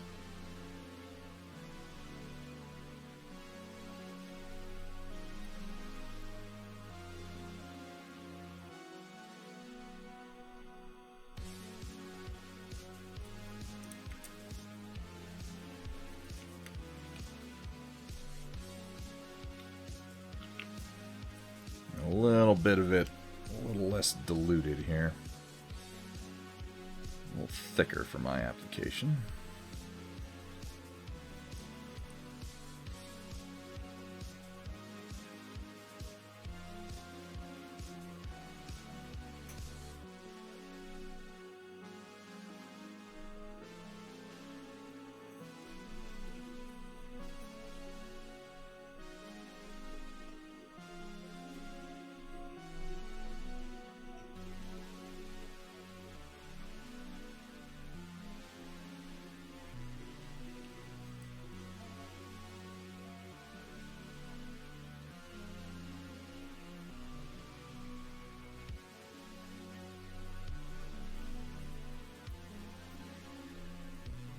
Yeah. The dry is what generally matters. It's, probably possible to reactivate most acrylic paints over a 12-hour period using, like, some solvents. Which, in all fairness, water is a solvent. It is the universal solvent, as a matter of fact. But 24 hours? That's strange.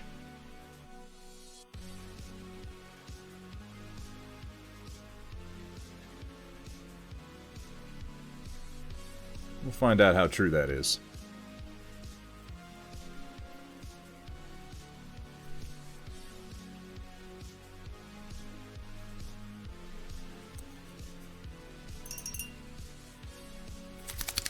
Let's grab some red. Something nice and deep. How about game color gory red? That's a good pick. Where do you purchase your miniatures? So that depends. These specific miniatures that I'm painting tonight, Scott Howard, you can find from Rainy River Designs, which you can get a link to by hitting !Rainy River in chat. But as far as a broad question, where do I get all my minis? Well, the answer is many sources. If there's a particular one you're interested in, please feel free to ask.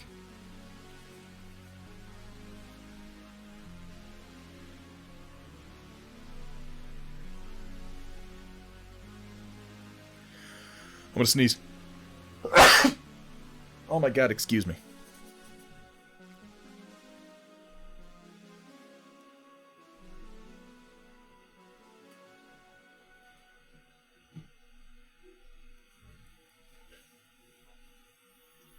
Got your Stormcast and your Dracoline's gonna base it with some air dry clay to give it that steps look. Ooh, that sounds cool, Noah. I mean, that's true. Happy Heretic, that could give you time to do some more complex blending work. I guess the trick is finding the strengths.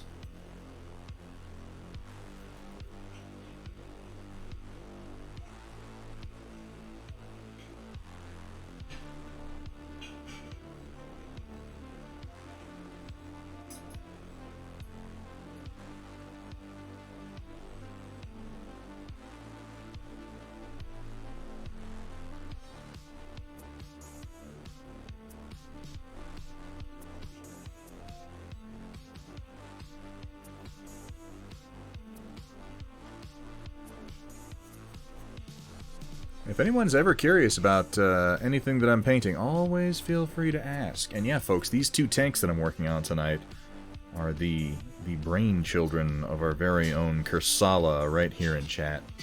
Very, very nice sculpts. I need to get my hands on one of them Kiernan tanks.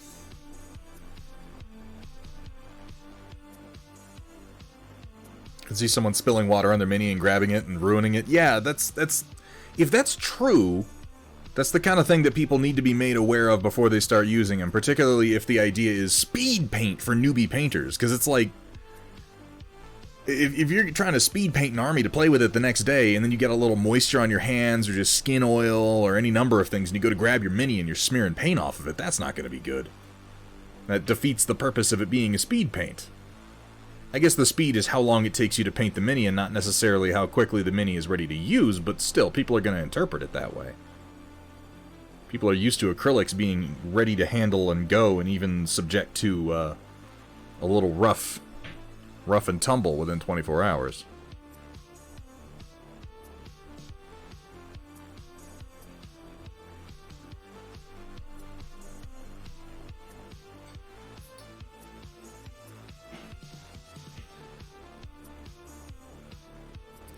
It's true, Kursala, I need to. Are these meant to be lasers? These little guys up here? Or are these like rangefinders? These two little nubbins next to the turret. Let me know.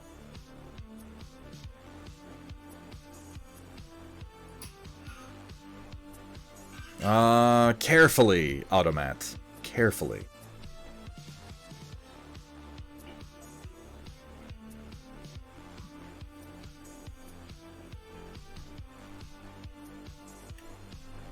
Already assembled for 38 burgers. That's not a bad deal.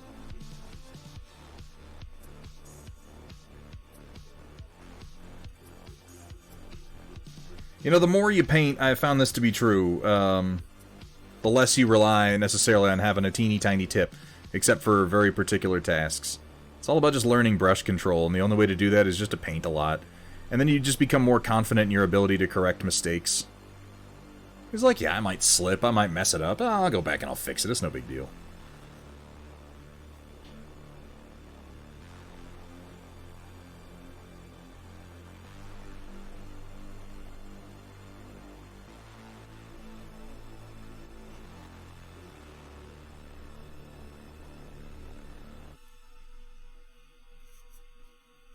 Rangefinders? Okay.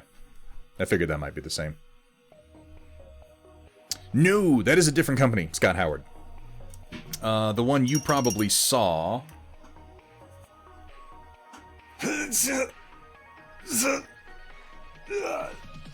Oh, God.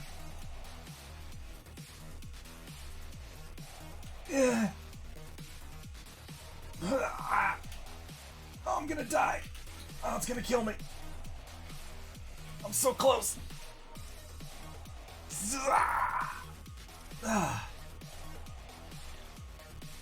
Oh, okay. Was it this one? Is this the one you're thinking of? From the other night? These figures are from Conquest, The Last Argument of Kings, if this is what you're asking about. There are these guys, who are the mounted squires for the 100 Kingdoms. And then there are these gentlemen, who are the household knights from the 100 Kingdoms, and as you can see, they're much more heavily armored. This gentleman is meant to be the squire of this gentleman, which is why I have them with the same colors and the same heraldry. You can hit !Conquest in chat to get a link over there to the Parabellum's Wargames site, and if you use their online store, you can use code Thunderhead to get 10% off your total purchase.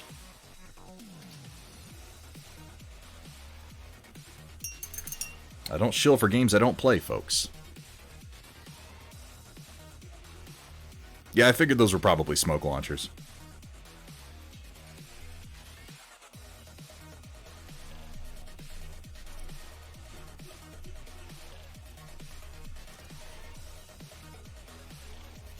Probably won't get to finish detailing in the next 15 minutes, but there's not that much work to go on these guys to get them to a point where I'm comfortable with them.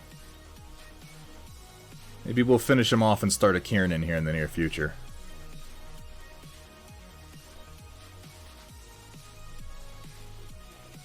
Conquest, The Last Argument of Kings, is a relatively new rank and flank fantasy war game from Parabellum Wargames. Rank and flank means that your units exist in ranks.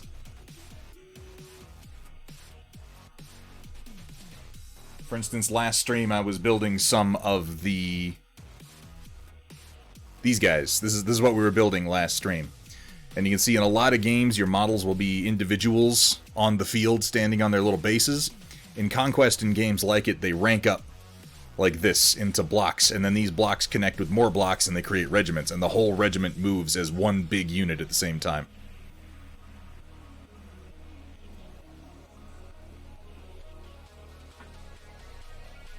You actually play games? How's the Bugman going, by the way? That's a fucking sweet-looking classic model you're working on.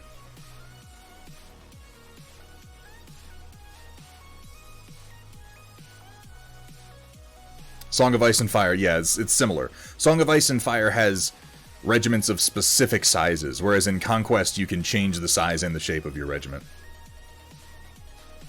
I mean, you're not wrong. You're not wrong at all. But I have no problem with playing with dolls. No, sir. I didn't see you playing with your dolls again. Good!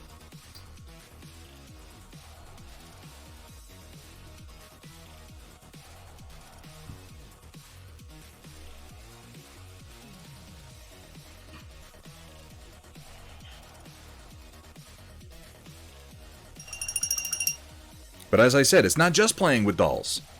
Important, it's not just playing with dolls. Savages. Savages just play with dolls. Savages point finger guns at each other and go bang, bang, bang. I got you, you're dead. And then you go, nuh-uh. No, you didn't. I got a force field. Gentlemen, men of culture and class, go bang bang. I might have gotten you, but you have a force field and you paid 10 points for it. So let's take this die and let's roll it. And on a 4 up, I hit you. And then we're going to roll it again, adding in the modifier from your force field. And then if I roll 5 up, then it deals a wound, and you have 3 wounds left. Okay, now let's continue playing the game. That's how gentlemen play.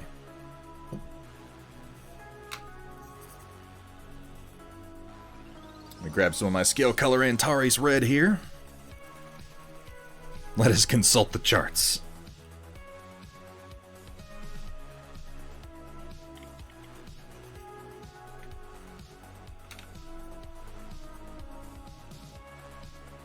I mean, you can make fun all you want.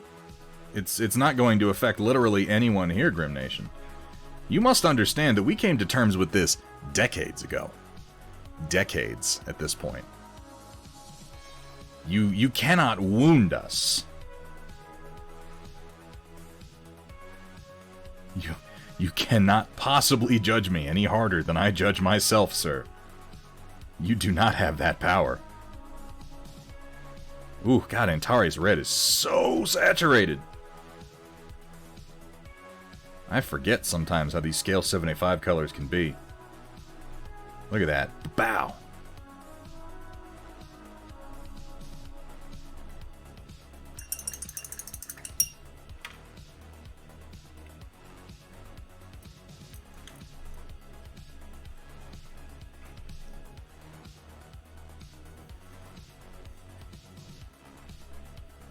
Bleh. Bleh. How you doing, Vergaderone? Work sucks and is boring. Oh, about that good then, huh? Okay.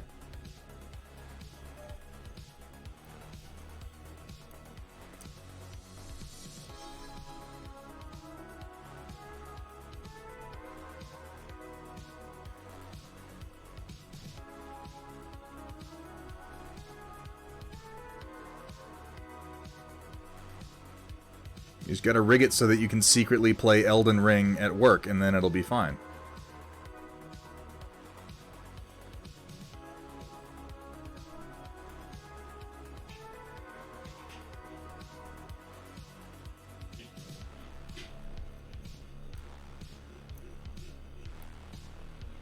It is fancy looking for Vergaderone. Not just fancy looking, but it is in fact fancy. It's a very fancy tank. Ursala really outdid himself on this one.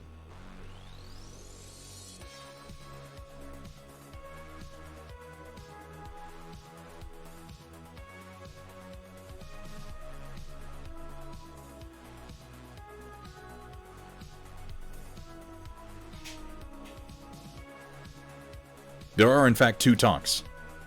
He's not mistaken. We've also been working on this Falx.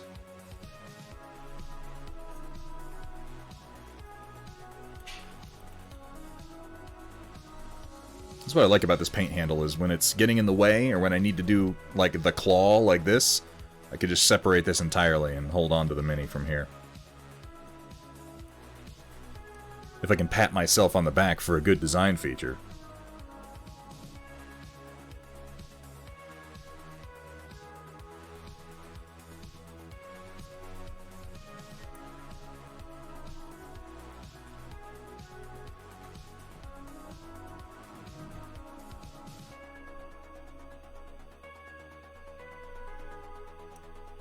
God damn, that Antares red really just kapow!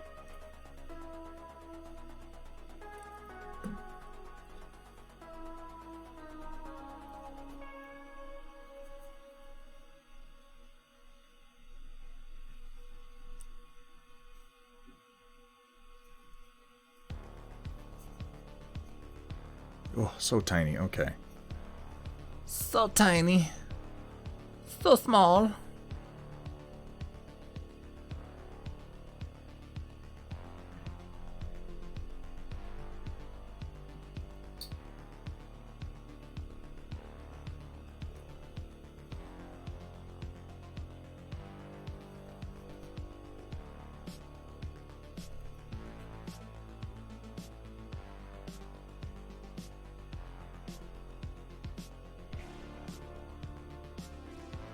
Why do I paint 6mm scale things again? Can anyone remind me?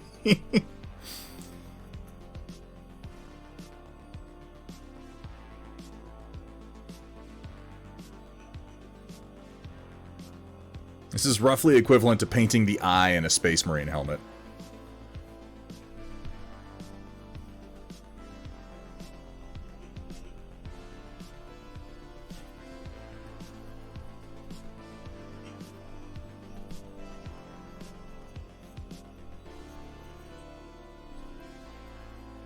Well, there you go with your very literal and accurate answers, Desert Owl.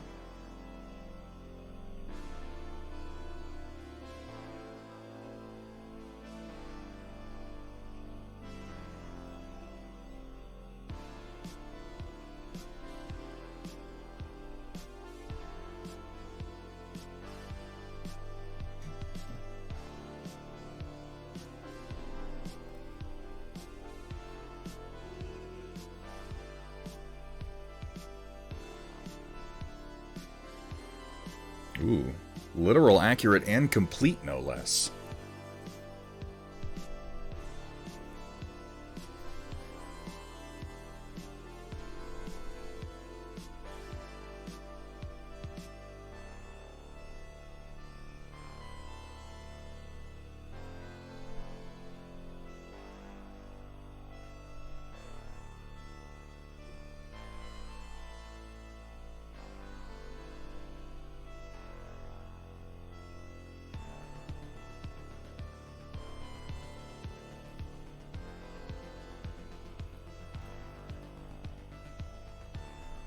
I mean, in your defense, neither did any of the senior designers at Catalyst Game Labs, and they did a fucking Kickstarter for like $3 million, so...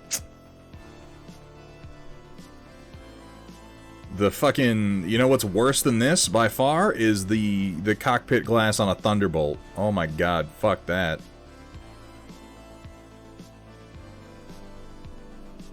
That's just nonsense.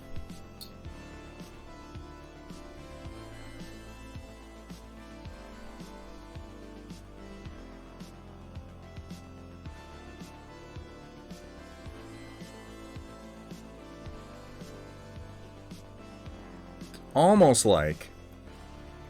like people should cut their teeth designing some actual minis before they just go ahead and say, yeah, sure, we can do a Kickstarter. It's almost like that. It's almost like people should know what they're doing with minis before they say things like, yeah, sure, we can commit to doing a line of miniatures for you. And we can sell them for $25 a piece as part of an individual run. We can totally handle that. We know what we're doing.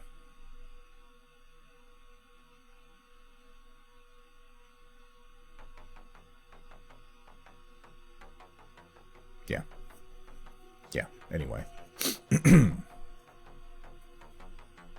I'm never gonna not rip on them for that. It's just not gonna happen. I enjoy being proven right, even when it's about bad things. I'm a terrible, petty person.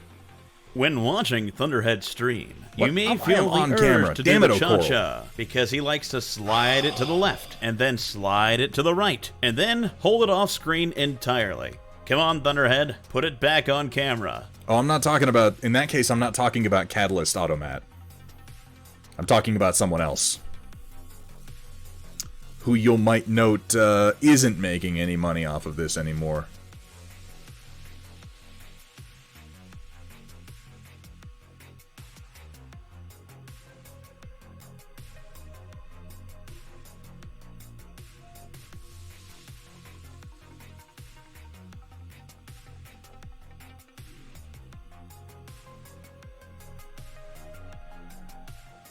Yeah, I'm just being a snarky bitch. Don't worry about me.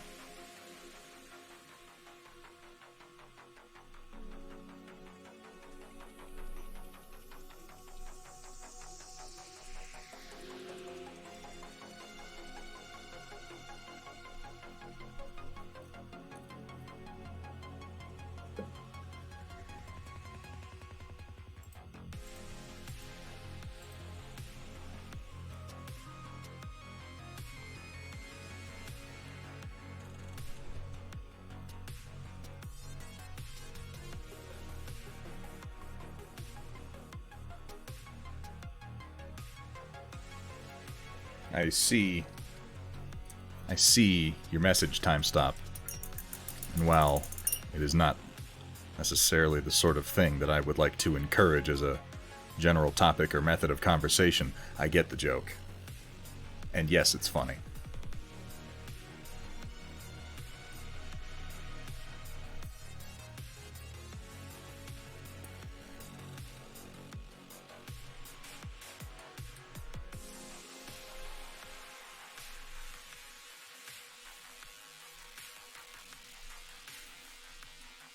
Alright, I can do one more touch of red before we're going to have to take our break for the night.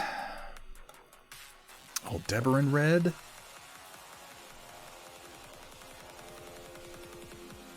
Or sunrise orange?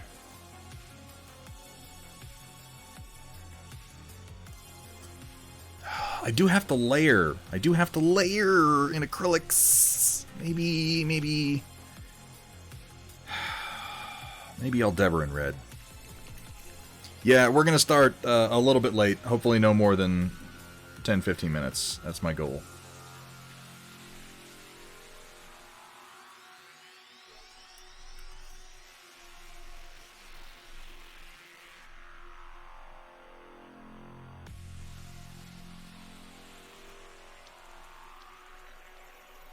Let me do my little touch of Aldebaran red, and then I'm going to take a short bio break, and then we'll come back and we'll do the storm report.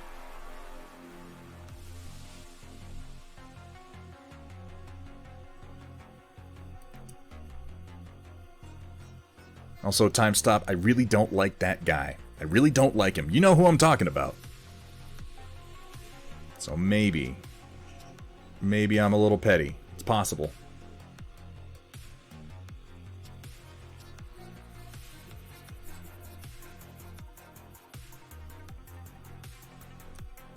Oh, absolutely. We're just doing it in code, Grim Nation. Not even that good of a code, because you figured it out immediately.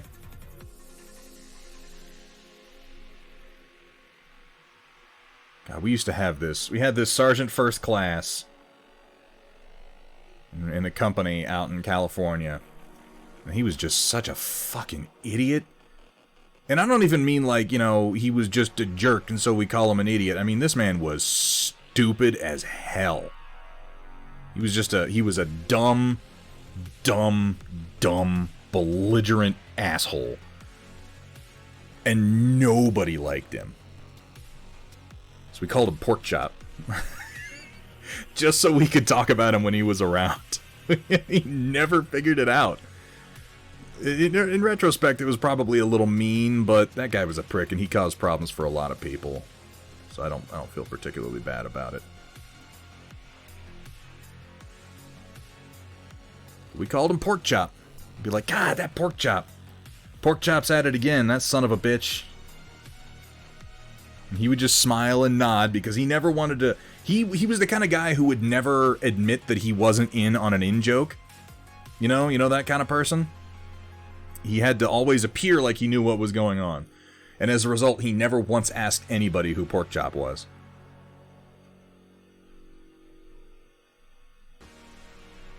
And I'm sorry, but that shit's funny.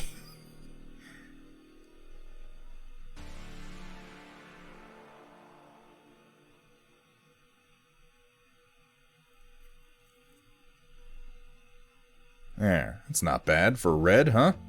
I might touch that with a bit of yellow before I put some glare in there. Yeah, you have to actually be competent in that sort of a unit. We were not. I mean, in that sort of a unit, not we were competent. I'm talking myself into a hole here. Let's just stop. This is Aldebaran red. So the two reds that I've used here are both scale 75. If you're curious, I can send you swatches. But this is Antares red and Aldebaran red from Scale Color.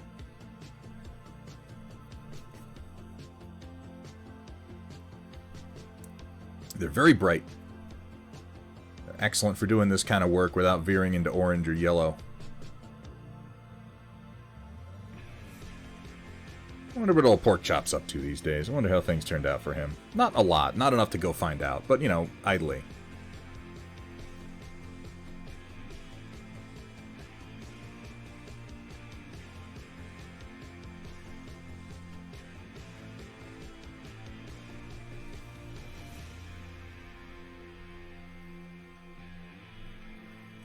Oh, it's very intense. It's very intense. So, Vergaderung, we have used Rainy River, specifically on these models, and I am going to pause them here for the night. Specifically, we have used Rainy River's Coal Gray Light Shade, Shadow Skull, and Oil Spill on both of these tonight.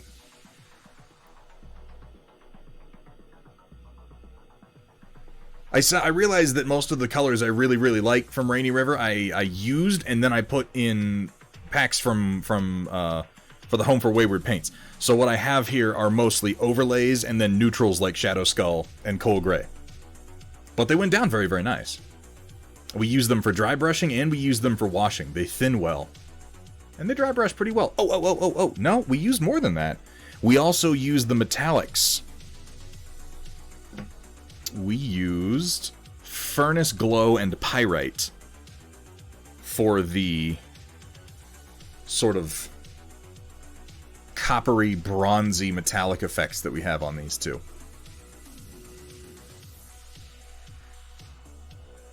And now we've got the little extra splashes of color starting to come together. And so I painted on some metallics. Bitches love metallics. They love the metallics. But yeah, there's more highlighting that needs done on the metallic portions, and then we need to punch up the yellows, and I need to add in a couple of greens for detailing, but these guys are very close to done. I'd say we're at 85-90%. 85-90%, so what I'll probably do is print up a couple of Kiernans, and we'll see if we can't finish these guys off and start a couple of Kiernans here in the near future. Let me do a little bit of cleanup here. Always clean your brushes. It's much easier with acrylics than it is with oils. I realize all I really have to do is a quick little swish and swirl.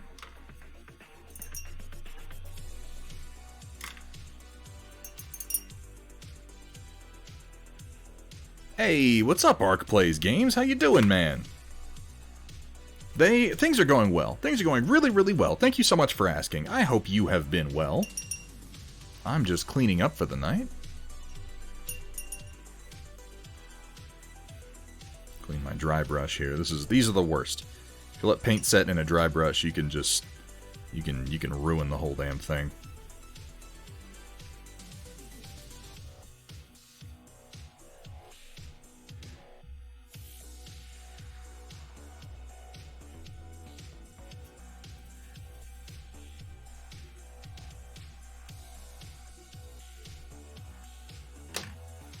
All right.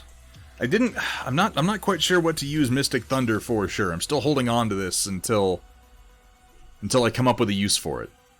This metallic purple. There has to be some brilliant idea that I can do with this. I feel like it almost has to be on a fantasy miniature. I just can't think of a use for this on like military hardware or I mean, like, I guess if I was like on an Infinity model or something like that, I could see it. Merrick, maybe, but metallic? I don't know. I gotta play with it. There's gotta be something that we could do. Oh, and yes, I should note, as Kursala was noting somewhat smarmily earlier, Rainy River Designs is excellent in that they do put the actual pigments used in their paints on the back label. So you can check that if you're interested, which is nicer than most mini paint brands. Alright, let's have another quick look at our work for tonight. Fairly simple stuff, getting back into the swing of things. I think a few more touches and I'll be able to call these guys good. I wanna put these on a lightly colored base, I should think, though. In fairness, the Falx pretty much covers up the entirety of its base, so I'm not gonna spend too much time fretting over it, but like a nice light stone, I think is gonna look good. And the opportunity for a little bit of weathering, we'll probably put some scratches on them next time. Dark Eldar, how you doing, Morgun Kel?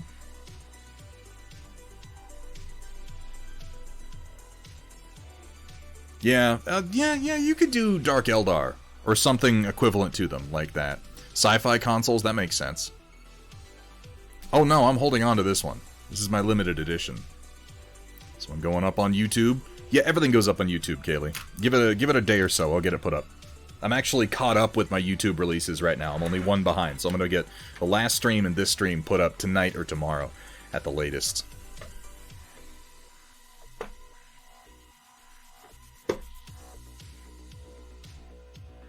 Oh, that's a good idea, POV. Yeah, if you're painting like smoke, I could see that being useful.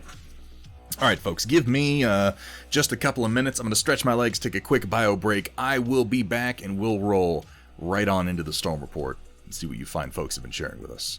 I'll see you in just a minute.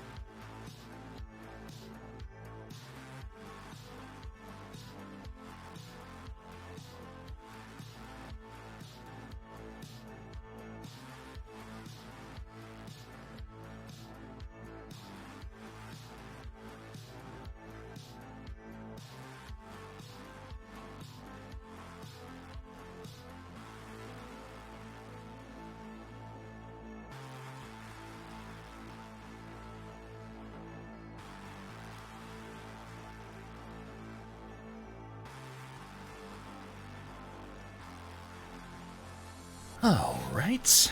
Pardon the delay, folks. Let's get to it. Let me scoot these two guys back. I can go ahead and put some finishing touch details on them later. I'm really liking how that blue-black came out. It's a nice combination. I guess I don't have to do that much cleaning because I don't have any oil out that's going to make a huge mess if I spill it or anything like that. Everything's... Oh, excuse me. Everything's water-based. How easy is that? Alright, let's go ahead and get it going then. Alright, locusts and gentle mechs, get ready to feast your eyes on glowed paint and wet palettes with the occasional culinary atrocity thrown in on tonight's Storm Report. Brought to you by viewers like you.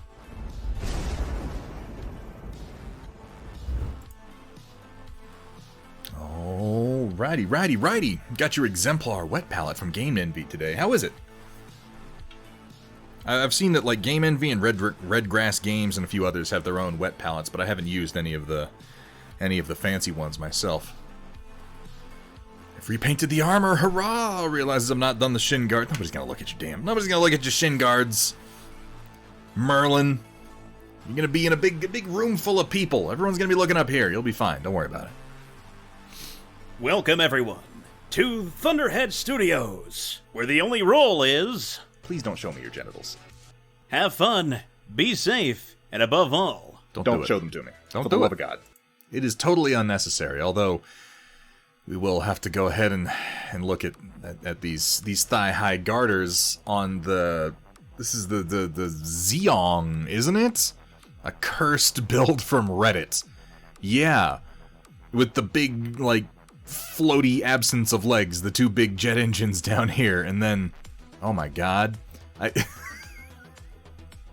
What?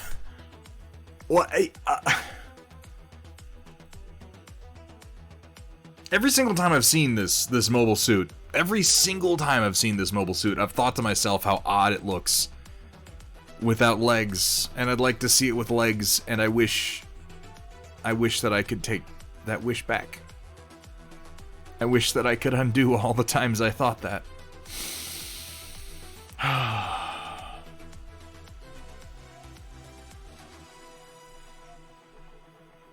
Said this is from Reddit, yeah? Well, that makes sense. Reddit is a pit of degeneracy. Which, of course, I know, because I'm on it way more than is healthy. I don't know what to say, Mafik. I guess I'll just say that Mafik is an incredibly dangerous poster when he doesn't have a new model kit to build or some artistic project that he just absolutely has to work on. Let's just keep going. Here we have from the POV 42 painted up Magnatorius Maximus's VTOLs in Kursala's new Topaz overlay. Just a quick job, but I'm pretty happy with it as something that will look fine on the table without taking too much focus away from the mechs, the real stars of the show, and I'm pretty proud of the cockpit. Ooh, the cockpit looks nice. That is vivid. And this is done with the Topaz overlay. I've got some of that. We haven't used it yet. Oh, this came out fucking excellent, though. Well, these look great. I've got one of these. It's in a little baggie over on this side of my desk. I got one of these guys in a little baggie. This is a fucking fantastic model from Metalcore Collectibles. And by the way, folks, you can always hit exclamation point Metalcore to get a link over to where you can find these VTOLs, a number of different tanks, a number of different multi-part mechs. Metalcore Collectibles has some really, really high-quality stuff, specifically in 6mm, and very much geared towards Battletech play. Yeah, that cockpit glass came out nice. Good use of the contrast from the yellow to the blue. That blue is so vivid, it stands out so much. The Topaz is new. It looks really good on this. And that's something that we should try. Is just doing something in like, with like a pre-shaded monochrome. Just doing like a value sketch in white and black and then running one of the overlays over top of it. It's sort of like a contrast paint with a little bit more to it. Hey, what's up, Plank Walker? How you doing? Yeah, brilliant. Really, really vibrant. And this, actually, yeah, with this just being done over the pre-shade, it actually came together really nice. It's kind of a yellow-brown. Very military. Reminds me of the colors that, like, GDI used in Command and Conquer. Oh, thank you very much for saying so. Yeah, we're doing well. We're doing well. This was over a black to prink... To prink. I cannot talk tonight. Over a black to pink pre-shade. Pink being a really excellent color for yellows in particular, and that's probably why you have such a lovely gradient from the shadows out to the highlights. Trying to join Discord via the link on the page here, and it says invite has expired. Crap, I probably haven't updated the button. I'm sorry, Brett Watson. You can hit !Discord to get a fresh link right here in chat. There you go. Kursala put one up. That one will work for you. Sorry. I will make sure that I get that button fixed. When I did my buttons originally, I didn't realize that they eventually expired. It was a long time ago. Why, Sumatho? Why do we have to remember this? Careful, if you buy too many little baggies, you can end up on a list. Oh, I'm on so many lists. I'm on so many lists. Kursala just did the command after I said that, Brett Watson, so if you look up just a couple of posts in chat, you'll see a Discord link you can click on. This is POV. This looks really good, man. This looks really good. And yeah, I know what you mean. You want it to look good, but you don't want it to take attention away from the mechs. The mechs are, well, as you say, the stars of the show. Lovely work, POV. A couple of vehicles and just do exactly what you did here. Those are going to look like a fantastic support force. Here we have from Grim Nation Hobbies. Experimentation is one of my favorite parts of painting with oils. I have to say mine too. Since there's very little information to search for, I really just have to play with the paints and see what I can do. Typically, I don't paint with asphaltum. I only use it for a pre-glaze. Pardon. I wanted to see what it could do as a basic color. Oh, and I told you to try out acrylic metallics as an underpainting when using oil metallics. Here's an example of why. Ooh, that's interesting. It's almost opalescent. So this is your acrylic metallic and then an oil metallic over top of it, and it looks like with maybe a, yeah, that transparent. And that's asphaltum, is it? Really nice work on all the skin tones and the details in here, by the way. Excellent contrast. Love the red.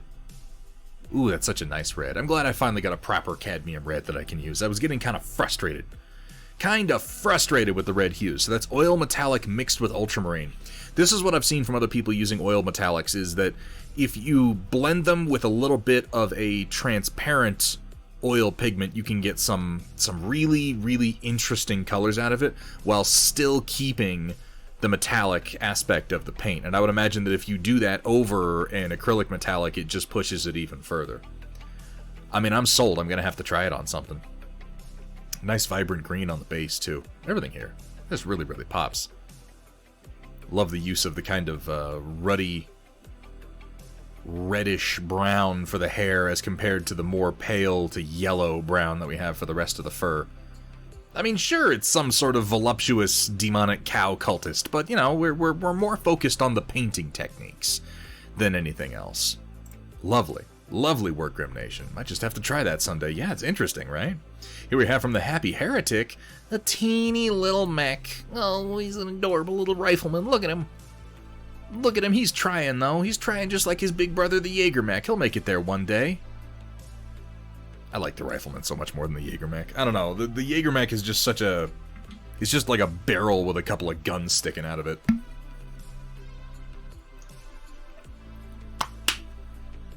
Really dig the blue, nice vibrant green you have for the cockpit here.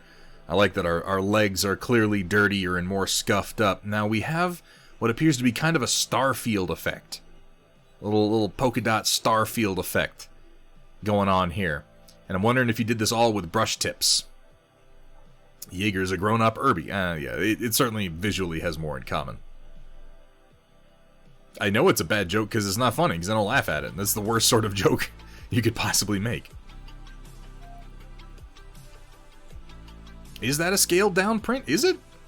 I guess it is pretty small. Come to think of it. It's gonna be about like... Can't be scaled down that much. I guess I've got a big thumb, but still. It's hard to tell. If it is scaled down, it's not by a whole lot. Just based on the size of the fingers. But it's tough to tell. I'll tell you, the green is what's really jumping out at me, though. Is it one of the Mech Force sized prints? The Happy Heretic was doing some Mech Force stuff, wasn't he? Happy Heretic, are you around? Can you answer these questions? Inquiring minds want to know. I really like the blue that you did here, and I would suggest for the Starfield effect, have you tried, 20% smaller? Like, it does seem smaller, but not by all that much. If you want to do the Starfield effect, what you should try doing, I don't know if you've done this before, or if you have any experience with it, using an old toothbrush. If you put some white paint on the toothbrush bristles, and I mean wipe most of it off, and then run your thumb over it and just flick the bristles at the model, you know, like, so you hold the model here and you take the bristles and you run your thumb over it like this so they flick paint. Test it on a piece of scrap plastic first until you get a spatter pattern that you actually like, and then come in and do that on the model, and you get this really, really super fine star field that is wonderful for that effect. Excuse me. Oh, no. Just a bit more time until I have my own Max Merlin models. I can't wait to see what you do with them, man. Your paint schemes are so fucking killer. Maybe I've been painting too many assault mechs, so it just seems smaller. Yeah, that's what I feel like Kaylee is. I'm like, the Rifleman isn't really that big. So it's kind of throwing me off. Yeah, that's what I was suggesting, Cookie Mama, was an old toothbrush. That is my recommendation. Thank you very much, Shumatha. Well, the colors pop like crazy, Happy Heretic.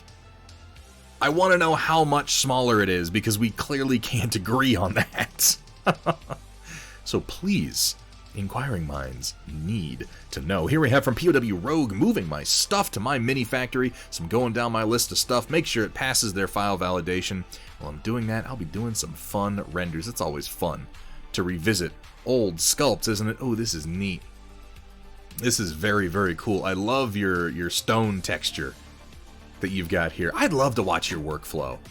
Honestly, I would love to watch your workflow sometime for things like the stone textures on here, because this is something that I'm still kind of figuring out myself, and I'm not super great at. I love what you've done here with the flaming, like, Baphomet skull with the curly demon horns and all these little intricate carvings, the bone edges on this obelisk. Definitely having fun with the render on the material here, doing this kind of red-veined marble. Look up orb brushes. Okay, is it really that simple? Because I've experimented with a few different ways of applying texture to larger pieces, and it just hasn't quite worked out the way that I want it to yet. But I'll have a look. I like this part in particular. This all reminds me of, like, Doom. You know? The nasty skulls with the big, like, ram-style horns. I like how this one is elongated, so it's somewhat humanoid, but it's more like a dog or a goat skull with sort of human eye sockets in it. And then there's this little skull wearing a birthday hat. This I have no explanation for. Just none. Just none. None at all. Why is he wearing a birthday hat?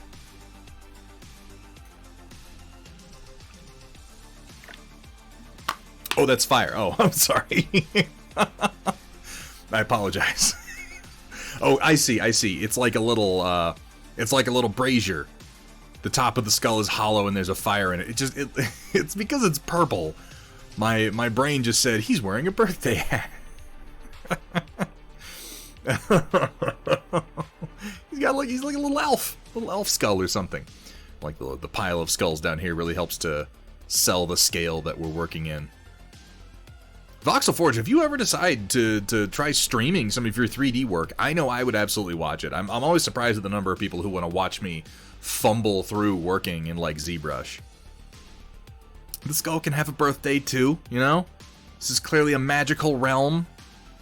And maybe it's an undead skull. Maybe it's conscious. Maybe it still wants to have fun every now and then. I'm not judging. Do it, like, during the day. I mean, there's people on all the time. I'm just saying, consider it, Voxel Forge. Even if all you do is stream to, like, Discord or something like that, people would absolutely hang out. It's a magical day. Here we have from Gus Schultz. Oh, these are really nice, by the way. Please feel free to drop your My Mini Factory link over in the Discord. I'm sure people would want to check some of this out. I really like this one. This is cool as hell. All right, here we have from Gus Schultz. Laying in the water. This is Vallejo water texture. A white, thick paste that when it dries will be clear. Next layer will be still water, which is very thin and will fill in the deep ripples to smooth out the surface. this point it looks like sea froth. Looks good, but not for a slow river. Once the water is finished, build is basically done. Deciding how to display the title of the piece.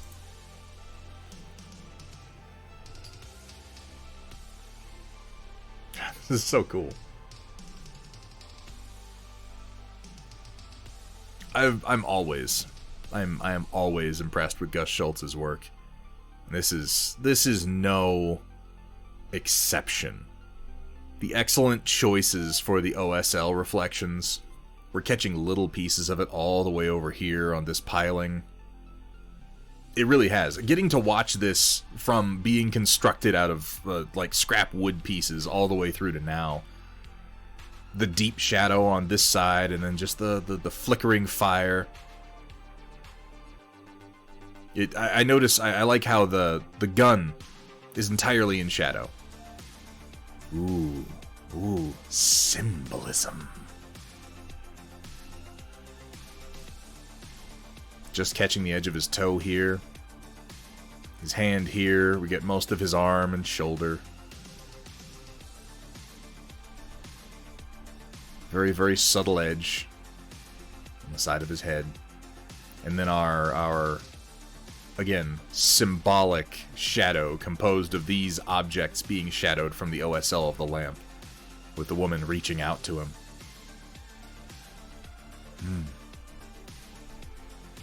It's work like this, Gus, that reminds me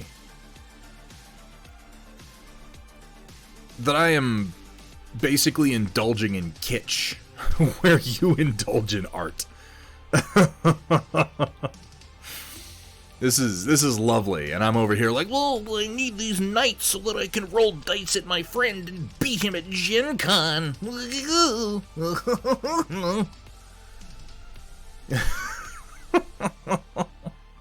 This is gorgeous.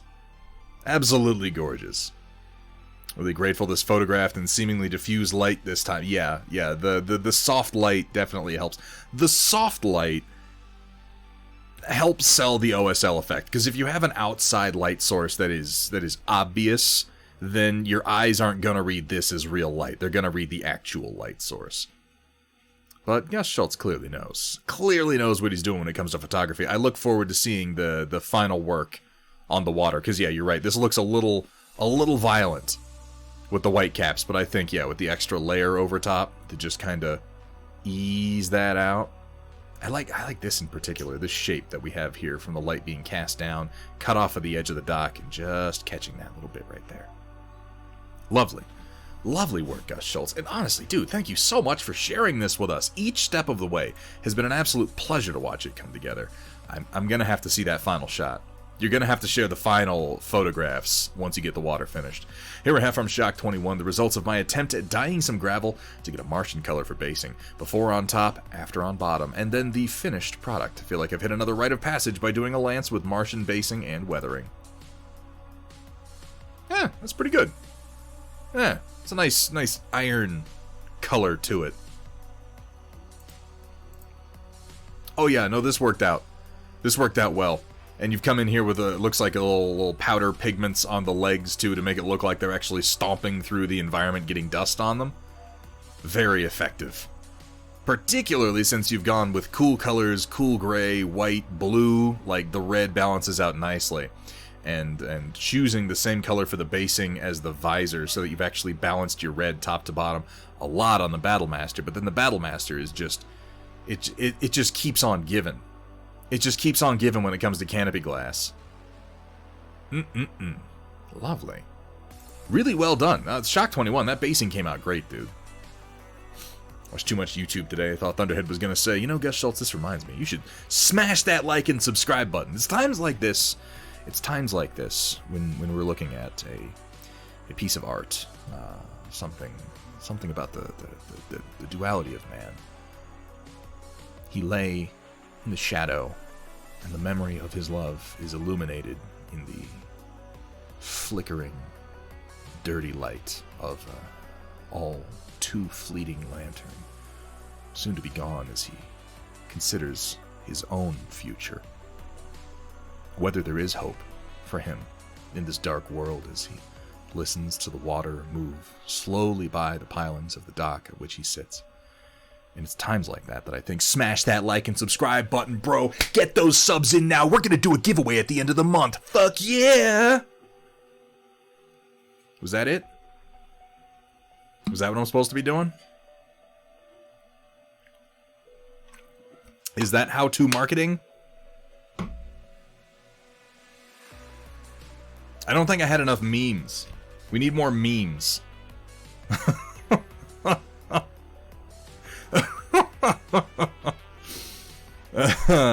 Let's just move on. Let's just move on.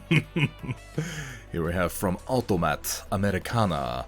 After the Marauder, I thought I'd do something simpler, i.e. not with arms as legs, yeah, with a palate cleanser, but I'm honestly not sure I like how this is turning out. That's the problem with being self-taught. I really have no idea what I'm doing, and at best stumble onto something that looks decent-ish. Yeah, I know the feeling. I may drop this project in favor of another. I might not. I have lots of those. Don't feel bad if you do, Automat. Depends how I feel about it later. I usually keep working on something through most of the stream. I can feel when I'm digging a mental hole for myself and need to stop and think about a project. I think that's healthy. Honestly, I think that's healthy. Sometimes you're fired up. Sometimes the imagination just goes, and the work comes easy, and that's wonderful. If you're having doubts, I'm not saying anytime you have doubts you should quit. That's a terrible mindset to have. But if you're not feeling it, take a break. Come back to it later. Consider if you want to work on something else before you invest too much time into it. I'll say the shape is coming out pretty nice, though. I don't know what it's meant to be, but I like the combination of the sort of smooth oblong shape with this sort of chamfered armature coming out of it. Looks like a feather flame gun thing. I mean, sure, yeah, I buy that. Makes as much sense as anything else I can think of. Automat, yeah, just give yourself some time, dude. Give yourself some time and come back when you're feeling fired up, whether it's for this or for something else. Here we have from Whirlin97, our very own Desert Owl. Not a new piece of art, but a new tool I've been needing, although now Cookie's gonna chain me to it for the next few days, weeks, so ooh, fancy. Ooh, fancy. A new tool indeed. I mean, yeah, a pretty essential one for most kitchens, to be fair. This looks a whole lot like my stove. I don't even know what brand my stove is, come to think of it. I guess a lot of them probably have very similar setups with these, because these are like the push knobs. Did you get the push knobs that light up when they're active? I found those to be nice so that I don't accidentally leave the gas on. That's never a good feeling. Might want to check if it's still there. Oh my god! This whole time I've been in streaming, there's been a heist! Ah, shit. Well, it's a nice looking range top. Many a meal. Many a meal shall be cooked. It's never that... oh, with a grill in the middle? That's pretty sweet. Purchases like that, I don't know. They wouldn't have been exciting to me 15 years ago. And maybe it's just the sign of me getting old. But now I'm like, new range top. Oh, yeah. Here we have from Zombie Bro Studios. Finally got some paint time after weeks of none. Pleased with the results and really happy to be painting again. Adjusting to the new work schedule. Missing all of your faces. Oh, no, Zombie Brush. Dude, you've got so much cool shit going on. I know it's hard. I know it's hard missing hobby time. I know it's hard messing with your established creative schedule, but what you're moving into is so damn exciting. Is that Korg? Is that what this is? Is this a Korg mini? That's adorable. Look how kind of upset he looks.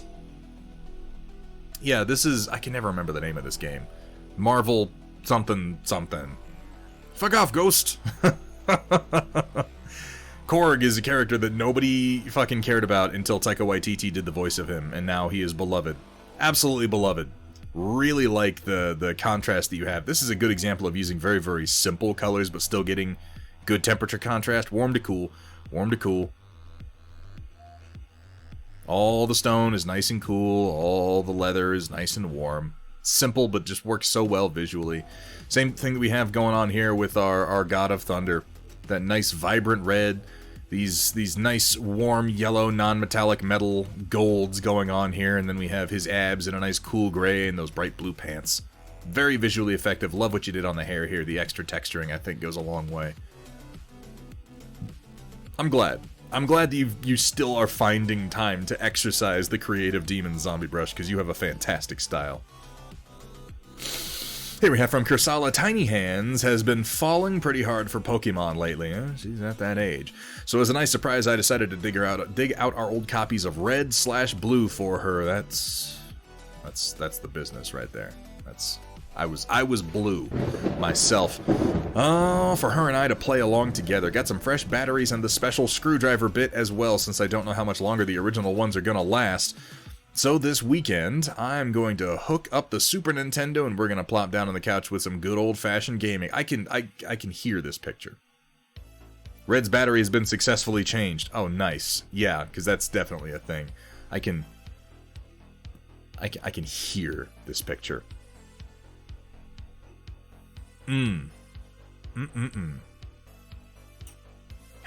I wish I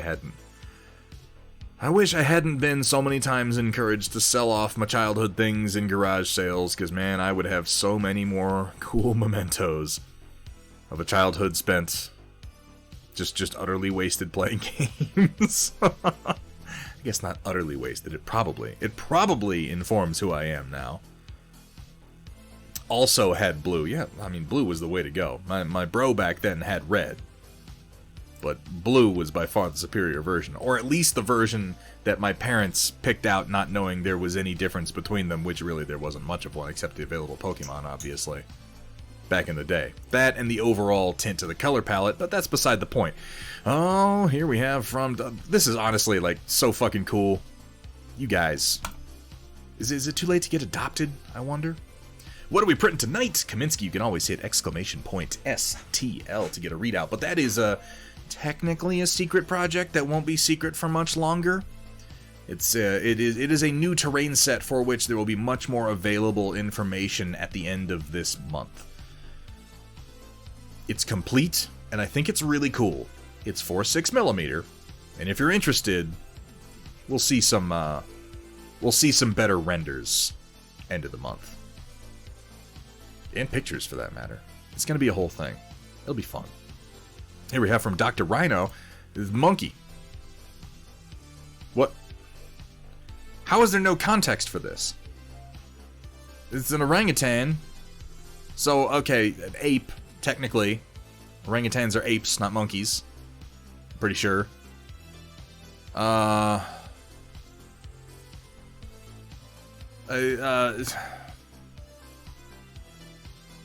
Is wearing rings? No, okay. No, now I get it. Yeah, I don't know why. My brain wasn't connecting the last thing we saw from Dr. Rhino being his magic school bus themed Inquisitor. So I see where we're going with this at this point. Dr. Rhino, every time he says to me, he's like, "Ooh, I finished painting all of my models and now I'm looking for a new project," is like part of me dies forever. The part of me that is capable of having, like, positive self-image dies a little bit forever. Every time. Dr. Rhino, yeah, drops monkey in Storm Report, refuses to elaborate, leaves. Why does he have so many rings on? Are they meant to be digital weapons? Like, does this monkey shoot lasers out of its fists? I'm gonna assume that it does. I appreciate that the color is mimicking Miss Frizzle's hair, of course. Lovely work, Dr. Rhino, as always. And here we have from Kursala, in other Pokemon news, after we finished the Pikachu models, Tiny Hands asked if we could have a Pokeball, so there'd be somewhere for him to live. Oh, that's adorable. So here we are, one non-standard Pokeball. The top is pink because that's what she wanted. I've got one too, but it's not assembled yet and is a bit more opulent. Pink is okay. I would imagine that in universe, you could have Pokeballs of many colors. And in fact, there were Pokeballs of many colors. They were just of different, like qualities. It's a Pinkaball, as it were. Like, good lore mystery, never elaborating on the monkey is the best path. Yeah, like being a good DM, right? A monkey walks through the room. It's wearing a toweling robe. It casually pours itself some tea and leaves. Do you really want to be the first person to ask, what's up with that monkey? Jocaro Joe Caro makes the digital weapons. Okay. Then they are all, I would assume all those rings are digital weapons then in that case. I'm not familiar with that model. I've completely missed that one. I miss when my kids were adorable. Now they're early teen mutants. Yeah, humans get ugly fast. You gotta enjoy those early years. You gotta enjoy the years when they're like, please print me a pink Pokeball, and then you can remind them of this later, and they'll throw it in your face. Oh, God. This is awesome. I'll be very, very interested to see your not yet assembled, but more opulent Pokeball, Kursala. 3D printing surely has made a lot of things possible that weren't when I was a kid, and oh man, would I have lost my mind if they were. But that will bring us to the end of a relatively short Storm Report, considering how they usually go. Careful Cantrip, thank you for the follow, by the way. I'm sorry I missed that a couple of minutes ago. Welcome to the stream, and welcome to the Storm Chasers. So it looks like we might have a bit of an early night. But that's okay. That's okay. No reason we can't have an early night. It'll give me a little bit more time to get back to detailing these guys and maybe get some pictures taken. That's something. Plus, I'm pretty sure dinner's on right now. I'm pretty sure it is. And even seeing a stove apparently made me hungry. So why don't I figure out where we are rating. So I should let everybody know, yeah, Saturday is going to be our Discord movie night over on the Discord. You can you can get your tag in the welcome channel there for our movie nights. And we have a movie night discussion channel. And we're going to be starting probably around 3 p.m. Mountain Standard Time. We're going to be watching Mythica and possibly Mythica 2. They're not great movies, but there is something to love in each of them. And they do feature Matt Mercer being an absolute goofball ham. Like 10 years ago now. Before he was really popular and making all the money in the world, which is kind of fun to see. I mean, he was pretty popular. At the time, he was already the voice of Captain Levi in the English dubs of Attack on Titan, so it's not like he was nobody when this was going on. Oh, then Sunday the 6th and Tuesday the 8th. We're not going to have a stream. The next 2 streams, I'm not going to be here. I got some stuff going on. If that changes, I will make announcements on the Discord and on my socials, but we will be back next Thursday, and I'll be sure to let you guys know what we're going to be doing before then. I need a little bit of time to get my head straight. Anyhow, things have been a little wacky lately. A little wacky. Plus, I'm trying to sell a car. There's just a lot to do in the next week, so we're going to try to get that knocked out. Let's go ahead and see who's doing what's going on. Speaking of Matt Mercer, Critical Role is going. Commander Mittens, Hootie Hoo, Steep T. Oh, Sketch 1946. Oh, that's Sarah's paintings, Dad. Let's go ahead and hit Commander Mittens up. If you're not following Commander Mittens yet, well, you will be soon. It won't take long sitting in her stream to realize this is a streamer you should absolutely be following and absolutely be sitting in on. Who am I going to listen to Sunday as I try to write a different paper? Hit me up on Discord. That can work too. No, it worked. Kursala, you're a different color. You're like an olive green now. I can actually see it. Merlin Models, dude, have a fucking blast. Have a fucking blast at that convention. Take pictures. Take lots of pictures. Have somebody there to take pictures of you. My greatest regret going to conventions in full costume has always been that I don't get enough pictures taken because I'm too busy walking around posing acting like an idiot. I mean, you're going to do that one way or the other, but get somebody else to take pictures of you, man. It is absolutely worth it. Nothing is more annoying than coming out of a big convention day and realizing you only have like 5 pictures of yourself and all the hard work that you did. Relying on other people's shoddy cell phone pictures is never a great idea. Yeah, get somebody with a decent camera, make sure they know how to operate it, get it done. So as I said, we'll be doing our Discord movie night this Saturday. Folks, jump into the Discord if you want to go ahead and participate watching a couple of goofy fantasy movies. At least one of them has, Kevin Sorbo in it, so it has to be good, right? It has to be. How could it not be? We're going to miss the next 2, but we'll be back next Thursday. A huge thank you as always to everybody who joined me tonight. Guys, it's been a great stream. I had a lot of fun. Thank you to my amazing mod team for making all this possible and for making these models, and thank you to everybody who contributed to the Storm Report. I'm going to go get something to eat, so until next time, keep on painting.